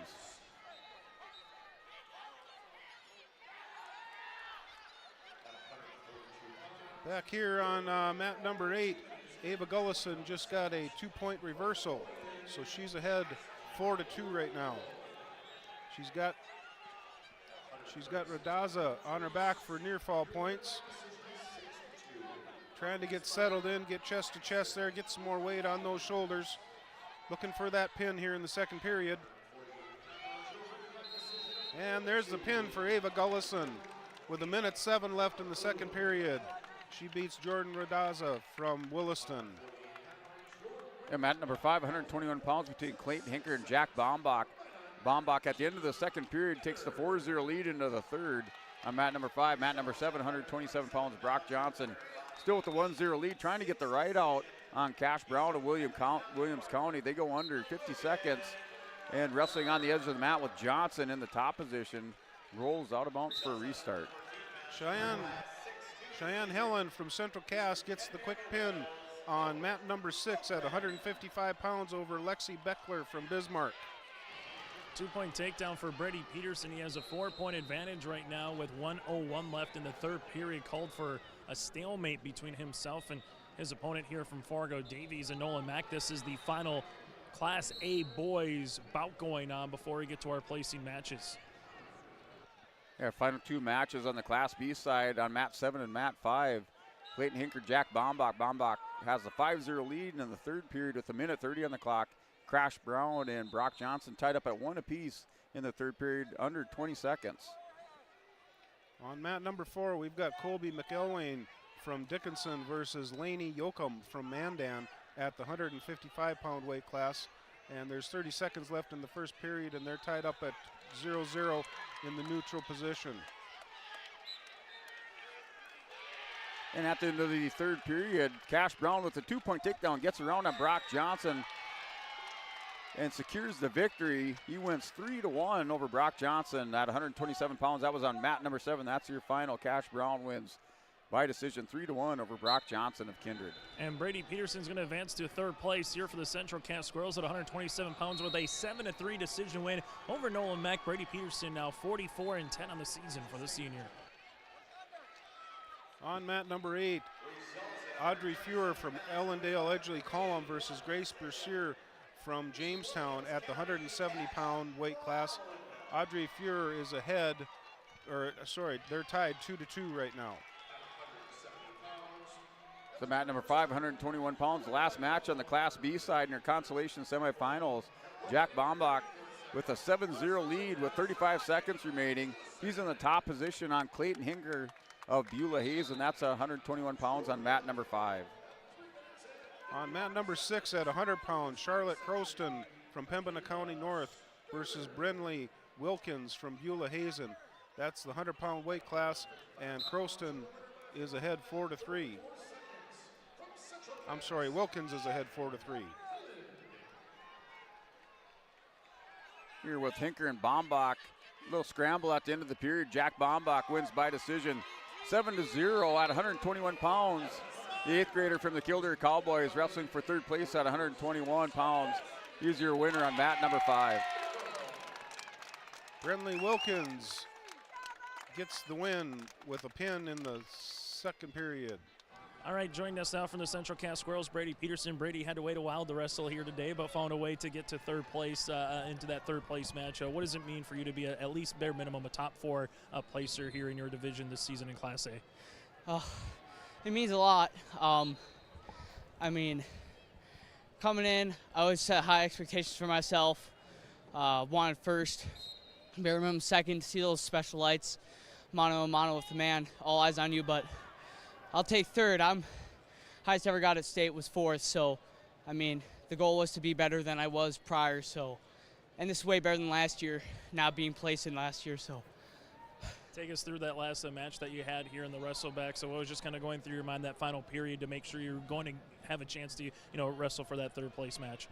Attack, attack, attack. Keep on attacking. If I ever stopped, I'm gonna lose. So that's the plan of action every time, is to go out there, have fun, score points, and even though I was winning by a good margin, I could have stalled my way out. It wasn't good enough. I wanted to keep winning more. So if I just kept attacking, it would keep him on defense. He's not going to be able to score.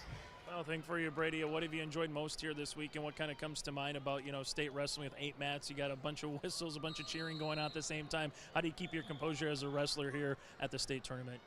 Unlike everyone else, they'll warm up, they'll get headphones on. I love the environment. I love the sounds. I love hearing everybody cheering and such.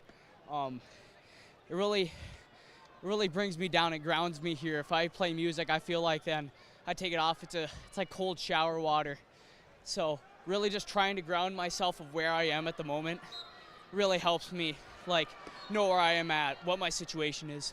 Brady, congratulations, and we'll see you here later this afternoon for third place. Alrighty, thank you so much. Brady Peterson with us, part of our Dakota Heritage Bank post-match interview here on your live event.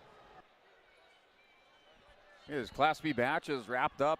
Your consolation semifinal matches. Look at your Tim Kazed Golden Harvest Seed Sales scoreboards. At the end of the consolation semifinals, South Border Mustangs, the hooves keep churning on the Mustang bus as they lead 179 points on the Class B side. Lisbon Broncos in second place with 129. New Salem Almont 113.5 points. Northern Lights 102.5, and Carrington in 5th place on the Class B side with 79.5 points. That's your Tim Kazed Golden Harvest Seed Sales scoreboard for the Class B boys wrestling tournament. Over on mat number 6 at 106 pounds, we got Mallory DeVries from Central Cass versus Gabby Hanning from Valley City. Gabby Hanning has a 4-0 lead right now with 1 minute left in the second period at the 106-pound weight class. Over on mat number 4, we have Monica Boki from Minot versus Eloise Jenner from South Border. That's at the 100-pound weight class. And Boki is ahead 2-0. On mat number 8, Colleen Gorvergo is wrestling Isabel Berg, and Gorvergo is ahead 3-1.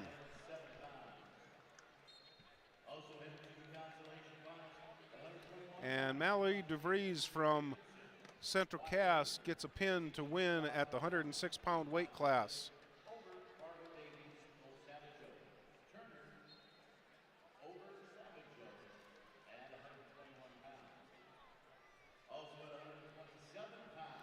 We're starting the third period here over on mat number 4. Monica Boki from Minot has a 2-0 lead over Eloise Jenner from South Border with 1:40 left in the second period.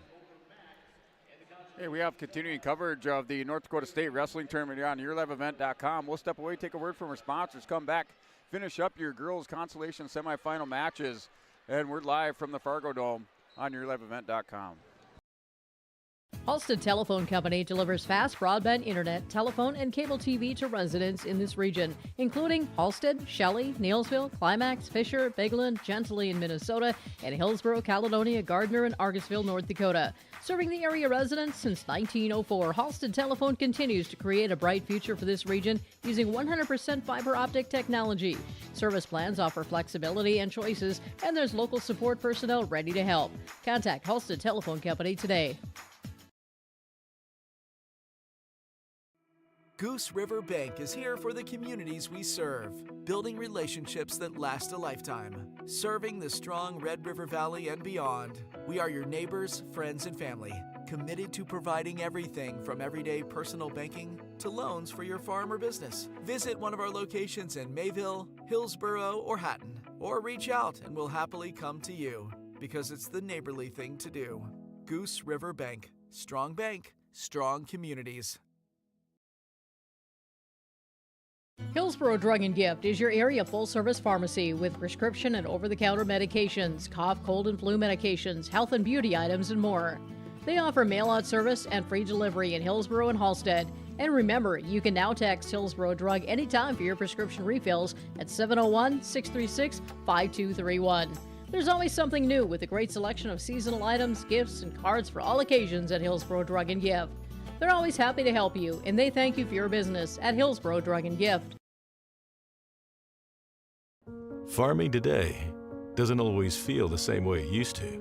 Then again, some of it feels all the same. Maybe it isn't so much the jobs that changed, but how they get done. Now that's a different story. Everything got bigger and smaller at the same time. Insurance, accounting, and taxes can get complicated. So you need someone who's looking to keep every dollar possible in your pocket. Ag Country.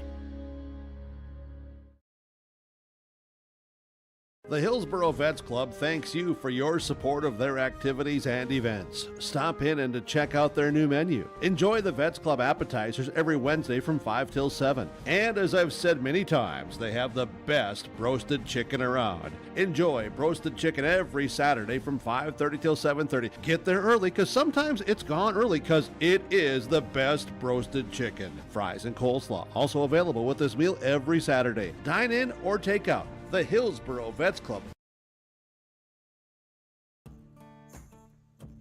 Treat yourself to a great career at American Crystal Sugar Company. Team up with quality people making quality products. Full-time and year-round in a stable business. With great pay and benefits including time off available from day one. American Crystal Sugar Company invests in you to promote your continued growth and career advancement. Grow your career, doing your best work within the world's best beet sugar company. Apply online today at AmericanCrystalCareers.com. This is Tim Kazette, your local Golden Harvest Seeds dealer. During these winter months, as you think ahead to the spring planting season, I remind you there is strong yielding varieties of Golden Harvest beans and corn available for spring delivery. There's discounts offered. Please ask me about Golden Advantage deferred payment options or any cash payment discounts. Call me, Tim Kazette, at 701-430-0877, and thank you for planting Golden Harvest seeds on your farm. You'll fall in love with carefree living when you move to Benedictine Mission Court in Ada. Sign a lease this month and get your third month of rent free. Not only that, Benedictine will waive your community fee. That's a value of over $4,000. Benedictine Mission Court offers housekeeping, 3 meals a day, common areas, on-site spiritual care and worship services, and indoor access to Essentia Health Clinic Ada. Call today to schedule a tour, 218-784-5250.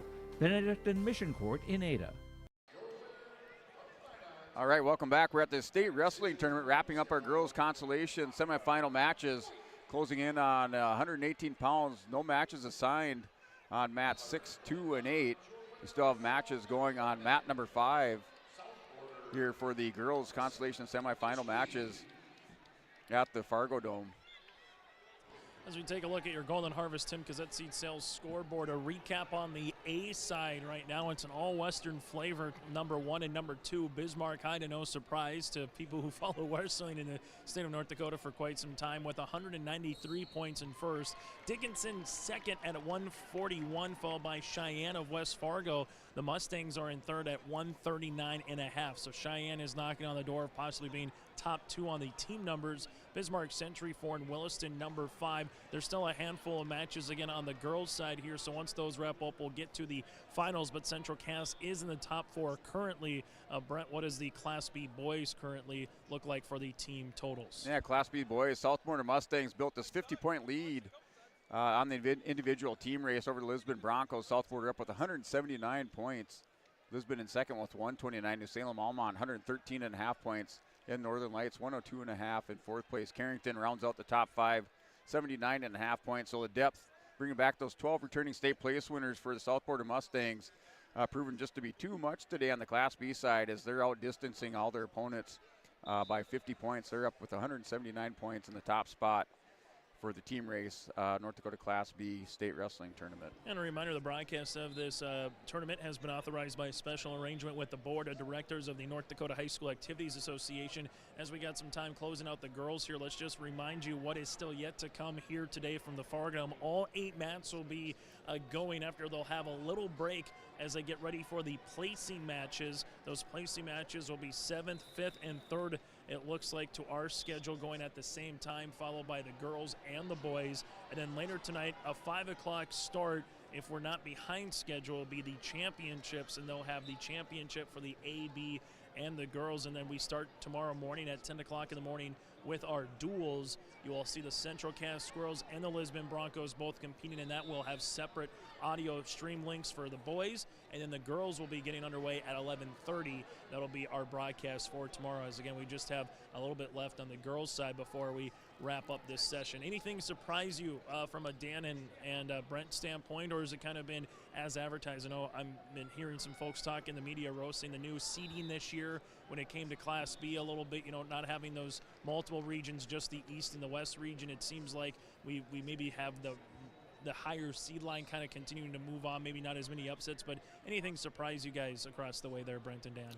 No, just kind of going off of that theme. I think it does make, it kind of gets the depth of the Class B into the state tournament, whereas before maybe had some of the other regions that weren't able, necessarily able to fill out for the spots from their region with the best wrestlers in the state. But this allows you, in the East and West region to put in, or at least get close to the best 8 wrestlers at those weight classes into the state tournament. So I've seen it, it's probably one of the more competitive Class B wrestling tournaments that we've seen probably in the last 10 years.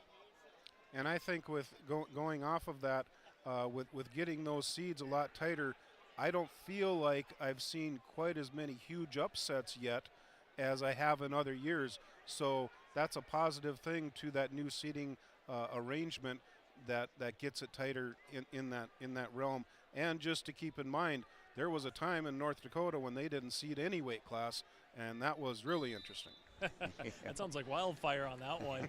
And we take a look at a little bit too, that as we move along here, once we get to those championships, you're going to hear a lot of 1 versus 2, 1 versus 3 seeds. I don't think we're going to see a lot of 7 or 8 seeds, against the 5 or 6 guys. It seems like on the quick glance going into this morning of what was going to be later today, there's a lot of quote-unquote, and I'm not trying to say this in terms of weights, I'm trying to say this in terms of how good wrestlers, there's a lot of heavyweights in every weight class that you're going to see later tonight. As we heard Brady Peterson say moments ago, he wanted to be in that, pomp-em circumstance where the lights come down and it gets dark and, you come on. But we're going to see a lot of really good, heavy matches against really good, either all-state, all-caliber kind of competition. Yeah, I mean, just going back to that depth of the weight classes on the Class B side, even in these placing rounds, your consolation semifinals, your wrestleback rounds, some of these wrestlers, that you look at their records and they're sitting at maybe like 25 and 12, 30 and 15, and maybe one wrestler was seeded, number 6, the other wrestler was not seeded, but they go head to head, and they, their competition or that level of competition is very even across the state right now. So just a good competitive state tournament this far for Class B. And just a quick note on the state girls tournament. Number 1 and number 2, we've got Bismarck at 173 points and Minot at 169. So that's a real tight race for that team trophy. Taryn Raisler falls here from the Kinder Vikings at 9-7 against Celise from Bismarck Legacy. So Celise will be moving on. Taryn Raisler will be competing for 3rd place, which we got to our final now match of this morning into afternoon session here. Meininger from Lemoore Litchfield Marion going up against Keisha Tomac here from New Salem Almont, a pair of sophomores at 118 pounds. And then I'll put a bow on our coverage here from the early part of today, and then we will get you ready for a separate stream link a little bit later on again for those championship matches at 5. But Tomac going up against Meininger here in a pair of underclassmen, which is what has been a developing theme in girls wrestling, guys. There is some seniors, there's some juniors, but a lot of 7th, 8th freshmen and sophomores that we've seen here at the state tournament. Yeah, that's just, that's how you have to build a program. You're going to build in a lot of these successful programs. That's how they build into the powerhouses that they are. They build it up through the youth of their teams, and they bring that talent up into their high school program. So girls wrestling, it will be no different than the boys once we see those younger, those underclassmen move up into the ranks on the girls wrestling. So we just did get an announcement across the Fargo Dome here at 2 o'clock. We will start our placing matches. So again, roughly 15 minutes from now, we will start our placing matches here from the Fargo Dome. So just one more, girls, as we get some blood time, brought to you in part by Bank North. Visit ibanknorth.com, member FDIC, equal housing lender, as Carissa Meidinger comes out here for Lemoore Litchfield Marion. So 2 o'clock again will be our placing matches. Why don't we step aside here, and then we'll recap what happened on the girls' side again with Tomac and New Salem Almont. We'll be back in about 5 to 10 minutes from now before we get to those placing matches and let you know what's coming up later today here from the Fargo Dome. There's a new inventory of trailers at Bloomfield Enterprises of Hillsborough. You can see the latest inventory online at bloomfieldtrailers.com. Bloomfield Enterprises has a full line of Big Tex trailers. Big Tex has affordable and versatile utility trailers for all your jobs. Big Tex has a full line of products from ATV trailers to gooseneck to dump trailers and more. Call Larry at 218-368-7989 or Tim at 701-430-0877. Bloomfield Enterprises in Hillsborough. You can buy beef by the quarter, half or whole beef from Mueller Angus, USDA inspected beef. Fill the freezer. Call Dave Mueller at 701-799-3032. 701-799-3032 to purchase beef by the quarter, half or the whole from Mueller Angus, Hillsborough. You can buy beef by the quarter, half or whole beef from Mueller Angus, USDA inspected beef. Fill the freezer. Call Dave Mueller at 701-799-3032. 701-799-3032 to purchase beef by the quarter, half or the whole from Mueller Angus, Hillsborough. If you're ready to save time, aggravation, and money, the team at Weber Insurance is here and ready to make the process as painless as possible. Weber Insurance makes sure you find the best insurance because their agency is 100% independent. They have the freedom to shop the marketplace and find the best possible combination of cost and coverage. Talk with Dan, Leslie, or Carol to get a quote started today, or go online to weberinsurance.net. Call, click, text, or stop in at Weber Insurance, locally owned in Castleton. Since its beginning, the Central Cast Booster Club has generated and helped sustain fan interest in the men's and women's athletic programs at Central Cast High School. Through the years, that mission has broadened to also enhance the youth programs throughout the community. For more information, search Central Cast Booster Club on Facebook or email centralcastboosterclub@gmail.com. That's centralcastboosterclub@gmail.com. Go Squirrels! Central Cass School's mission is to foster student excellence in cooperation with family and community and to provide educational opportunities in a safe and caring environment. Thank you to everyone who has helped make this mission a reality. The STEM Center, Theater, Music Wing, Early Childhood Center, Wellness Center, and Athletic Complex will help set students up for success in school and life after graduation. They wish everyone at Central Cass good luck this year with academics and activities as you grow into the new space and move forward with excellence. Hey growers, when working on your water management solutions, call Chad's Excavating out of Mayville. They are your water management contractor, helping you with tile drainage plans, service drainage plans, or both. Remember, water management is a lifetime investment. Call Chad 701-430-0182 to get your water problem solved. For more information, follow Chad's Excavating on Facebook. For tile drainage and service plans, call 701-430-0182. Chad's Excavating out of Mayville, helping farmers grow. Almost half of the energy used in homes goes toward heating and cooling the spaces we live in. Energy Star certified heating and cooling equipment can improve your comfort while lowering electric bills. Through its Bright Energy Solutions program, City of Hillsborough offers rebates for a wide range of energy-efficient equipment like heat pumps and central air conditioners. You can also get a rebate for having your cooling system professionally tuned up. Call the City of Hillsborough to learn more about rebates or visit brightenergysolutions.com.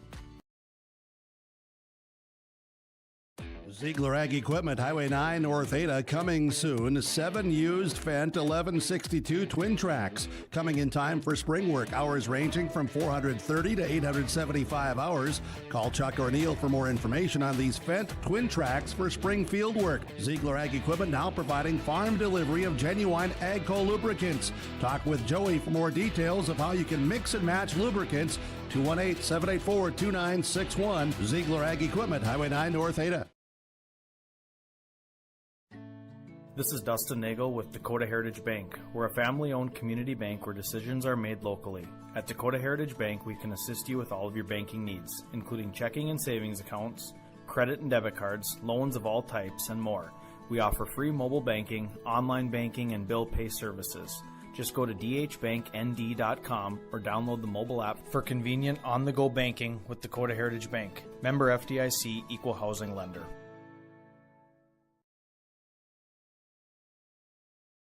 In times like these, it's good to know there's a place where people know who you are, no matter how long you've been gone. A place where the smells of home cooking are still in the air, where a simple wave warms your heart, and sharing stories is just a way of life. It's good to be home. Farmers Union Insurance, protecting what's important in life. See your local Farmers Union insurance agent Jennifer Worley in Cavalier.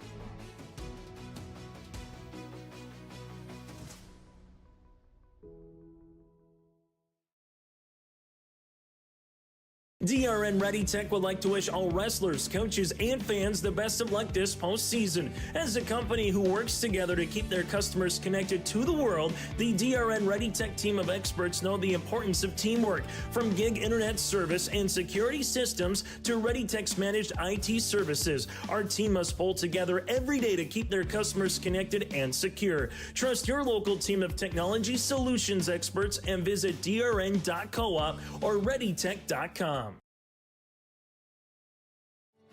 A foundation forged in their grandfather's shop. Matt and Mike Martins know firsthand the value of quality machinery. At Martins Welding and Machine, they rely on 3 generations of knowledge and expertise in creating quality products for farmers, ranchers, residents, and businesses across North Dakota and beyond.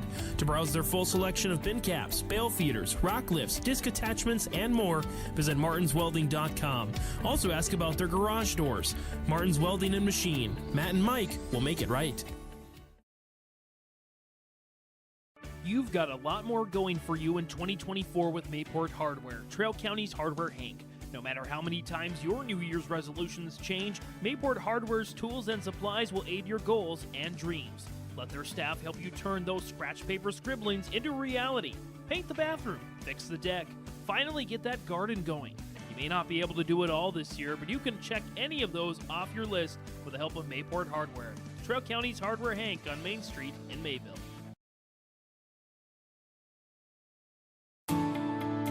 At Enbridge, we believe sustainability is the foundation of our success. How well we perform as a steward of our environment, a safe operator of essential energy infrastructure, a good neighbor, and a diverse employer defines our success. Learn more about Enbridge's environmental, social, and governance commitments and our Indigenous Reconciliation Plan at enbridge.com.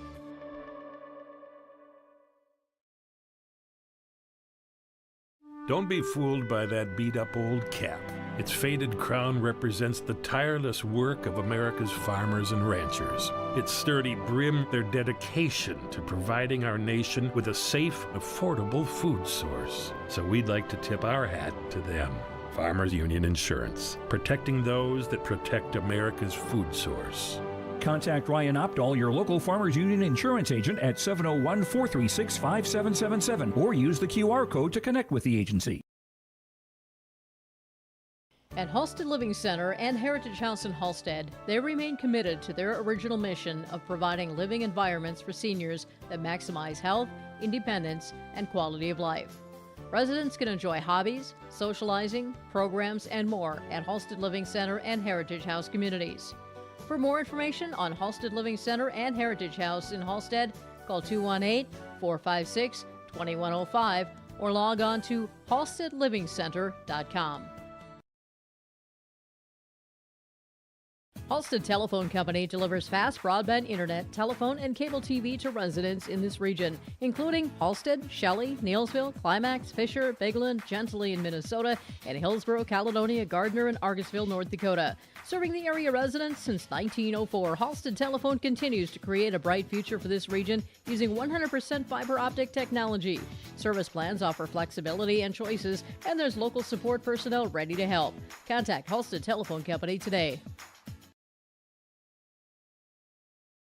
Hillsborough Dairy, with delivery of fresh dairy products and more to your home door. I've had Hillsborough Dairy delivering cold, fresh dairy products and other items to my door for years. 3 main reasons why. It's the convenience, the products are fresh, and the delivery service from the Udder Guy. Nobody does it like the Udder Guy. Every week, we get to see Teak. Please call him at 701-436-5877. Delivery right to your door from Hillsborough Dairy.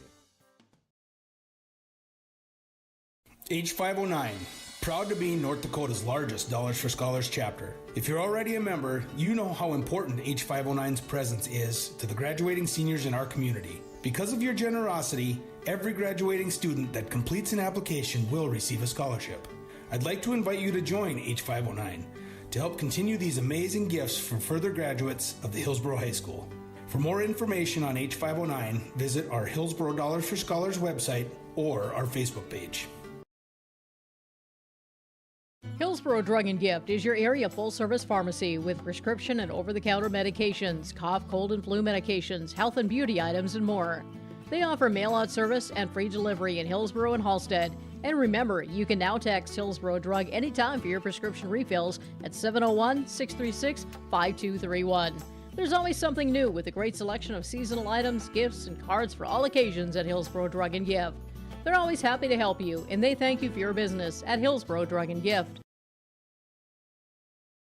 The Hillsboro Vets Club thanks you for your support of their activities and events. Stop in and to check out their new menu. Enjoy the Vets Club appetizers every Wednesday from 5 till 7. And as I've said many times, they have the best roasted chicken around. Enjoy roasted chicken every Saturday from 5:30 till 7:30. Get there early because sometimes it's gone early because it is the best roasted chicken. Fries and coleslaw also available with this meal every Saturday. Dine in or take out. The Hillsboro Vets Club. Lakes Community Co-op takes pride in providing complete customer satisfaction as they serve their local communities with the necessary products and services for farms, businesses, and individuals. Energy solutions, feed, milk, C-stores, meat market, motel, car wash, HVAC, natural gas. Visit your neighborhood Lakes Community Co-op location for them to meet your needs or learn more at lakescommunitycoop.com. Goose River Bank is here for the communities we serve, building relationships that last a lifetime. Serving the strong Red River Valley and beyond, we are your neighbors, friends, and family, committed to providing everything from everyday personal banking to loans for your farm or business. Visit one of our locations in Mayville, Hillsboro, or Hatton, or reach out and we'll happily come to you because it's the neighborly thing to do. Goose River Bank. Strong bank, strong communities. Farming today doesn't always feel the same way it used to. Then again, some of it feels all the same. Maybe it isn't so much the jobs that changed, but how they get done. Now that's a different story. Everything got bigger and smaller at the same time. Insurance, accounting, and taxes can get complicated, so you need someone who's looking to keep every dollar possible in your pocket. Ag Country.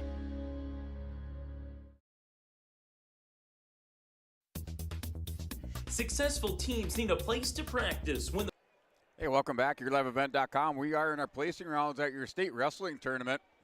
On the Class B side, looking at your Tim Kazed seat sale scoreboard. Going to our placing round, South Border Mustangs with 179 points. Lisbon in second place with 129. New Salem Almont in third place with 113.5 points. Northern Lights in fourth place with 102.5 points. And Carrington in fifth place with 79.5 points. That's on the Class B boys side. As we start our placing rounds and take a look at your girls tournament on your Tim Kazed Golden Harvest seed sale scoreboard. The Bismarck Demons in first place with 173 points. Minot in second place, 169. Bismarck Legacy, 133 points. Central Cass in fourth place with 102. And Bismarck Century in fifth place with 82 points. That's your Tim Kazed seed sales Golden Harvest scoreboard for your Class B and girls state wrestling tournaments. We are starting our placing rounds at 133 pounds. And those matches are now active on all mats here inside the Fargo Dome, starting with your 5th, 7th, and 3rd place matches. And for the boys side, 3rd place matches are on mat 5, 7th place on mat 8, and mat 7 has your 5th place matches for the Class B boys. On the Class A side, mat number 1 is going to be 5th place. Mat number 2 is 7th place. And on mat number 3 is 3rd place right now. As Brent said, Bismarck High well on in front on the Class A boys side again. Jackson Alexander from West Fargo Cheyenne for 5th place with a currently 2-0 lead over Lucas here from Jamestown on the Class A boys. Yeah, mat number 5, 133 pound for 3rd place is Noah Anderson wrestling Tristan Lepp. That's in the second period, minute 25 on the clock, and Anderson with the 1-0 lead over Tristan Lepp on mat number 5. On mat number 6, we have the 124-pound weight class for the girls. The 3rd place match, Madison Racine from Minot versus Shayla DeBlare from West Fargo, and they're tied 0-0. On mat number 4, we have Cassidy Monroe from Bismarck and Jasmine Yabara from Carrington on mat number 4 at 124 pounds. That's for the 7th place match. Here, mat number 8, 133 pounds. Zane Allender for Oaks wrestling Kyler Shaleski of Headinger Scranton. That's in the second period. Scoreless in the second on a restart. Back to the referee's position with Allender in the bottom position on mat 8. On mat number 4, we have Monroe, Cassidy Monroe from Bismarck ahead 2-0 with 56 seconds left in the second period. And Anderson with the 2-point takedown. He has the 3-0 lead on Tristan Lepp under 15 seconds now in the second period. That's wrestling for third place on mat 5. Bryce Schneider wrestling for fifth place against Maddox Campbell of Velva on mat number 7. That is scoreless in the second period with 15 seconds on the clock. We've got 30 seconds left in the second period in the third place match between Madison Racine from Minot and DeBlare from West Fargo United. They're still at 0-0 in the neutral position. And Anderson takes a 3-0 lead into the third against Tristan Lepp. Lepp with the choice chooses bottom position to start our third period on mat number 5. Over on mat number 4 for the 7th place match, we're Cassidy Monroe is ahead 5-4 coming to at the end of the second period. And mat number 8, 7th place match at 133 pounds. Zane Allender, Kyler Schlesky still scoreless in the second period. 12 seconds remain in the second period. Allender in the bottom position, not able to get the hips cleared for any points this far with 12 seconds remaining. We're in the third period on the third period on the third place match, and we've got some near fall points here. DeBlare is getting some near fall points, and it looks like she just got the pin. So with 1:25 left in the third period, Shayla DeBlare from West Fargo United gets the pin. Winner via fall in third place on mat number 3 on Class A. Gage Glaser here from Dickinson over Braden Halverson from Bismarck. So Glaser able to finish his senior year off via the fall and go 43-7 on the season. Yeah, Tristan Lepp, Noah Anderson, now a 3-1 lead for Noah Anderson. Lepp with the 1-point escape under 50 seconds. Wrestlers scatter out of bounds for a restart. Back to the center of the mat, up on their feet.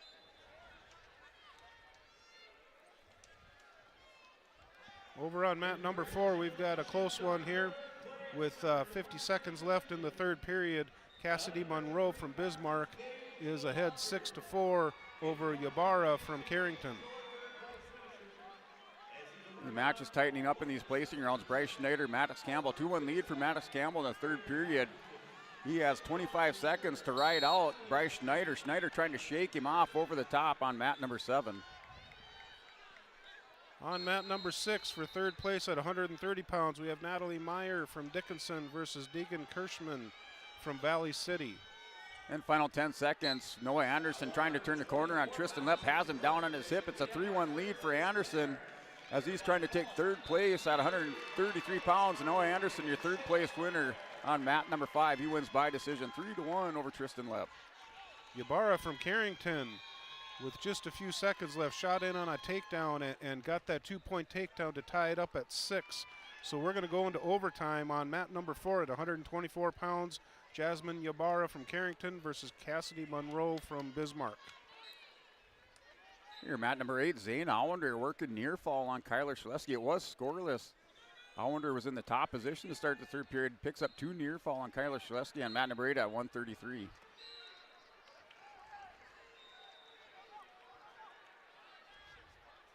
Monroe from Bismarck shot in on a single leg, and Ybarra was able to get the 2-point takedown. And Schlesky hits a Peterson roll, working a 2-point reversal. He catches Allender. The final 12 seconds. Ybarra gets the 7th place in 124-pound weight class in overtime, wins 8-6. So as time expires, we do have the 2 near fall for Allender. Still looking to see if there was a reversal for Kyler Schlesky at the end of the third period. Still so 0 on the scoreboard, but the official does have 2 near fall for Zane Allender here on mat number 8 at 133. And that's how that match ends. That's Zane Allender, your 7th place winner for the Oaks Tornadoes on mat 8. We're in the second period on mat number 6. Deegan Kirschman from Valley City is on the top position with 50 seconds left. She trails Natalie Meyer from Dickinson 1-0 with 45 seconds left in the second period. And Natalie Meyer is going to get a, let's see what they do. They're just going to give her a 1-point escape because they were off the edge of the mat. So Meyer from Dickinson is ahead 2-0. Joining us now, guys, for third place here from the Lisbon Broncos is Noah Anderson here. Noah, let's just take us through that final move there that kind of put you over the top and able to take the third place here in the Class B division. Mostly I was just on the underhook, and I knew that I was going to get stalling calls if I didn't shoot. So I went for my low, kind of high crotch in a way, and I tried to drive through, but when I knew this short time, I decided to hang on and just take that match in by a short amount of points, but that's about it. And able to take third place as a sophomore, what does that mean for you to be on the podium and be top 3 here in the state? It means a lot knowing that I'm one of the best, but always room for improvement, so I got to get better for next year. And then with that being said, what's the next, 24 hours like? Obviously, you got ready for duels tomorrow, but you're going to watch some of your teammates compete as a wrestler here, knowing that your business on the individual side is a little bit done. What's the next, 24 hours for you like here, Noah? I'm just going to keep pushing my team forward, be supportive, and I'm going to make sure that everybody's where they need to be for weights tomorrow and get some points for our team tomorrow. That's some big points as well. Noah, congratulations on a top 3 finish. Yeah, thank you very much. Noah Anderson with us here from Lisbon. Back to you guys. Hey, mat number 8, Riker Vetter, Case Allender. Scoreless going into the second period. That's for 7th place between Riker Vetter and Case Allender. On mat number 6, going for third place at 130 pounds, Natalie Meyer from Dickinson is ahead 4-2 over Deegan Kirschenman from Valley City.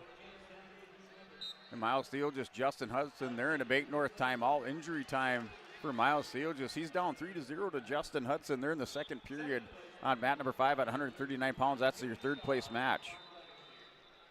On mat number 4 at 130 pounds, Peyton Russell from Minot versus Emerson Schwab from Lisbon. This is the 5th place match at the 130 pound weight class. Schwab is ahead 2-0 with 56 seconds left in the second period. And mat number 739 pounds, Nick Garber, Brexton Yanis wrestling for 5th place. Yanis is up 3-0 on Nick Garber on mat number 7. That's in the second period with 18 seconds on the clock. Wrestlers back to the center for a neutral restart. On mat number 6 at 130 pounds, they're both in the neutral position trying to work for their takedowns. Natalie Meyer from Dickinson is ahead of Deegan Kirschenman from Valley City, 5-2. And mat 8, 139 pound 7th place match between Vetter and Allender, still scoreless. And Allender up in the top position. Now Vetter tries to step up over on Allender. Allender trying to roll through, has a tilt hooked up on Vetter. Vetter hip pies through. Here's Allender and Vetter on the edge of the mat. And a swipe by the official. Allender still trying to scramble through. No near fall, so the official waves off the near fall. Still scoreless in the second period. Natalie Meyer from Dickinson got a few near fall points. She got a 2-point near fall, so that extends her lead 9-2. The final 10 seconds, Allender and Vetter. And we're going scoreless into the third period. It'll have Case Allender choice on mat number 8.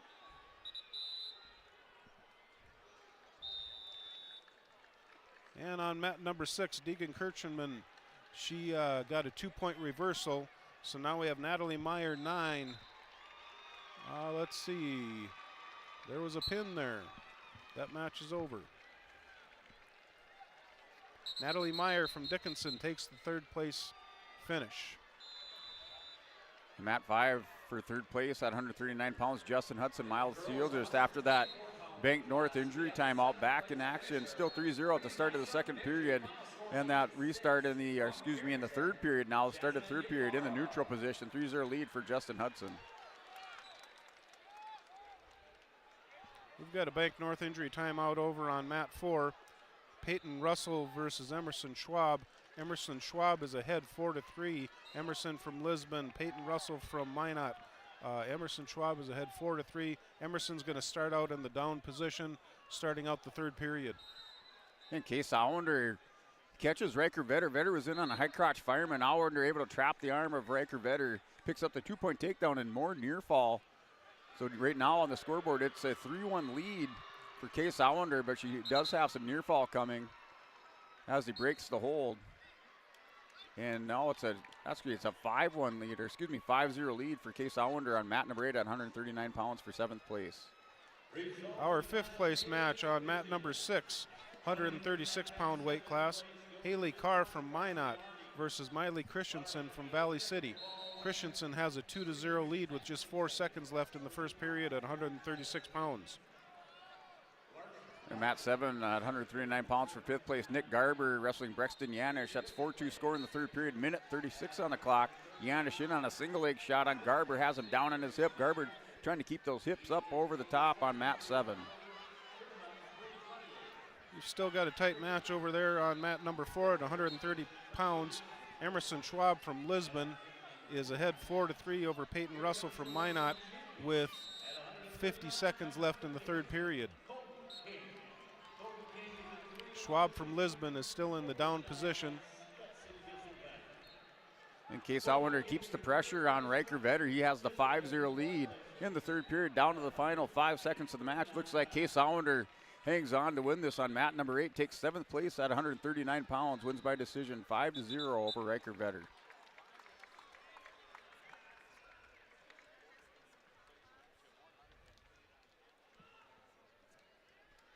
We're down to 30 seconds left at the 130-pound weight class for 5th and 6th. Emerson Schwab from Lisbon still is holding on to a 4-3 lead over Peyton Russell from Minot. We've got results from our 3rd place match at 130 pounds in the That match going final between Justin Hudson and Miles Theolgis. Justin Hudson, your winner for 3rd place at 139 pounds. He wins by decision 5-0 over Miles Theolgis of the Kindred Vikings. That was the result on mat number 5. And Emerson Schwab from Lisbon has a nice come-from-behind win. She beats Peyton Russell from Minot 4-3 for the 5th place match.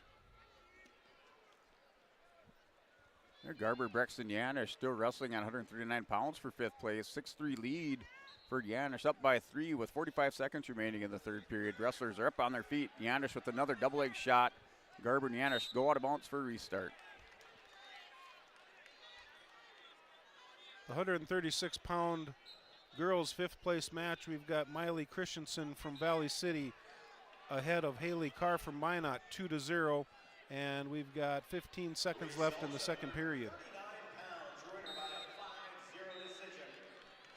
You're at 145 pounds for 7th place. Fisher Johnson had some near fall and a takedown in the 1st period against Aiden Jones. Jones is trying to work a reversal, but time runs out. Johnson with the 5-0 lead over Aiden Jones at 145 pounds for 7th place on mat 8. We're going to roll into the 3rd period here on mat number 6 at 136 pounds. Miley Christensen is ahead of Haley Carr 2-0. And Brexton Yanish trying to finish off Nick Garber. Garber with the scramble. They roll out of bounds with 15 seconds remaining. Still a contested match at 139 pounds for 5th place. 6-3 lead for Brexton Yanish in the neutral position on the restart with 14 seconds. Our 7th place match at 136 pounds on mat 4. We have Grace Lamar from Central Cass versus Lucy Kaznowski from Fargo. Hey guys, joining us now here again with that 5th place is Emerson Schwab on the girls' side for the Lisbon Broncos. Emerson, what does it mean for you to be on the podium and finish, in the top half of the state here, top 5 this season at the state wrestling tournament? It means a lot. I've been through a lot this season, and coming back and being able to fight through and place this year, it's pretty amazing. Take us through that last couple of moments. You knew that your opponent's going to try to go for some type of shot or try to roll you over and try to get a 2-point takedown. What was kind of going through your mind to play some defense there at the very end? Just got to stay strong. You can't give them this point. You got 20 seconds left. You just got to push through. Take us through these last 24 hours from today and tomorrow. How do you think you wrestled overall, and what does it mean to, again, be in that top 5? I thought I wrestled pretty good overall, and I don't know, just being able to get to the top 5, it's pretty amazing. Final thing for you, what did you enjoy most as a wrestler here at the Fargo Dome now for 2 days of wrestling? Just, I don't know, getting to see how good everyone's doing and see my friends compete throughout the tournament. Emerson, congratulations on a top 5 finish. Thank you. Emerson Schwab with us from the Lisbon Broncos. Back to you guys. Over on mat 4, we've got Grace Lamar from Central Cass. She has a 1-0 lead, but she just got a headlock So now she's up 3-0, and they're counting the near fall points right now. She's trying to tighten up that headlock, and let's see. She gave up the headlock and scored 5 points there. So we got Grace Lamar 6-0 over Kozanarski from Fargo. And mat number 8, 145 pounds, Fisher Johnson, Aiden Jones. Aiden Jones in the top position trying to drag over Johnson. Johnson has a 7-2 lead on mat number 8, 145. They're in the second period with 20 seconds on the clock. That's wrestling for 7th place.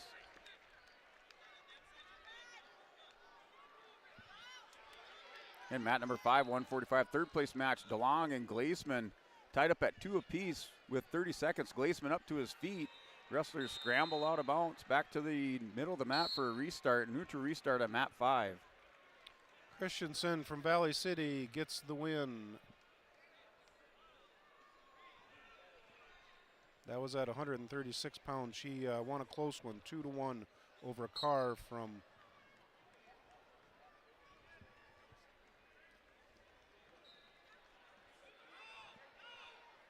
Our final 10 seconds of the second period between DeLong and Glaseman. Glaseman still trying to work a double on Haviland DeLong from Northern Lights. DeLong with his back to the edge of the mat. They sprawl, go out of bounds for the start of the third period. Still tied up at 2 on mat 5.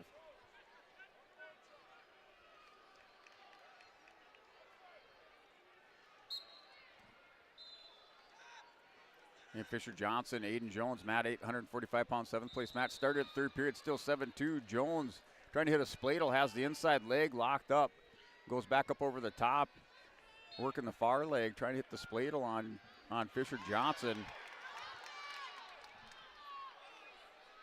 And that's for 7th place.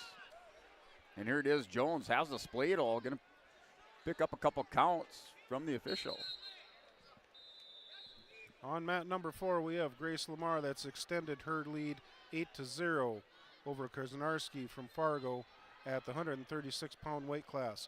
On mat number 6, we have Brindley Hartsock from West Fargo United versus Madison Reams from Bismarck at the 136-pound weight class. Hartsock is ahead 2-0. Oh, Aiden Jones picks up the 2 near fall. Now 7-4 score for 7th place at 145 pounds on mat number 8. That's with a minute on the clock in the third period. 7-4 lead, Fisher Johnson for Kindred over Aiden Jones, the Mondack Thunder.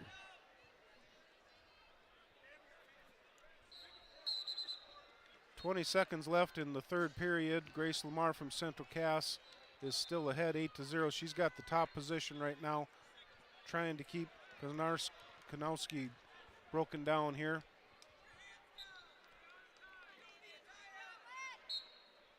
And now a figure 4 technical violation. The 7-4 is the score. And now, 9-4. Fisher Johnson, Aiden Jones. Jones with the headlock on Johnson, takes him over to the mat. And no near falls. Johnson able to roll through, catches Jones on his back. Here for 7th place at 145 pounds.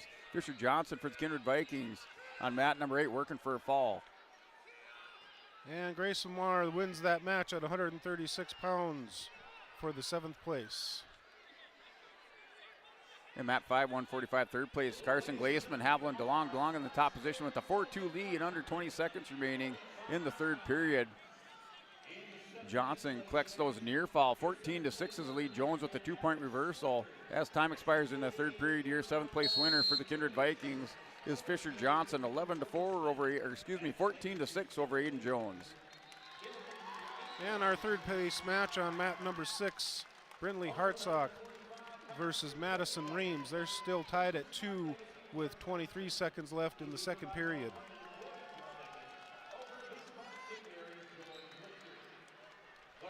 Mat number 7, 152, 5th place match between Sawyer Knoll and Kane Rudolph. At the end of going into the third period, it's an 8-0 lead for Sawyer Knoll, Bowman County Beach at 152 pounds on mat 7. At 142 pounds, a 7th place match, we have Clancy Meyer from Dickinson versus Reagan Ulmer from North Border. 152, 7th place match on mat number 8. Zaid Heyer still out here for the Oaks Tornadoes, wrestling Madden Barstead of the Velva Aggies on mat 8. This is for 7th place, just underway at 152 pounds. The third place match at 136 pounds. We're going into the third period here. Brindley Hartsock from West Fargo United is ahead 3-2 over Madison Reams. Brindley is in the top position right now, trying to get Reams broken down to the mat. Reams does get a 1-point escape, so that ties it up at 3. And Sawyer Knoll, Kane Rudolph, Sawyer Knoll with the win by fall, takes 5th place at 152 pounds. That's the result on mat number 7.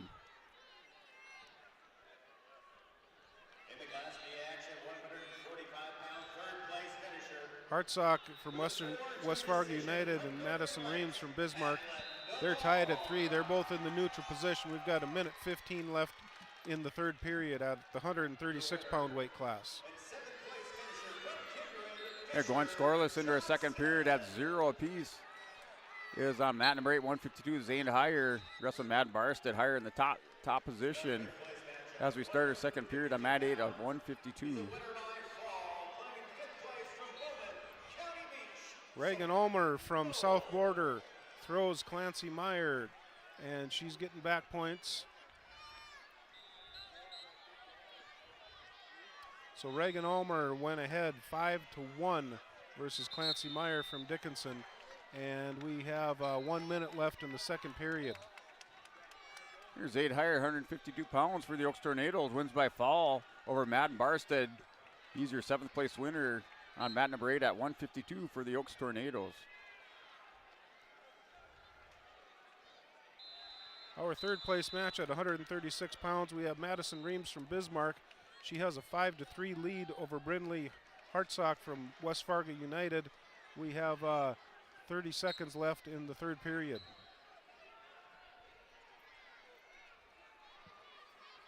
Madison Reams just rolled Hartsock over on her back. She's getting the near fall points. 13 seconds left. She's going to try and finish out with a pin here. Hartsock's doing a good job of bridging.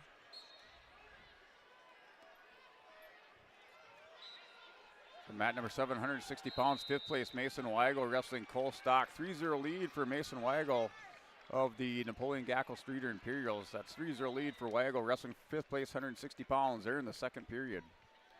Madison Reams takes third place with an 8-3 win.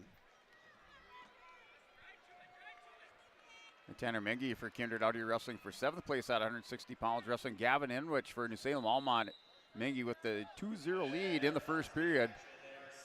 Mengi in the top position, wrestling for 7th place on mat 8.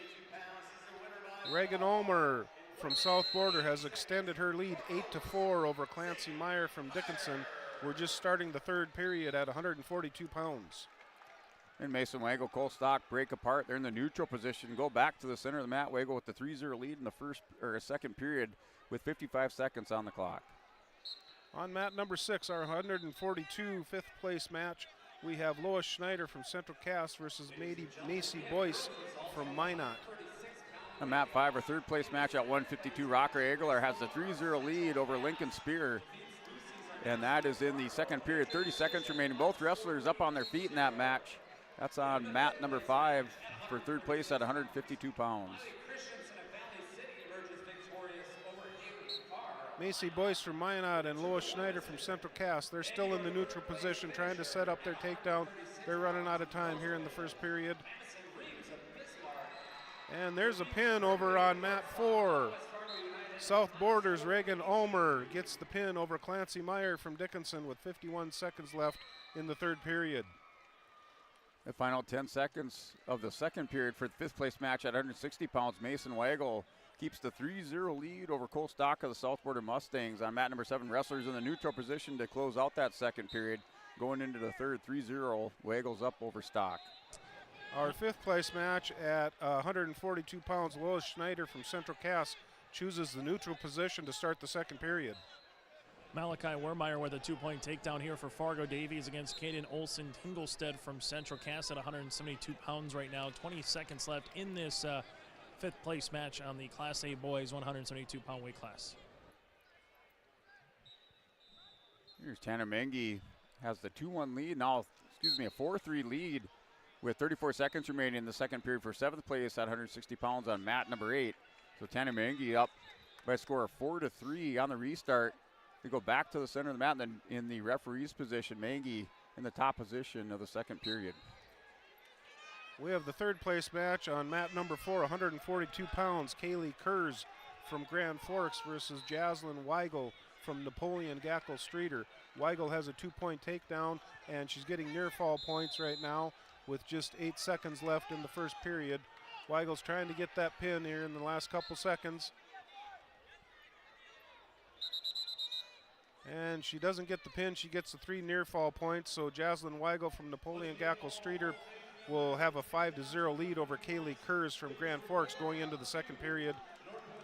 You know, Mason Weigel for Napoleon Gackle Streeter wrestling on mat number 7, 160 pounds, fifth place match. He has the 3-1 lead into the third period with 50 seconds on the clock. Both wrestlers on their feet. He's wrestling Cole Stock of the South Border Mustangs for fifth place. That's a 3-1 lead for Mason Weigel on mat 7. The fifth place match at 142 pounds, Macy Boyce from Minot has a 2-0 lead over Lois Schneider from Central Cass. Warmeyer with a 4-0 advantage going into the second period against Kate Olsen-Tinglestead here. Olsen-Tinglestead will start in the up position. And Tanner Mangy, Gavin Enwich now are tied up at 4 apiece in the third period. Enwich in the top position. Mangy has his head buried down on the mat with Enwich working back around behind. He's tied it up at 4 on mat number 8 at 160 pounds for 7th place. Our 142-pound third place match, Jaslyn Weigel from Napoleon Gackle Streeter has a 5-0 lead. She's starting out in the bottom position. She's trying to get an escape here, and Kurz gets warned for stalling for not bringing her down to the mat. The mat number 7, the match between Cole Stock, Mason Weigel. That's your final. It's a 5-1 win by decision for Mason Weigel over Cole Stock for 5th place at 170 pounds on mat number 7.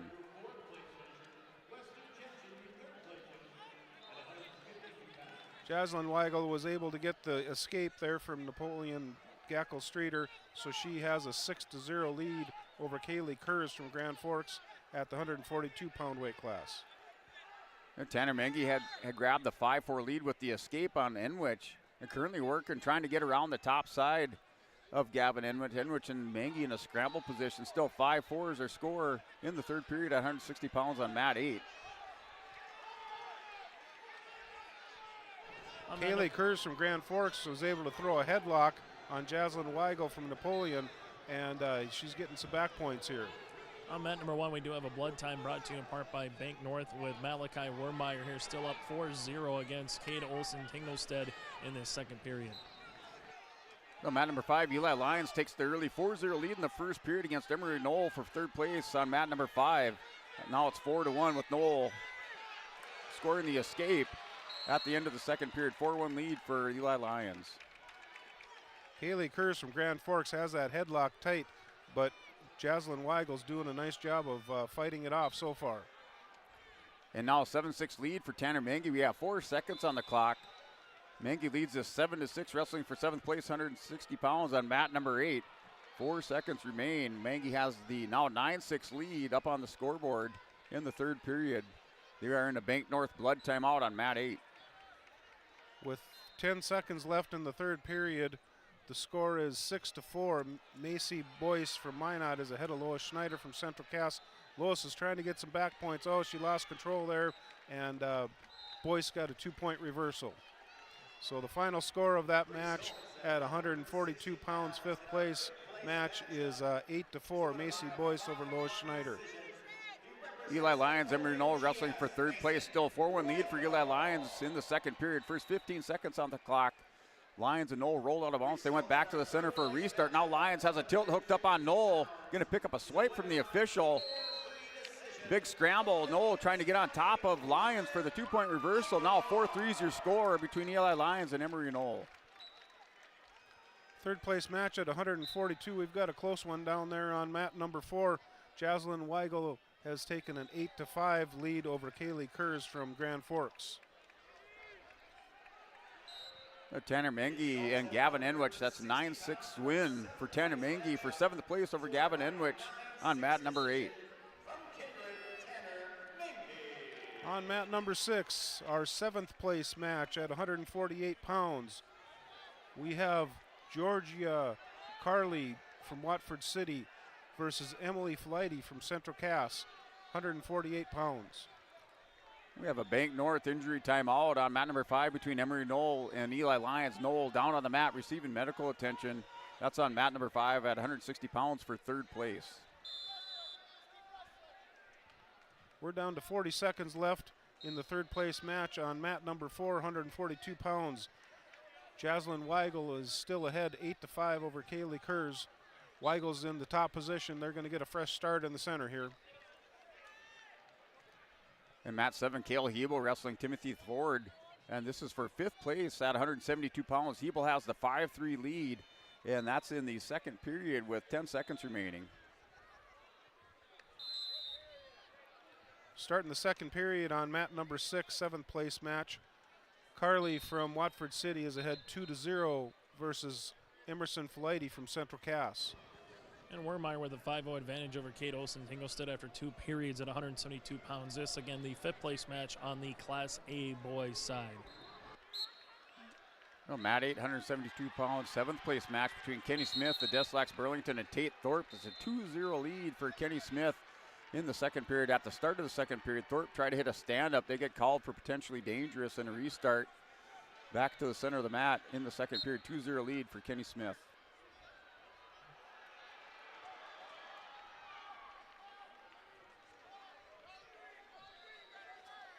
On mat number 6, we have Carly from Watford City. She has a 4-0 lead over Emerson Flighty from Central Cass.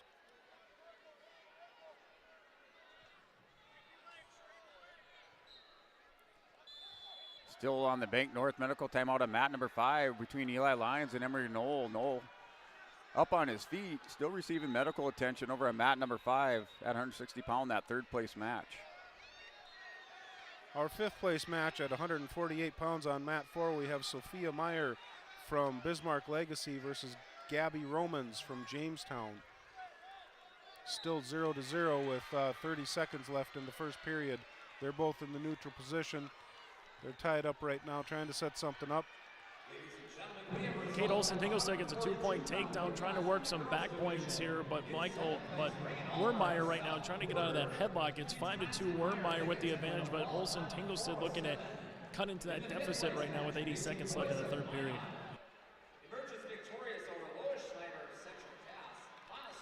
So Lyons gets the 1 point here on mat number 5, loss of control. 5-3 is their score. They're back in the action on mat number 5, 160-pound third place match. In the second period, wrestlers up on their feet with a minute remaining on the clock. Our third place match at 148 pounds, we have Caitlin Vetter from Minot versus Ava Karlblum from Lisbon. And on that restart, the wrestlers roll out of bounds. Lyons cartwheeling over the top of Noah as they roll out of bounds. Still 5-3 lead for Eli Lyons in the second period, now under 50 seconds on the clock.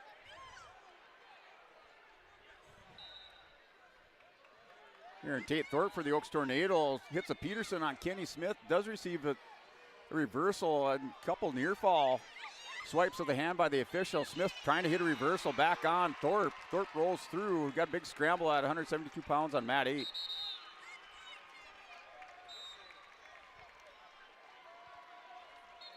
And scoreboard shows we're tied up at 5 apiece on mat 8 between Tate Thorpe, Kenny Smith for 7th place at 172 pounds. Now 6-5, Kenny Smith with the 1 point lead. Karlblum from Lisbon on mat number 6. She got a 2-point takedown, so she's going to go into the second period with a 2-0 lead over Caitlin Vetter from Minot. 7-4, Wermeyer was able to get with the escape after an Olsen-Tingelstead takedown. Then after some blood time, Olsen-Tingelstead earned a 2-point takedown right now, down by 3 with 54 seconds left here at 172 pounds on mat number 1. At Tate Thorpe, Kenny Smith started the third period.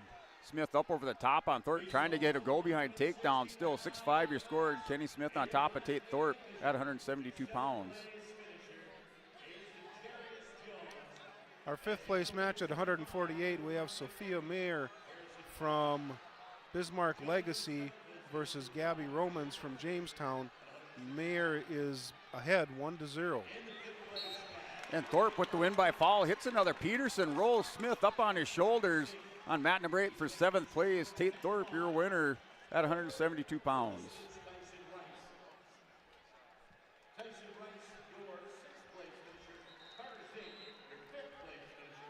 In third place, 160 pounds, Eli Lyons, Emery Knoll. Lyons and Knoll still going at it. Lyons trying to turn the corner on Knoll, catches Knoll on his hip, takes him to the edge of the mat. Here's Lyons trying to score the 2-point takedown, and the 1-point escape for Lyons takes the 6-3 lead on Knoll.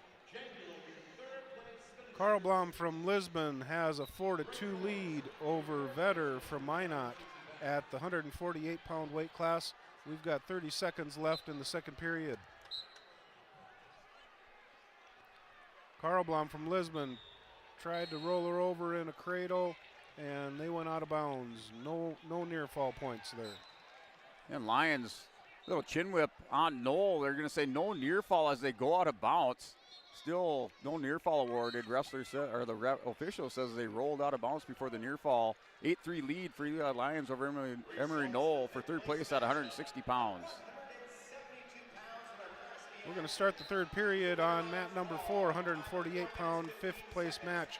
Sophia Meyer from Bismarck Legacy is ahead of Gabby Robins from they just tied it up. They just got an escape.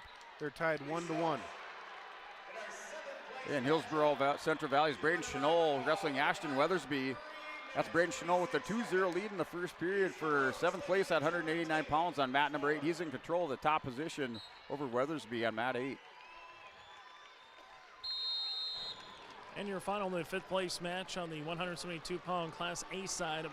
Wormeyer from Fargo Davies, Malachi 10-4 picks up the win over Kate Olsen Tinglestead, who will finish his senior year 38-15. Carl Blom from Lisbon extends her lead 9-7 over Caitlin Vetter from Minot. Eli Lyons, your third place winner. He wins by decision 8-3 over Emily Knoll at 160 pounds on mat number 5.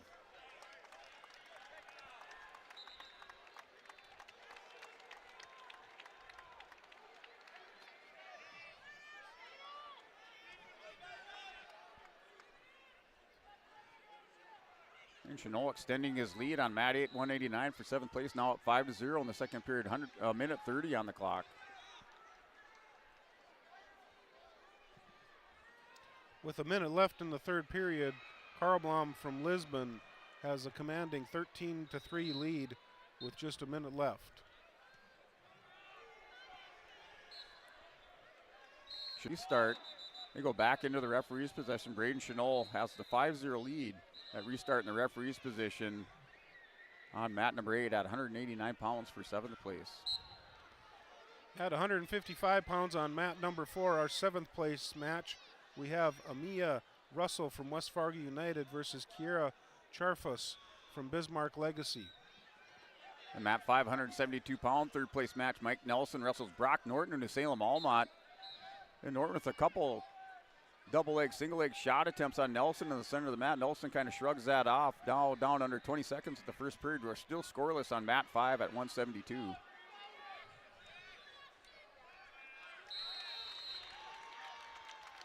And Carl Blom from Lisbon takes the third place match with a 14-5 win over Caitlin Vetter from Minot.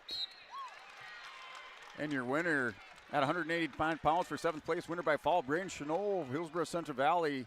He pins Ashton Weathersby of Williams County on mat number 8.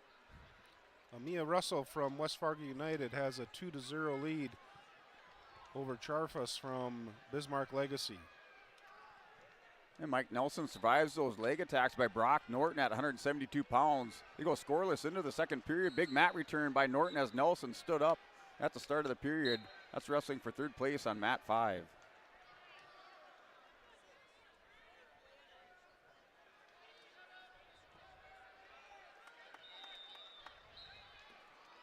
And Nelson with the 1-point escape. He takes the 1-0 lead in the second period, down to minute 30 on the clock at 172 pounds. At 155 pounds, we have Colby McElwain from Dickinson versus Lexi Beckler from Bismarck. McElwain has a 2-point takedown, and we have a technical violation, a full Nelson. So Lexi Beckler will get 1 point. And she'll start, Lexi Beckler from Bismarck will start out in the down position with 27 seconds left in the first period. And Nelson takes down Brock Norton. scores the 2 points. He has the 3-0 lead. Norton trying to hit a switch. Has his hips down on the mat, trying to kind of re-switch on Nelson. Nelson warned with a stall call, but he does have the 3-0 lead with 49 seconds on the clock.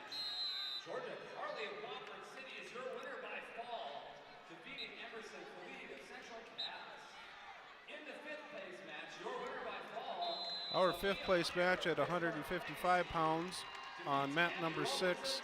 We have Lexi Beckler tied with Colby McElwain from Dickinson, 2-2.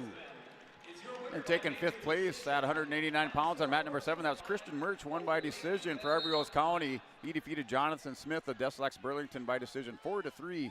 That's your 5th place winner at 189 pounds is Christian Murch on mat 7. McElwain from Dickinson started out in the top position to start the second period, and she just gave up a takedown. So now Lexi Beckler is ahead 3-2. And Brock Norton, Mike Nelson on mat 5, 172. 3-1 lead for Nelson. Norton scores a 1-point escape. And going into this third period, Norton with the choice chooses bottom position to start her third period on mat 5. And Amelia Russell from West Fargo United gets the pin over Kiera Charfus from Bismarck Legacy for the 7th place match. Here, mat number 8, 215 pounds, 7th place match. Here's some of the most entertaining wrestling here with these 7th and 8th place matches. Caden Rose wrestling Birch Bang. That's Birch Bang hits the headlock in the second period on Rose, works some near fall and a takedown. He has at least the 2-0 lead on mat 8 at 215 pounds for 7th place. We've got another close one here on mat 6. McElwain from Dickinson is ahead 4-3 over Lexi Beckler from Bismarck, and Beckler just got a 1-point escape, so they're in the neutral position, both going for a takedown. We're tied at 4-4 with 40 seconds left in the second period.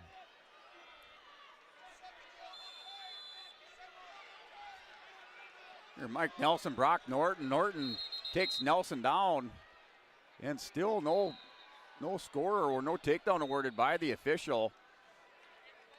It looked like Nelson had given up the takedown. He gets hip hoisted back around. Still 3-2 lead for Mike Nelson over Brock Norton. 172 pounds on mat number 5 for third place. At 155 on mat number 4, the third place match. Cheyenne Helland from Central Cass versus Laney Yoakum from Mandan. Laney has a 2-0 lead right now. Nelson in on a deep double leg shot on Norton, takes him down, returns into the mat. He's up 5-2, 172 pounds, third place match. Now under 30 seconds remaining in the third period. Nelson with the lead 5-2 on Norton. Lexi Beckler from Bismarck wins 6-5 over Dickinson. We have a Bank North blood timeout on mat 5 for Mike Nelson. He has the 5-2 lead with under 30 seconds remaining in the third period on mat 5 for third place. On mat number 4, Laney Yoakum takes a 5-0 lead over Cheyenne Helland from Central Cass. We're going to start the second period. In mat number 8, 215 pounds, 7th place match between Birch Bang, Caden Rose. Caden Rose survived that headlock by Birch Bang. It's a 3-1 score now. Birch Bang with a 2-point takedown takes the 5-1 lead in the third period. 1 minute 37 on the clock. On mat number 8, 215 pounds for 7th place. On mat number 6, 170 pounds, our 7th place match. Samantha Houghton from West Fargo United versus Paige Spalmer from Bismarck Century. And Mike Nelson, your third place winner, he wins by a decision 5-4 over Brock Norton. Norton pressed the action at the end of the period, but Mike Nelson takes third place at 172 pounds on mat 5, wins by decision 5-4.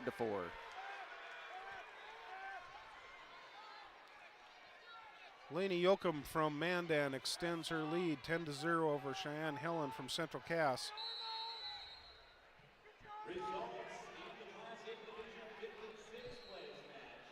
His 7th place match, still 5-1's our score. Birch Bang trying to turn the corner on Caden Rose. 40 seconds on the clock. We're in the third period. 5-1 lead for Birch Bang on mat number 8. Stalemate called, and 3 near fall awarded for Birch Bang. Now up 8-1 on mat 8. We're starting the second period on mat number 6, our 170-pound 7th place match. It's 0-0. Samantha Houghton from West Fargo United versus Paige Spommer from Bismarck Century. Joining us now, Eli Lyons here from the Lisbon Broncos, able to finish again in the top 3 here at 160 pounds. Eli, just take us through what does it mean to be, top 3 on the podium this year as a sophomore? It just shows how hard we work in practice. Keep going through anything. And doesn't matter, seeds or anything don't matter. You can go through all of them. And you're able to go right afterwards and see your teammate Mike Nelson able to finish top 3 as well. How sweet was that for you guys to go back to back there on the same mat here for Lisbon? That was really good and shows how we're all brothers up in the wrestling room. Yeah. What's the atmosphere like for you as a wrestler once you get to the State Fargo Dome, when you get whistles going and everyone's wrestling? What's it like as a wrestler to try to zone that out a little bit? It's once you get on the mat, it's fine, but after the mat and when you get really into later stages of the mat, it's start to notice it a little more. And for you, Eli, what's the next day going to be like as you guys get ready for duels? What's your mindset once you go from that individual to the dual portion tomorrow morning at 10? When we're a team, we're really good as a team. We can do anything when we're a team all together. Eli, congratulations on 3rd place and best of luck tomorrow. Thank you. Pass back to you guys. Hey, mat number 7, for 7th place on mat number 8, we have Aiden Hinkle wrestling Jermaine Gizzy coming out at 285 pounds. That's for 7th place. That match just underway on mat 8. Our 3rd place match at 170 pounds on mat 6, we have Ava Gullison from Central Cass versus Audrey Furr from Ellendale Edgley Cullum. And Aiden Hinkle comes out like a ball of fire here. Throws Gizzy over to his back, working for the fall. 30 seconds off the clock. Here's Hinkle working for the pin on Jermaine Gizzy of Beulah Hazen. He's up over the top. Now goes north-south, still working for the pin is Aiden Hinkle for the Lisbon Broncos for 7th place. Our 170-pound 7th place match.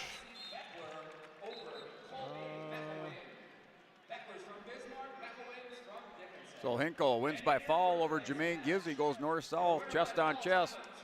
And he's your 7th place winner for the Lisbon Broncos. That's on mat number 8 at 285 pounds. Our 170-pound 3rd place match, Ava Gullison versus Audrey Fuhrer. They went through the first period without anybody scoring a point, so they're going into the 2nd period. They're starting in the neutral position, both looking for a takedown. 190 pounds, we have Sky Kopp from Grand Forks versus Cora Oster from Lisbon on mat number 4 for the 7th place match. And mat number 5, 189-pound 3rd place match. Trey Bombach of Stanley has the 1-0 lead over Daniel Schumacher in the 2nd period. 15 seconds on the clock. Bombach has the 1-0 lead for 3rd place at 189 pounds on mat 5. Ava Gullison throws a headlock and gets Furred on the mat, getting back point. She's got that headlock pretty tight, and there's the pin. Ava Gullison gets the 3rd place match with a pin over Audrey Fuhrer from Edgley Cullum, Ellendale. In mat 8, 107-pound 7th place match, Walker Miller, Sky Kramlich. That is scoreless in the first period, 20 seconds on the clock. That's wrestling for 7th place at 107 pounds on mat number 8. Cora Ulster from Lisbon and Sky Kopp from Grand Forks. They go 0-0 after the first period. Ulster's going to be in the down position to start the 2nd period. And Bombach, Daniel Schumacher on mat number 5. That's still a 1-0 lead for Trey Bombach. He's in the top position, has double boot ride in on Daniel Schumacher. Trying to work a half Nelson on the opposite side on mat number 5. Join us now here, winning via the fall for 3rd place again for the Central Cass Squirrels, Ava Golfson. Ava, just take us through that move, and once you heard the whistle sound, knowing that you're 3rd place, what does it mean to you?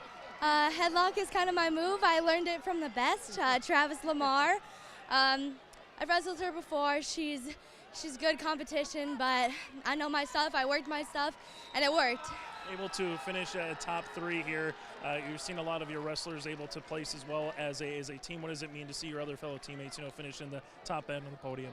It's such a good feeling. I think we have 7 girls placing here, and that's so awesome. We worked hard all year, and we deserve it. We do. What do you hope to carry over into the duels tomorrow morning? I'm hoping the same thing. I'm hoping for a win.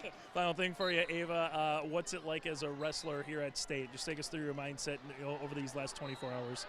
Well, just being at the Dome obviously puts a lot more pressure on us, and it's stressful, but we are good at handling every situation that's thrown at us, and we've worked hard for this all year. So we know what we want, and we get done what we want to get done. Ava Golson finishing top 3. Thanks so much for your time. Thank you. Back to you guys. Hey, Matt, number 589-pound third-place match, Trey Bombach, Daniel Shoemaker rolling around. And Trey Bombach keeping Daniel Schumacher plastered down on the mat, trying to work a power half. Still has that double boot right in. He takes the 1-0 lead with 15 seconds remaining in the third period. On mat number 6, we have Jadens Fletcher from Minot. She's got Kiera Williams, and she just got a pin with 30 seconds left in the first period. So Fletcher from Minot is going to take the 7th place position. And 285-pound fifth-place match, Clayton Grove, Brody Weisberger. And Clayton Grove wins by fall over Brody Weisberger at Carrington for 5th place on mat number 7. And Trey Bombach wins with the 1-0 decision over Daniel Schumacher at 189 pounds. He's your third-place winner. Trey Bombach of Stanley. That was on mat number 5. Our 190-pound third-place match is on mat number 4. We have Isabel Berg from Devil's Lake versus Michaela Stordalen from Bismarck Century. It's 0-0 going into the second period. Looks like Stordalen is going to take the down position to start out the second period. And mat number 8, 107-pound 7th-place match between Walker Miller, Sky Kramlich. Miller has the 3-1 lead. Kramlich scores the 1-point escape at the start of the third period. That's on mat number 8 for 7th place at 107 pounds. Our third place match at 250 pounds, Belinda Perry from Bismarck Century versus Catherine Sullivan from Grand Forks.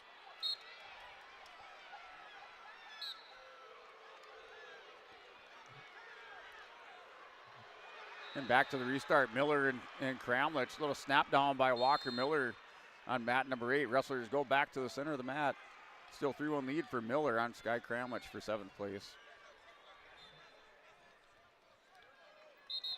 We're still tied at 0 on mat number 4, 190 pounds, Isabel Berg from Devil's Lake versus Michaela Stordalen from Bismarck Century. We've got a minute left in the second period.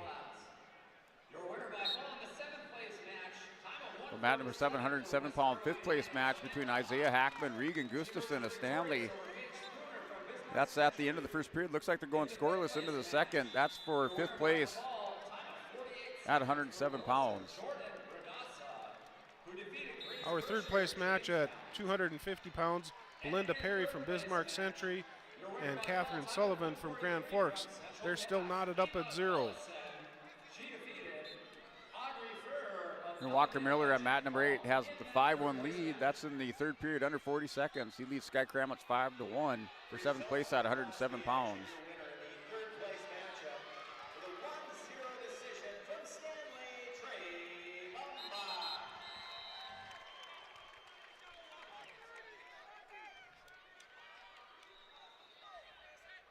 And we've got a 2-point reversal over on mat number 4.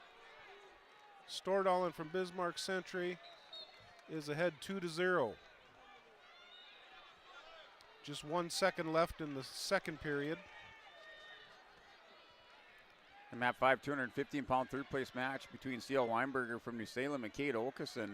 2-0 lead for Weinberger. Tries to hit a snap down on Olkeson in the goal behind, but Olkeson stands back up, shrugs him off. Reshoots on Weinberger, takes him down to the mat with the 2-point takedown. He ties it up now 2 apiece in the second period with under 50 seconds. Our third place match, Michaela Stordalen from Bismarck Century decided to take the top position to start out the third period. She's ahead 2-0 over Isabel Berg from Devil's Lake.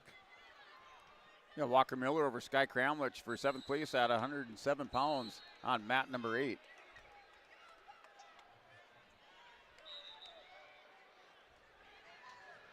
Berg from Devil's Lake was able to get a stand up, but Stordalen from Bismarck Century was able to keep control and take Berg back down to the mat.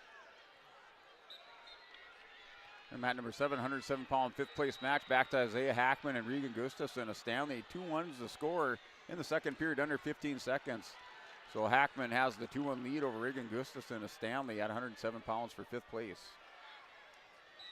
Our 100-pound weight class on mat number 6 for 7th place, Emily Yabodi from Bismarck Legacy versus Jana Castine from Minot. And end of the second period between Kate Okeson and C.L. Weinberg at 215 pounds for 3rd place. There's a stall warning issued to Okeson, but the score is still tied up at 2 apiece going into the 3rd period at 215 pounds on mat number 5. Isabel Berg from Devils Lake was able to get a 1-point escape with a minute left in the 3rd period. So Michaela Stordalen is ahead 2-1 over Isabel Berg.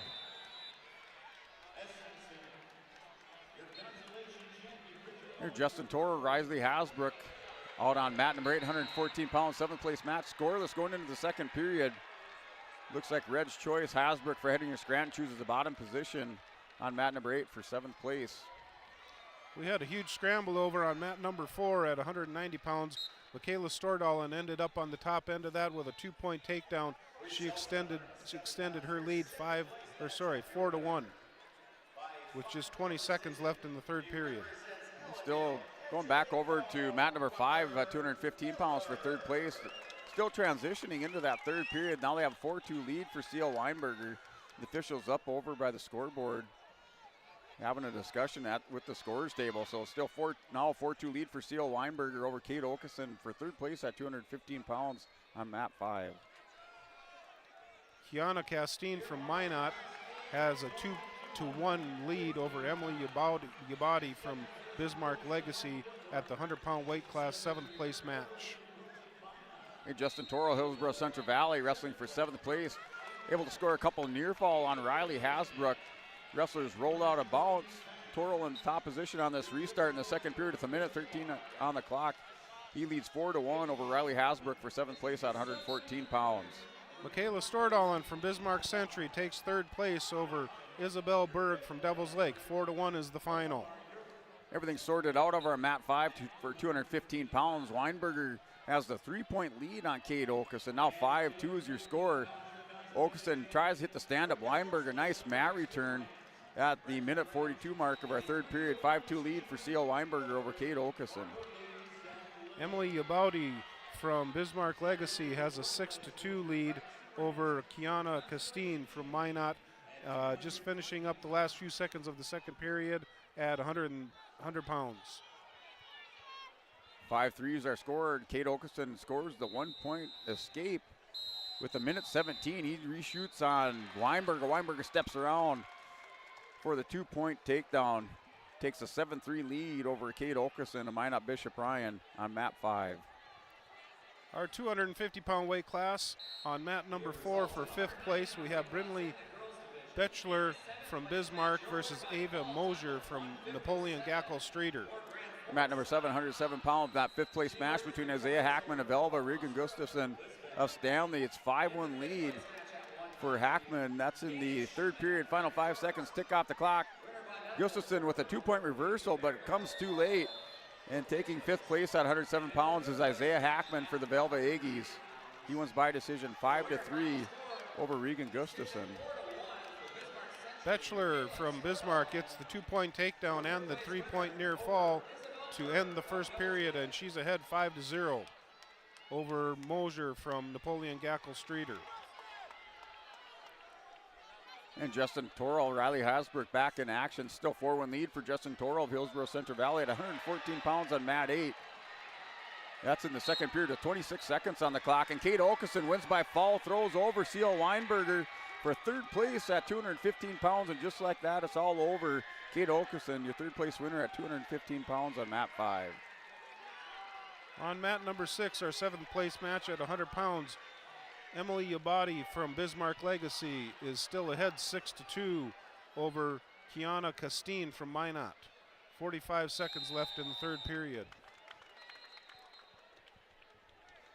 And over on mat number 4, Ava Mosier from Napoleon Gackle Streeter has a headlock in, trying to get some back points there.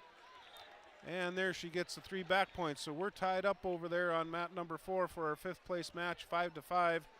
Brinley Betchler from Bismarck versus Ava Mosier from Napoleon Gackle Streeter.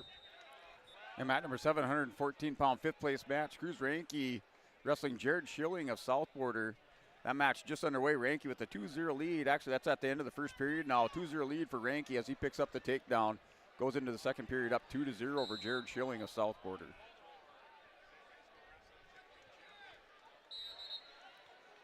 On mat number 2, we just ended that one.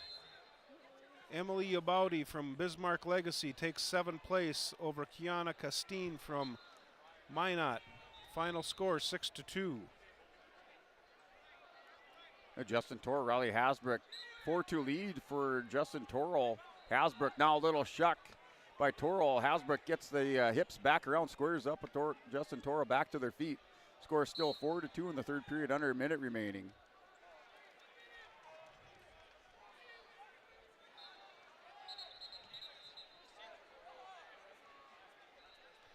Okay, mat number 6, 100 pounds, our third place match. Monica Bokey from Minot versus Brenley Wilkins from Beulah Hazen. And Cruz Ranke catches Jared Schilling on a little throw, hip tossed over. Schilling tried to roll through, but Ranke collects the near fall. Has the 8-0 lead on Jared Schilling on mat number 7, 114-pound fifth place match. And Ranke sinks in this half. Nelson Schilling able to counter that, pulls it off, rips it off his head. Now Ranke works a 2-on-1 on the far side. They just finished the second period over on mat number 4 at 250 pounds. And Brinley Betchler takes an 11-5 lead over Ava Mosier from Napoleon Gackle Streeter. And Riley Hasbrook caught Justin Toro on the edge of the mat, worked a head and arm, and wins by fall at the end of the period. Riley Hasbrook is your 7th place winner. That score was tied up at 4 apiece before the pin by Hasbrook. 7th place winner, Riley Hasbrook, Henninger Scranton over Justin Toro of Hillsborough Central Valley at 114 pounds. And Ranke now working for the fall on mat 7, has Schilling over to the back. And the win by fall for Cruz Ranke over Jared Schilling for 5th place at 114. We've got a Bank North injury timeout on mat number 6.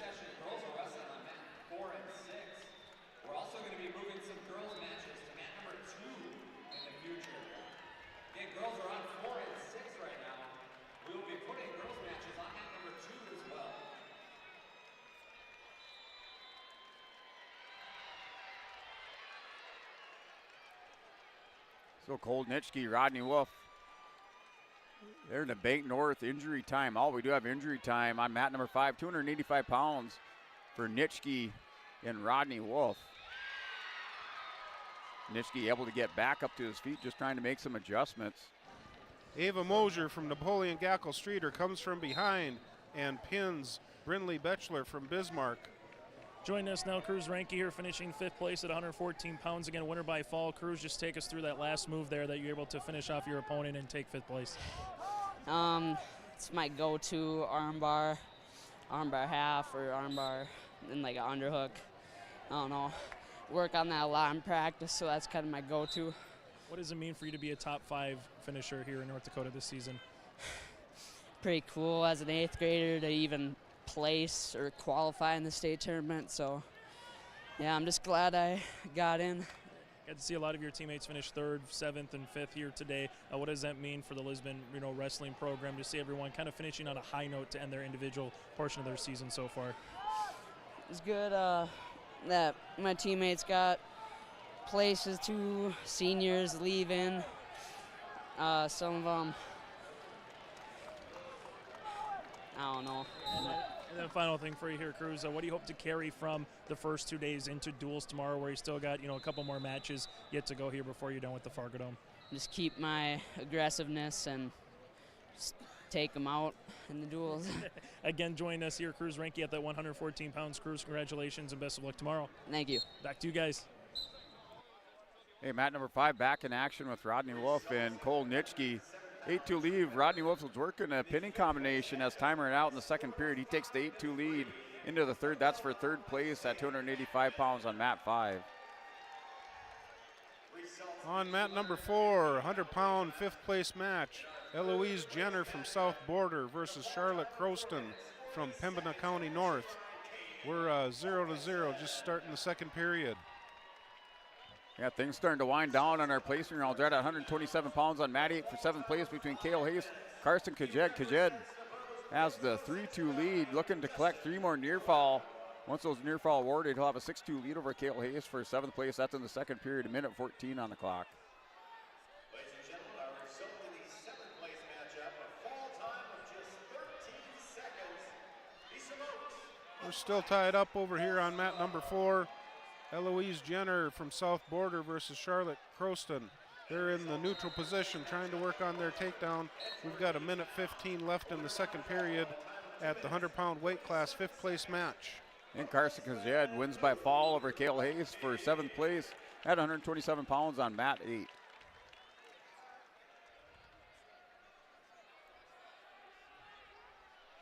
And they're getting going again on mat number 6. Monica Boki from Minot versus Brenly Wilkins from Beulah Hazen. They're tied 0-0 with 27 seconds left in the first period. Well, mat 5, 285-pound 3rd place match. Rodney Wolf, Cole Nitschke. Nitschke tightening up the score. Down by 3 to Rodney Wolf, working up on top, keeping Wolf broke belly down to the mat. Under 20 seconds down the 3rd period. Rodney Wolf the 3-point lead for 3rd place at 285. Charlotte Croston from Pembina County North was able to get a takedown against Eloise Jenner from South Border, so she takes a 2-0 lead with 26 seconds left in the second period. Here Logan Potts working for the fall on Clayton Hinker, rolls him over with 7 seconds remaining. Potts will collect some near fall down to 3 seconds. He has the 2-0 lead going into the third, now collects his near fall up 5-0.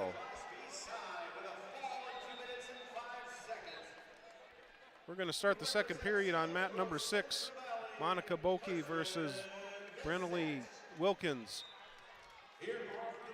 Still 0-0. We've wrapped up our 7th place matches on mat number 8. On the Class B boys side, still have our 285-pound matches coming up, or excuse me, 107-pound 3rd place matches coming up on mat 5.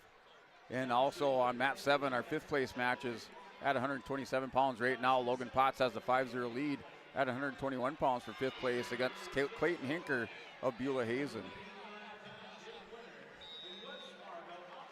We've got a wild 3rd place 100-pound match going on here on mat number 6. Wilkins from Beulah Hazen is ahead 2-1. Actually just went ahead 4-2 with a minute 36 seconds left in the second period.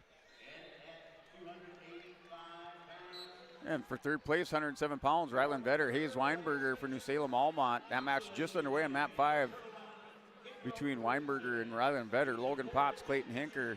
5-2's your score. Hinker in the top position now. Potts trying to hit a Peterson as Hinker comes back over the top to regain control. On mat number 4, 106 pounds, our 5th place match, we have Taryn Raisler from Kindred. She's ahead 2-1 versus Gabby Hanning from Valley City. We've got just finished the first period. We're going to start the second period. Raisler is going to start in the down position to start the second period at this 106-pound weight class. And back for a restart between Riley and Vetter, Hayes Weinberger. Vetter had worked the quarter. Nelson trying to turn the corner as time expired in the first period. And they go into the second scoreless. That's a 107-pound 3rd place match on mat number 5.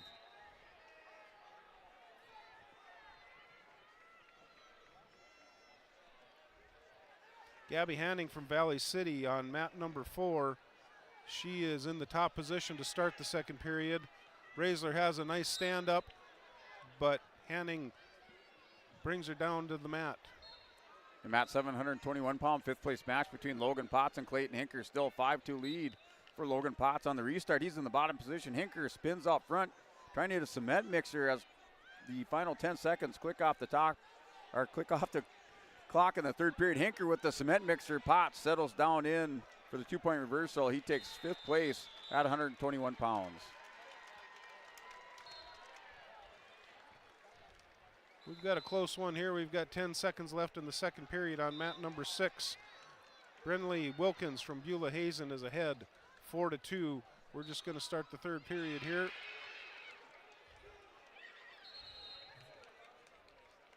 Wilkins gets a 2-point takedown and near fall points, so she's going to go ahead 8-2 to start out the first period.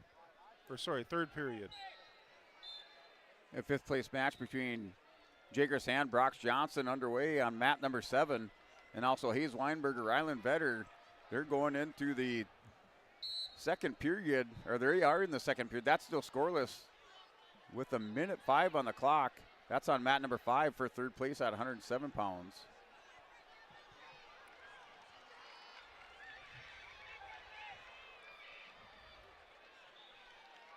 And Johnson and Sand just underway on mat 7, 127-pound fifth place match. Johnson in on a double leg shot. Sand trying to turn the corner up over the top as Johnson cartwheels across and working for a 2-point takedown. Over on mat number 4, Taryn Raisler from Kindred has extended her lead 4-1 over Gabby Hanning from Valley City. Just starting the third period at 106 pounds, fifth place match. Now mat 5, 107 pounds for third place. A scramble between Vetter and Weinberger. Vetter working the leg on Weinberger, now comes up to his head, going to try to snap him down. Weinberger goes over the top on Vetter. He's going to try to step over and put Vetter on his back. And Weinberger does catch Vetter in the head and arm and gets the 2-point takedown. As time winds down in the second period, down under 10 seconds, Weinberger has a 2-0 lead. Our fifth place match on mat number 2, Adeline Hansen from Lisbon versus Deja Ireland from Bismarck. This is a 112-pound weight class, fifth place match. They're tied 0-0. And Ryland Vetter rolls through the back door with the 2-point reversal at the end of the period, ties it up 2 apiece on mat 5, 107-pound third place match. They are rolling into the third period. Vetter in the bottom position. At 100 pounds, third place match, mat number 6. Brenley Wilkins from Beulah Hazen is ahead 8-4 over Monica Boki from Minot. Just 40 seconds left in the third period. Yeah, at that end of the first period, Johnson not able to secure that takedown on Jager Sand. They are in the second period. Sand works up over the top trying to secure a 1-point escape at the minute 5 mark in the second period. That's for fifth place at 127 pounds on mat 7. The fifth place match at 106, mat number 4, Taryn Raisler still has a 4-1 lead over Gabby Hanning from Valley City. Taryn has the top position right now with 14 seconds left in the third period. Still tied up at 2 apiece between Hayes Weinberger and Ryland Vetter for third place at 107 pounds. Ryland Vetter hits a little sit out, captures the arm, has it above the elbow on Weinberger. Now doubles in. Weinberger in a scramble position in the situation under 50 seconds. And Taryn Raisler takes the fifth place for Kindred with a 4-1 win over Gabby Hanning from Valley City.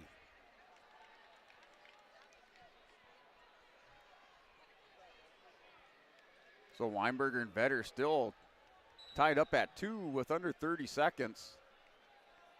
Vetter in the stuck underneath of Weinberger. Still no loss of control awarded to Vetter. He started the third period in the bottom position. Our fifth place match on mat number 2, 112 pounds. Ireland from Bismarck scores 1 point to be ahead 1-0 over Adeline Hansen from Lisbon.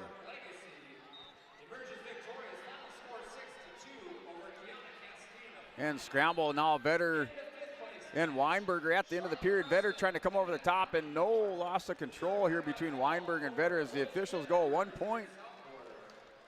Remember, Knox are going to sudden victory, so we're going into sudden victory on mat number 5 for third place at 107 pounds between Hayes Weinberger, New Salem Almont, and Ryland Vetter of the South Border Mustangs.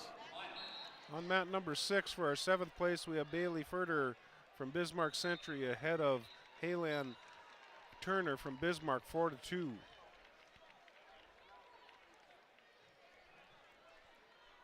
Mat number 4, Alyssa Nitschke from South Border versus Victoria Sanchez from Valley City. They're tied 0-0 after the first period. That's a 112-pound third place match.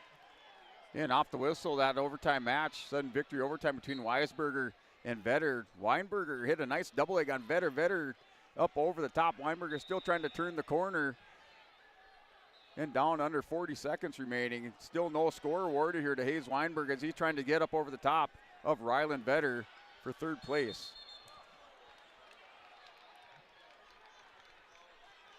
We've got a close one here on mat number 6, 106 pounds, 7th place match. Bailey Furter from Bismarck Century has tied up Haley Ann Turner from Bismarck. They're tied up at 4-4 with 1:20 left in the second. And 107 pounds, that sudden victory overtime match. Now Ryland Vetter on a double leg shot goes high crotch with 15 seconds. Trying to hit this high crotch fireman's on Weinberger. Cracks Weinberger down to his hip. And the final 10 seconds, still no score awarded here between Vetter and Weinberg, and sudden victory overtime. Haley Turner wins the 7th place match over Furterer from Bismarck Century. Haley Turner from Bismarck. And going into our first overtime period after that sudden victory, now 30 seconds on the clock. Choice goes to Hayes Weinberger, New Salem Almont. He chooses bottom position. At 112-pound 5th place match on mat number 2, Ireland from Bismarck is ahead of Hansen from Lisbon, 1-0. And Weinberger catches Vetter on his hip. Still no score awarded as Weinberger came up over the top trying to work a reversal. Now Vetter returns Weinberger back down. Big scramble. No points awarded yet for either wrestler.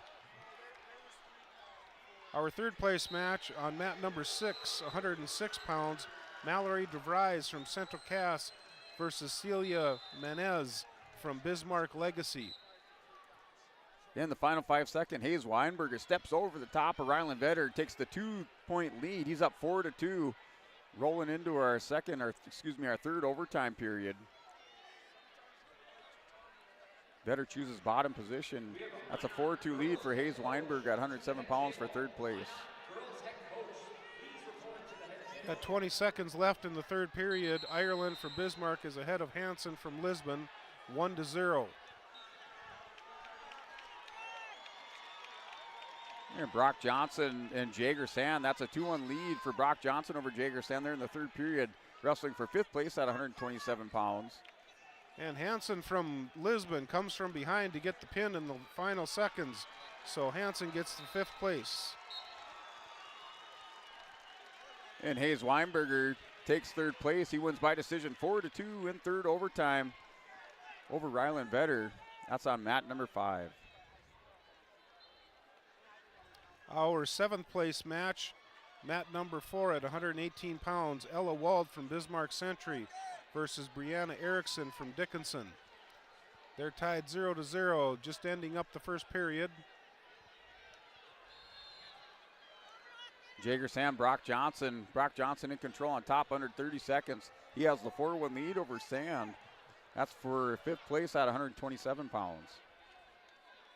On mat number 6 for 3rd place, 106 pounds, Mallory DeVries from Central Cass and Celia Menez from Bismarck Legacy. They're both tied 0-0 with 1:12 left in the 2nd period. DeVries is in the bottom position.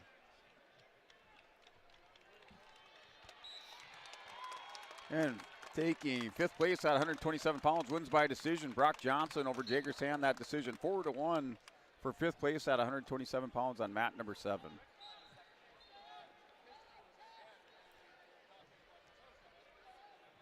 You're wrestling mat 5 for 3rd place at 114 pounds. Drew Carr of Carrington taking on Cole Mogren and Kemmer Bullbells. That match just underway, wrestling for 3rd place at 114 pounds, mat 5. Carissa Meidinger from Lemoore Litchfield Marion versus Elizabeth Hook from Mandan at the 118-pound 5th place match. Meidinger is ahead 5-0.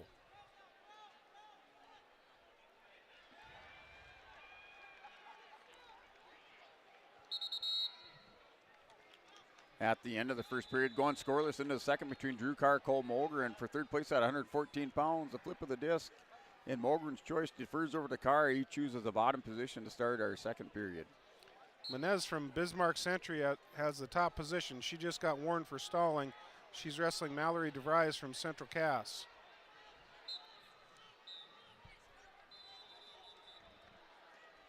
Second period underway between Mogren and Drew Carr for 3rd place at 114 pounds. And Carr in the bottom position, hits a little hip by, stands up to his feet for the 1-point escape. It's 1-0 lead for Drew Carr here early in the second period. DeVries from Central Cass does get a 1-point escape at the end of the second period. So Mallory DeVries is ahead 1-0 over Manez from Bismarck Century at the 106-pound weight class. DeVries is going to start in the top position to start the third period. And Cole Mogren with the 2-point takedown, hits a nice little front headlock to a shuck. And he goes up 2-1 on Drew Carr and mat number 5, 114 pounds for third place. After 2 periods on mat number 4, 118-pound 7th place match, Ella Wald versus Brianna Erickson. Ella's from Bismarck Century, Erickson's from Dickinson. Erickson's ahead 1-0 going into the third period. Ella Wald is going to take the bottom position. And Cole Mogren catches Drew Carr, throws him to the back of the wind by fall for Cole Mogren for third place at 114 pounds. That was on mat number 5. Mallory DeVries from Central Cass is in the top position for the third period. She's ahead 1-0. She's trying to get a half Nelson turned over here. I think she's got that far. Oh, she's just got a deep waist in. She's got the half in pretty tight. Trying to get her turned, but Manez is really leaning into that and not letting that happen right now. Mallory's really working hard trying to get that half turned over. There she gets it. They're counting near fall points for DeVries from Central Cass.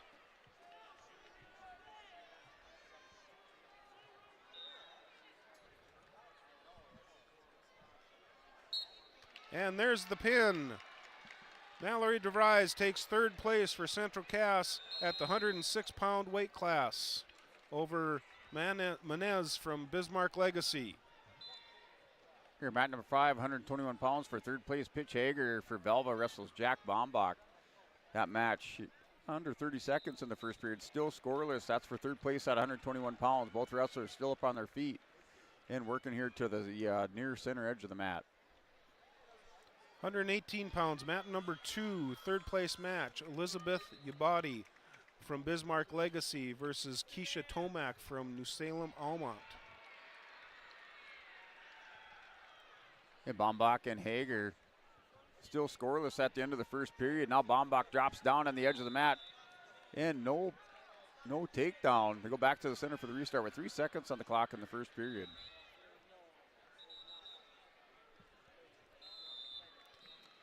The body from Bismarck Legacy has a 1-0 lead over Tomac from New Salem, Almont. And still at 121 pounds on mat 5 for third place. One more third place match to go. That's between Logan Werner and Cash Brown. That match on deck. Hager and Bombach going into the second period scoreless.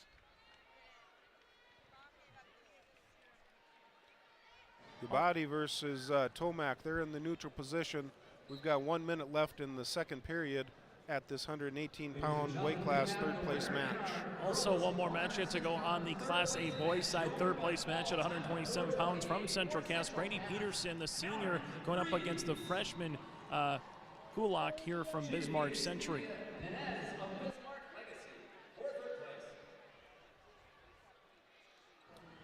Yabadi from Bismarck Legacy still holds that 1-0 lead over Tomac from New Salem Almont.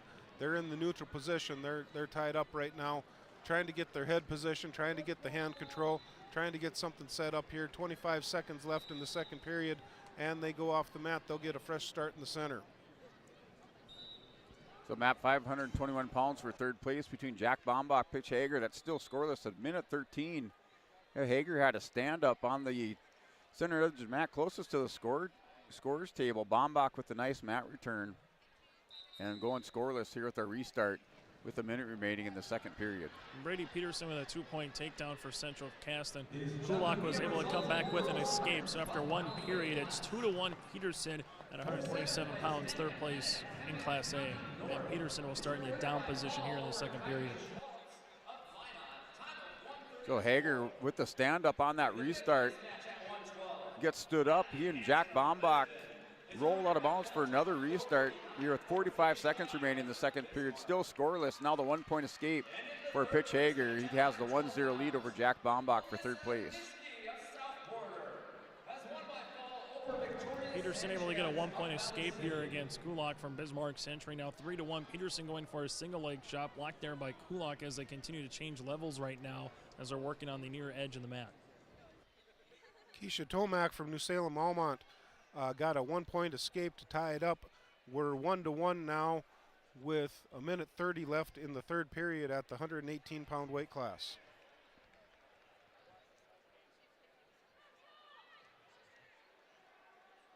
And Map 521 pounds for third place, still scoreless, or excuse me, a still 1-0 lead for Pitch Hager. Has the 1-0 lead over Jack Bombach. Wrestlers off the edge of the mat with 1 second on the clock in our second period. And we will go into the third, 1-0 lead for Pitch Hager of Elva. Kulak does get a 2-point takedown now. Peterson's trying to get back to his base. We're tied at 3 here with 40 seconds left in this second period as Peterson is able to stand up, trying to get that 1-point escape, and there it is. He does get the 1-point escape now with a 4-3 advantage with 35 seconds here in the second period. And a 1-point escape for Jack Bombach for third place at 121 pounds on mat number 5. That was at the start of the third period, so we're tied up at 1 apiece on mat 5. This is a heck of a match down on mat number 2. Elizabeth Yabadi from Bismarck Legacy and Keisha Tomac from New Salem Almont. They're still tied at 1 apiece. Just 35 seconds left in this 118-pound weight class. Oh, and Yabadi just got a 2-point takedown, so she goes ahead 3-1 with 30 seconds left in the third period. Tomac gets an escape right away, so now it's 3-2. And we're still tied up at 1 apiece in the third period between Pitch Hager and Jack Bombach for third place at 121 pounds on mat number 5. Wrestlers in the neutral position. Hager with his back to the edge of the mat. Bombach works an underhook on the far side. As Peterson starts in this top position here against Kulak from Bismarck Century, still a 4-3 advantage here at 127 pounds. Kulak trying to get the 2-point reversal here against Peterson, able to pick up the 2 points. Now it's 5-4 with the advantage here from Bismarck Century with 1:35 left in this third place match. Peterson will be working on the mat right now as Kulak has that arm bar against him on the back. Elizabeth Yabadi takes the third place from Bismarck Legacy. She beats Keisha Tomac 3-2 in a very tight one. Jack Bombach scores the 2-point takedown with under 40 seconds in the third period. He takes the 3-1 lead over Pitch Hager for third place at 121 pounds on mat number 5. And Bombach still riding over the top, has 20 seconds to ride out Pitch Hager. Hager broke belly down. Not much of an answer right now here for Jack Bombach in the top position. Peterson trying to spread out a little bit here against Kulak and try to get out of that arm bar, but Kulak right now doing a good job just not allowing Peterson to get back to his base. All that Brady needs at least is a 1-point escape. We'd be tied at 5 and then going to some overtime, but right now it's a 5-4 advantage still with 40 seconds left as we get a stalemate here in the third. At 121 pounds, your third place winner, Jack Bombach, the 8th grader for the Killdeer Cowboys, wins by decision 3-1 over Pitch Hager of Elva. Now our final third place match here in the Class B side.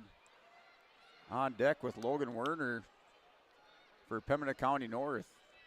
Takes on Cash Brown of Williams County. That's our final placing match on the Class B side on mat number 5. 20 seconds remaining here in this third period. Kulak from Bismarck Century with a 5-4 advantage over Peterson. Peterson is going to have to hurry up and try to get away from the 2-point escape, a 2-point takedown, but right now Kulak continues to work on the edge of the mat, not allowing Peterson to get back to his base, and the freshman Kulak will advance with a 5-4 win here for third place. Brady Peterson, the senior, will finish 44-11 on his senior year as he heads off to MSUM coming up in the fall for collegiate wrestling. Yeah, start of the third place match at 127 pounds between Cash Brown and Logan Werner. Both wrestlers just hold the center of the mat, trading a little head tap back and forth down to 18 seconds, going scoreless. And on this restart, Cash Brown drops down Werner and returns the favor, gets a little bit lower, scoots underneath of Cash Brown. Brown now stands up to his feet along with Werner. Down to 5 seconds. And that's on mat 5, 127 pounds, wrestling for third place as they go into the second period. The official Scott Carblin flips the disc, and Green's choice, Logan Werner to Cash Brown. Cash Brown chooses the bottom position. Taking a look at our Golden Harvest Tim Cassette seat sales scoreboard in Class A, Bismarck High with 205 points, Dickinson second with 147, and West Fargo Cheyenne third at 146. On the girls' side, after the complete of the tournament here so far, outside of the championship matches, number 1 is Bismarck High at 182, number 2 is Minot at 172, Legacy is third at 140, and Central Cass is fourth at 112. Here on the Class B side, under your Tim Kized Golden Harvest seed sales scoreboard, South Border in first place with 179 points. Lisbon closed the gap just a little bit in those placing rounds. They're in second place with 142. New Salem Almont in third, 115.5 points. And Northern Lights in fourth place with 106.5 points, followed by Carrington in fifth with 81.5 points on your Tim Kized Golden Harvest seed sales scoreboard. And closing out this placing round at 127 pounds on the Class B side, Logan Werner, Cash Brown. Cash Brown with the 1-point escape. So he does have the 1-0 lead, under a minute remaining in the second period. And Brown goes double underhooks on Logan Werner. Still trying to work up over the top here with Werner. And back for restart. Stalemate called by the official. The 1-0 is the score.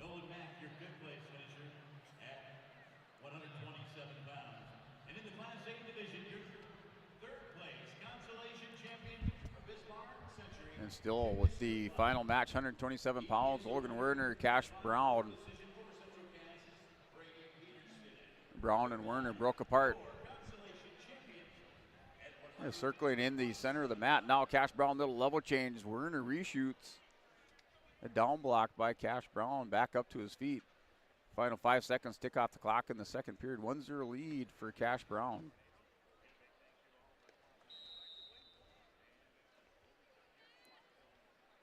And choice over to Logan Werner of Pembina County North.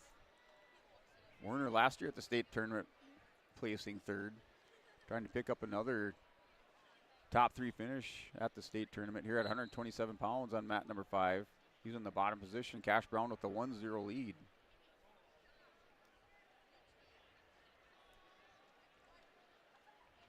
And Brown on top. Breaks down Logan Werner. Going to work on the near wrist, digs that out. Tries to sneak in a half Nelson on that far side, and all goes spirals on both wrists, flattening out and trying to work in a leg on the far side.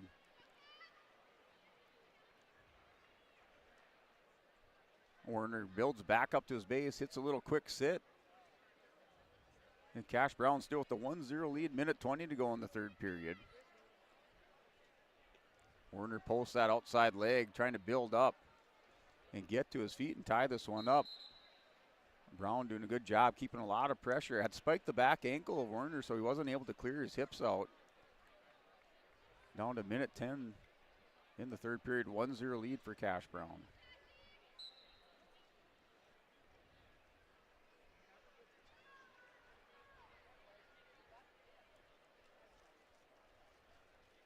And now under a minute, third period, Cash Brown with the 1-0 lead. Werner hits the quick sit, now inside leg stand up, hip slice into Brown. Brown a little bit high over the top. Werner working that hand on the far side, not able to clear the hips yet. Drugged back down to the mat by Brown from Williams County. And now Brown, they're working a bar arm, has the arm caught or the wrist caught, digs that forehead into the back of the tricep, putting a lot of pressure on, steps around, has Werner going over on his hip, working for some near fall. Werner at the 90-degree mark. Hasn't exposed those shoulders or broken the plane yet. The official right there with the good look, down to 15 seconds in the third period. Now some near fall, swipe of the hand by the official, gets another count. Cash Brown's gonna steal this win with some near fall. and he'll win by decision. Has a 4-0 win by decision over Logan Werner of Pembina County North for third place at 127 pounds. That does wrap up your placing rounds at the state wrestling tournament. On yourliveevent.com, we will roll in or have our championship matches coming up later on, and we will go to a commercial, kind of wrap things up here from our placing rounds at the Fargo Dome here on yourliveevent.com. Or the teams just need an extra swing. The Mayport Youth Center provides that option for the Mayport CG School District, summer baseball and softball teams. The Mayport Youth Center is an indoor facility that includes batting cages and field turf. In the winter, the facility is home to the Mayport Ice Dog hockey team. Good luck to the Mayport CG Patriots from the Mayport Youth Center. There's a new inventory of trailers at Bloomfield Enterprises of Hillsborough. You can see the latest inventory online at bloomfieldtrailers.com. Bloomfield Enterprises has a full line of Big Tex trailers. Big Tex has affordable and versatile utility trailers for all your jobs. Big Tex has a full line of products from ATV trailers to gooseneck to dump trailers and more. Call Larry at 218-368-7989 or Tim at 701-430-0877. Bloomfield Enterprises in Hillsborough.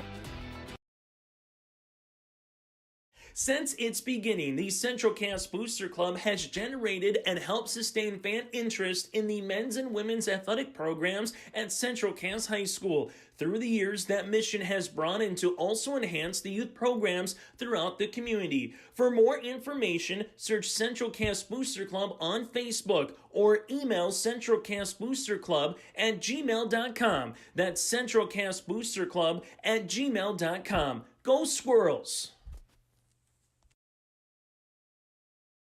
This is Tim Kazette, your local Golden Harvest Seeds dealer. During these winter months, as you think ahead to the spring planting season, I remind you there is strong yielding varieties of Golden Harvest beans and corn available for spring delivery. There's discounts offered. Please ask me about Golden Advantage deferred payment options or any cash payment discounts. Call me, Tim Kazette, at 701-430-0877, and thank you for planting Golden Harvest seeds on your farm. You can buy beef by the quarter, half or whole beef from Mueller Angus, USDA inspected beef. Fill the freezer. Call Dave Mueller at 701-799-3032. 701-799-3032 to purchase beef by the quarter, half or the whole from Mueller Angus, Hillsborough. You can buy beef by the quarter, half or whole beef from Mueller Angus, USDA inspected beef. Fill the freezer. Call Dave Mueller at 701-799-3032. 701-799-3032 to purchase beef by the quarter, half or the whole from Mueller Angus, Hillsborough. Welcome back to our post-game show here at Lease for this coverage. Again, roughly at 5 o'clock will be the start of our championship match. They'll have all three between the girls, Class A boys, Class B boys going on at simultaneous action. We'll have you for one stream of that at 5 o'clock. Our pregame starts at 4:45, but let's get to the final in this one. Let's get to our wrestler of this session of the day, brought to you in part by Enbridge. Life takes energy. Go to enbridge.com for career opportunities. With our wrestler of the day, Brent and Dan, anyone in particular stand out to you in terms of what you saw throughout the mats? Brent, let's start with you for our wrestler of the day. Yeah, Enbridge Energy wrestler today on the Class B side. 215-pound goes out to Kate Okeson. Okeson with a come-from-behind win for that third-place match against Hayes Weinberger from New Salem Almont. Okeson with the win by fall in the third period at 4:40 mark and taking third place for Minot Bishop Ryan. He is your Enbridge Energy wrestler of the tournament, at least for the placing rounds at 215 pounds for the Class B side. Dan, anyone particular stand out to you on the girls side? I know Ava Golfson finishing third for Central Cass is always nice, but any other wrestlers kind of stand out to you? Well, I was going to go with the hometown girl, Ava Gullison. She had obviously wrestled that gal a few times, but she was able to hit that headlock. She knew her move, and she knew her go-to move, and was able to pin her for third place. So as I believe a sophomore coming in at third place at 170 pounds, that's a heck of an accomplishment. Yeah, able to do that as well. And that could maybe be our Arctic Enterprises feature precision move of the match when you're able to finish off your season with a fall. Let's go there. Arctic Enterprises with locations in Hillsborough and Drain for precision planting updates, information, and more. Contact them at Arctic Enterprises by visiting planterdoc.com. Brent, for you, what is your wrestling move that you saw today on the Class B boys side? Wrestling move of the day as far as your Arctic Enterprises precision move of the day goes to Aiden Hinkle. of the Lisbon Broncos, wrestling for 7th place. Hinkle actually all morning long picking up some big points, couple pins for the Broncos in the consolation round. So that goes out to Aiden Hinkle of the Lisbon Broncos, just with his athleticism and the pins he picked up for the Lisbon Broncos in the consolation matches. So what we have yet to come here is our championship for the girls and the boys. Again, we'll have all those for you starting at 5 o'clock. We will let you know who's in those respectively with our pregame show starting at 4:45. On behalf of Brent, Dick, Dan Weber, I'm Chase Miller. Join us about almost an hour from now for our coverage of the championship individual tournament as we conclude day 2 later today from the Fargo Dome on YourLiveEvent.com. Honesty, loyalty, integrity. At Bank North, we've remained true to these values for generations. They shape the way we do business, work with customers, and support our communities. We've been here for more than a century, helping people grow farms and businesses, finance homes, and pursue their dreams. It's values-based banking, and it's all about working together to strengthen the common threads that bind us together. Bank North, always true. DRN Ready Tech would like to wish all wrestlers, coaches, and fans the best of luck this postseason. As a company who works together to keep their customers connected to the world, the DRN Ready Tech team of experts know the importance of teamwork. From gig internet service and security systems to Ready Tech's managed IT services, our team must pull together every day to keep their customers connected and secure. Trust your local team of technology solutions experts and visit drn.coop or readytech.com.